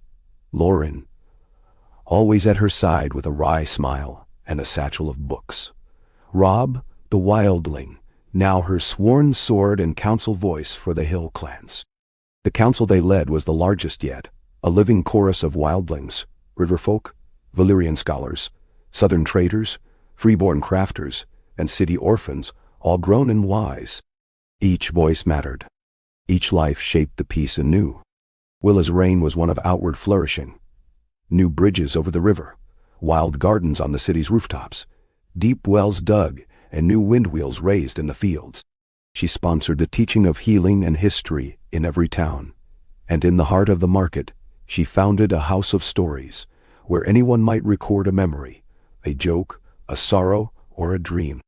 She rode Grey Dawn, her wolf dragon, each dawn and dusk, flying low enough for the children to wave, high enough to see the whole land stirring from sleep. It was said she knew every rooftop, every well, and could name the oldest trees on sight. Still, even in the golden light of such an age, shadows sometimes grew. One early spring a strange fever struck the outermost wildling villages, threatening to cross the wall bridge and sweep through Winterfell. Willa called the council at midnight, and they responded as one. Wildling healers and Valyrian alchemists worked side by side with maesters, mixing willow bark and rare green fire, tending the sick and burning the bedding. Children volunteered to bring broth and clean water, and the wolf dragons carried supplies to distant steadings faster than any horse could run. It was a near thing, but the city's walls never closed, and not a single door was barred against a neighbor. When the last fever broke, Willa led a procession from the godswood, every survivor carrying a lantern made of salt and blue glass. They floated them on the river, a promise that no life would be forgotten, and that every sorrow would be borne together. Troubles from the world beyond were met with the same unity. A southern lord arrived, seeking to provoke a quarrel over trade. The council greeted him with open arms, heard his demands, then challenged him to a riddle contest and a meal at the House of Stories. He left, laughing and changed, his purse full of new poems and a promise of grain from the Reach. The greatest trial of Willa's time, though, came not from sickness or storm, but from the north itself. A question as old as the land: how much to grow? How much to keep wild? The southern fields wanted more land for barley and apples. The wildlings argued for more forest for hunting and old rights. The debate raged across 3 councils, spilling into the markets and the taverns, tempers flaring even in the House of Stories. Willa answered as her mothers had before. She listened, she waited, she trusted. She called for 7 days of walking, every counselor, every house, every voice, to circle the city and its wilds. On the last night they camped in the ancient clearing where Scotty's bones rested, where Jon Snow and Meryn, Lysa and Ellen all lay in memory. There, Willa asked each person to speak their hope, and each did, voice after voice, until dawn painted the tents gold. In the end, the city kept its wild border. No axe to touch the old trees, no plow to cross certain fields. Instead, new orchards were planted on land gifted by the wildling clans, and the council swore to keep the old wild in every festival, every story, every child's first hunt. It was a peace, not won by decree, but by patience. A piece of shared ground, shared labor, shared song. The festivals grew ever grander. At the Wolf and Dragon, tents sprawled to the horizon. Songs and riddles flew like birds. On the final night, the youngest wolf dragons led a dance that wove through the lantern-lit streets, carrying children on their backs, their scales glinting as the crowd shouted the old words. Hold fast. Guard the dawn. Remember. Gray Dawn, grown old but still mighty, led the last flight over the city, a silver shadow trailing sparks in the dark. Willa watched from the roof of the story house, her heart full. She knew the world was changing, as it always did. Valyria now spoke of building a great harbor at the mouth of the White Knife. The Summer Isles had sent 100 saplings for the godswood, and distant Bravos sent a singer who stayed a season and taught the city new songs. But every change was woven into the North's tapestry. When the first Valyrian merchant house set up its counting tables near the river, they were welcomed, but asked to plant an apple tree beside the gate and share its fruit at the festival. When a wildling clan grew restless and spoke of wandering north to seek new mountains, Willa herself led the send-off, a procession of laughter and tears, and the promise that home would always be waiting. When the godswood's oldest wolf dragons finally died, their bones were laid beside the heart tree with as much reverence as for any lord or counselor, and children scattered wildflower seeds across the mounds. Willa aged in the manner of all her kin, gently, with grace, her wisdom sought not only by council and city, but by strangers who came to learn the secret of peace. She shared it freely. Patience, listening, memory, the courage to let the wild endure beside the growing field. And when her time came, the festival lasted a full 7 days. Children sang the dawn song each morning, the wolf dragons danced in the northern sky, and the elders gathered to recount not only her story, but all the stories, the whole braid of years that had led from war and famine to this stubborn golden peace. Her daughter, Maeve, was chosen as Lady of Winterfell, sharp-eyed and clever, a rider of a blue-green wolf dragon, and a poet in 3 tongues. Maeve's first act was to lead the children and wildlings to the river, where they floated 1,000 lanterns, each marked with a hope or a memory. The city glowed with light as dusk fell, the heart tree's red leaves trembling in the breeze. That night, beneath the northern lights, Maeve and her kin knelt at the tree and spoke the words that were both blessing and promise. We hold fast. We guard the dawn. We remember. So did the new age begin, not with trumpets but with quiet, steadfast joy, the kind built day by day, storm by storm, sorrow by laughter. So the wolf dragons flew, and the songs rose, and the peace endured, not perfect, but ever renewed, as long as there were hands to hold the fire and hearts to remember the dawn. One day, the turn of another decade brought new faces and new dreams to Winterfell, yet the old magic, patient, practical, and persistent, lingered in every stone and story. Maeve, Lady of Winterfell, had taken her mother's place with an easy strength, the circlet of woven silver resting on her brow, her wolf dragon, Talia, ever at her side. Maeve's rule was marked by an openness to the world beyond the north, a hunger for every riddle and wonder, and an unshakable belief in the power of memory to guide the living. Maeve's siblings and cousins formed the core of her council, joined by wise wildling elders, maesters of every chain and creed, traders from far Bravos and Valyria, and the children of craftsfolk, whose fathers and mothers had once been strangers to these halls. Their council was more than debate. It was a weaving of stories and grievances, a place where a tanner's apprentice could stand beside a Valyrian envoy and have her word weighed equally.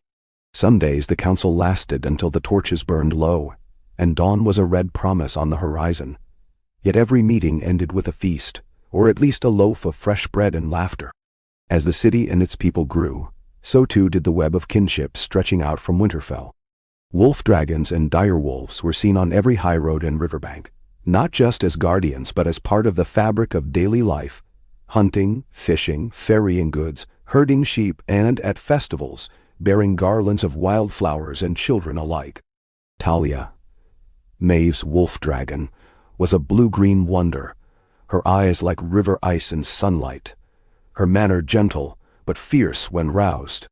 She was often seen curled beside the heart tree in the godswood, or sunning on the market roofs, her scales warm as summer stone. The greatest test of Maeve's reign came not from without, but from within. As peace held and prosperity deepened, a question began to stir. What did it mean to be off the north now, when every tongue and custom, every blood and craft, was part of the realm? Some feared that memory would fade, that the wildness which had once saved them would soften, lost to the comforts of settled life. The debate played out in council, in taverns, in the new house of stories. Some argued for keeping old rites separate, for setting wildling and city festivals apart. Others pressed for unity, for new stories and songs. Maeve did not command, but listened. She called for a great gathering, every clan and city quarter, every ship and trade hall, every wildling village, every Valyrian and Summer Islekin, summoned to Winterfell at the heart of spring. The godswood and meadows overflowed. Songs in a dozen tongues filled the air. Wolf dragons wheeled above as the city's bakers, cooks, and healers competed in friendly rivalry, each offering a gift to the tree or a tale to the crowd. The gathering lasted 7 days. On the final night, Maeve herself rose and stood beneath the heart tree, a lantern of blue glass in one hand, Talia's head bowed beside her. "We are many histories," Maeve said, her voice carrying through the hush. "We are wild and rooted, wandering and home. Let the peace between us be more than old habit or new convenience. Let it be a vow we choose, each season, each sorrow, each joy. Let the stories we keep not divide us, but bind us ever closer, so that each of us is both wolf and dragon, both memory and hope." Oh. She raised the lantern, and the crowd answered in a chorus that echoed from the godswood to the distant wall. Hold fast. Guard the dawn. Remember. The next day, new traditions were born. Old wildling rites became part of the city's festivals. Valyrian seed plantings found a place in the market square. Even the House of Stories was rebuilt, larger and more welcoming, so that every child might write or sing or draw her tale. Maeve's patience, her gentle wisdom, became a legend of its own, less for what she changed than for how she taught the North to listen and change itself. Years turned. The city sent more ships up the White Knife and out to sea. Trade with Braavos and the Summer Isles deepened, and at last a ship from far Yeti docked at White Harbor, its sailors stunned by the sight of wolf dragons circling the green fields. Some settlers stayed, bringing new fruit trees and stories of dragons with scales of pearl and gold. Maeve grew older, her hair streaked with white, her hands ink-stained from decades of records and stories. She taught her own children, Edrin, clever and kind, and his younger sister Marga, wild and brave, that peace was not a thing once won, but a garden to tend every day. Edrin preferred the House of Stories. Marga lived for the hunt, the wild wind, and the high flight of her own young wolf dragon, a crimson female named Hearthsong. It was Hearthsong, in Maeve's later years, who became the city's herald. With Edrin, Marga flew to Dorne and Valyria, to the Summer Isles and the Wall Bridge, carrying news, gifts, and memories, always returning home with new seeds for the gardens, new tales for the festivals, and new friends for the council circle. The North became not only a haven but a beacon, its peace and wildness known far beyond the bounds of the old realm. In her last year, Maeve led one final festival. Every kin and neighbor gathered in a ring of light around the godswood. She spoke of old fears and older dreams, of the promise Jon Snow had made so many lifetimes ago. She pressed her hand to the heart tree, feeling the pulse of every ancestor, every dragon and wolf, every hope kept or lost or found again. Her last words were soft but clear, and the city heard them as a blessing and a charge. It is not enough to remember. We must choose, again and again, to belong to one another. Hold fast, guard the dawn, and when the night comes again, know that you are never alone. Maeve died beneath the heart tree, Talia at her side, the godswood alive with birdsong and lantern light. The North mourned, but did not falter. Her children led the council, wildling and Valyrian kin at their side. The peace held. The wolf dragons soared. The dawn returned. So, the city endured. Its story ever unfinished, the heart tree growing still. The wild fields and deep rivers a living memory of every hand and heart that had shaped the peace. In every home, in every festival, in every child's dream, the same words were spoken, binding the dawn to the living. Hold fast. Guard the dawn. Remember. And in that promise, renewed with every season, every voice, every joining of wild and home, the world turned, and the North remained forever young.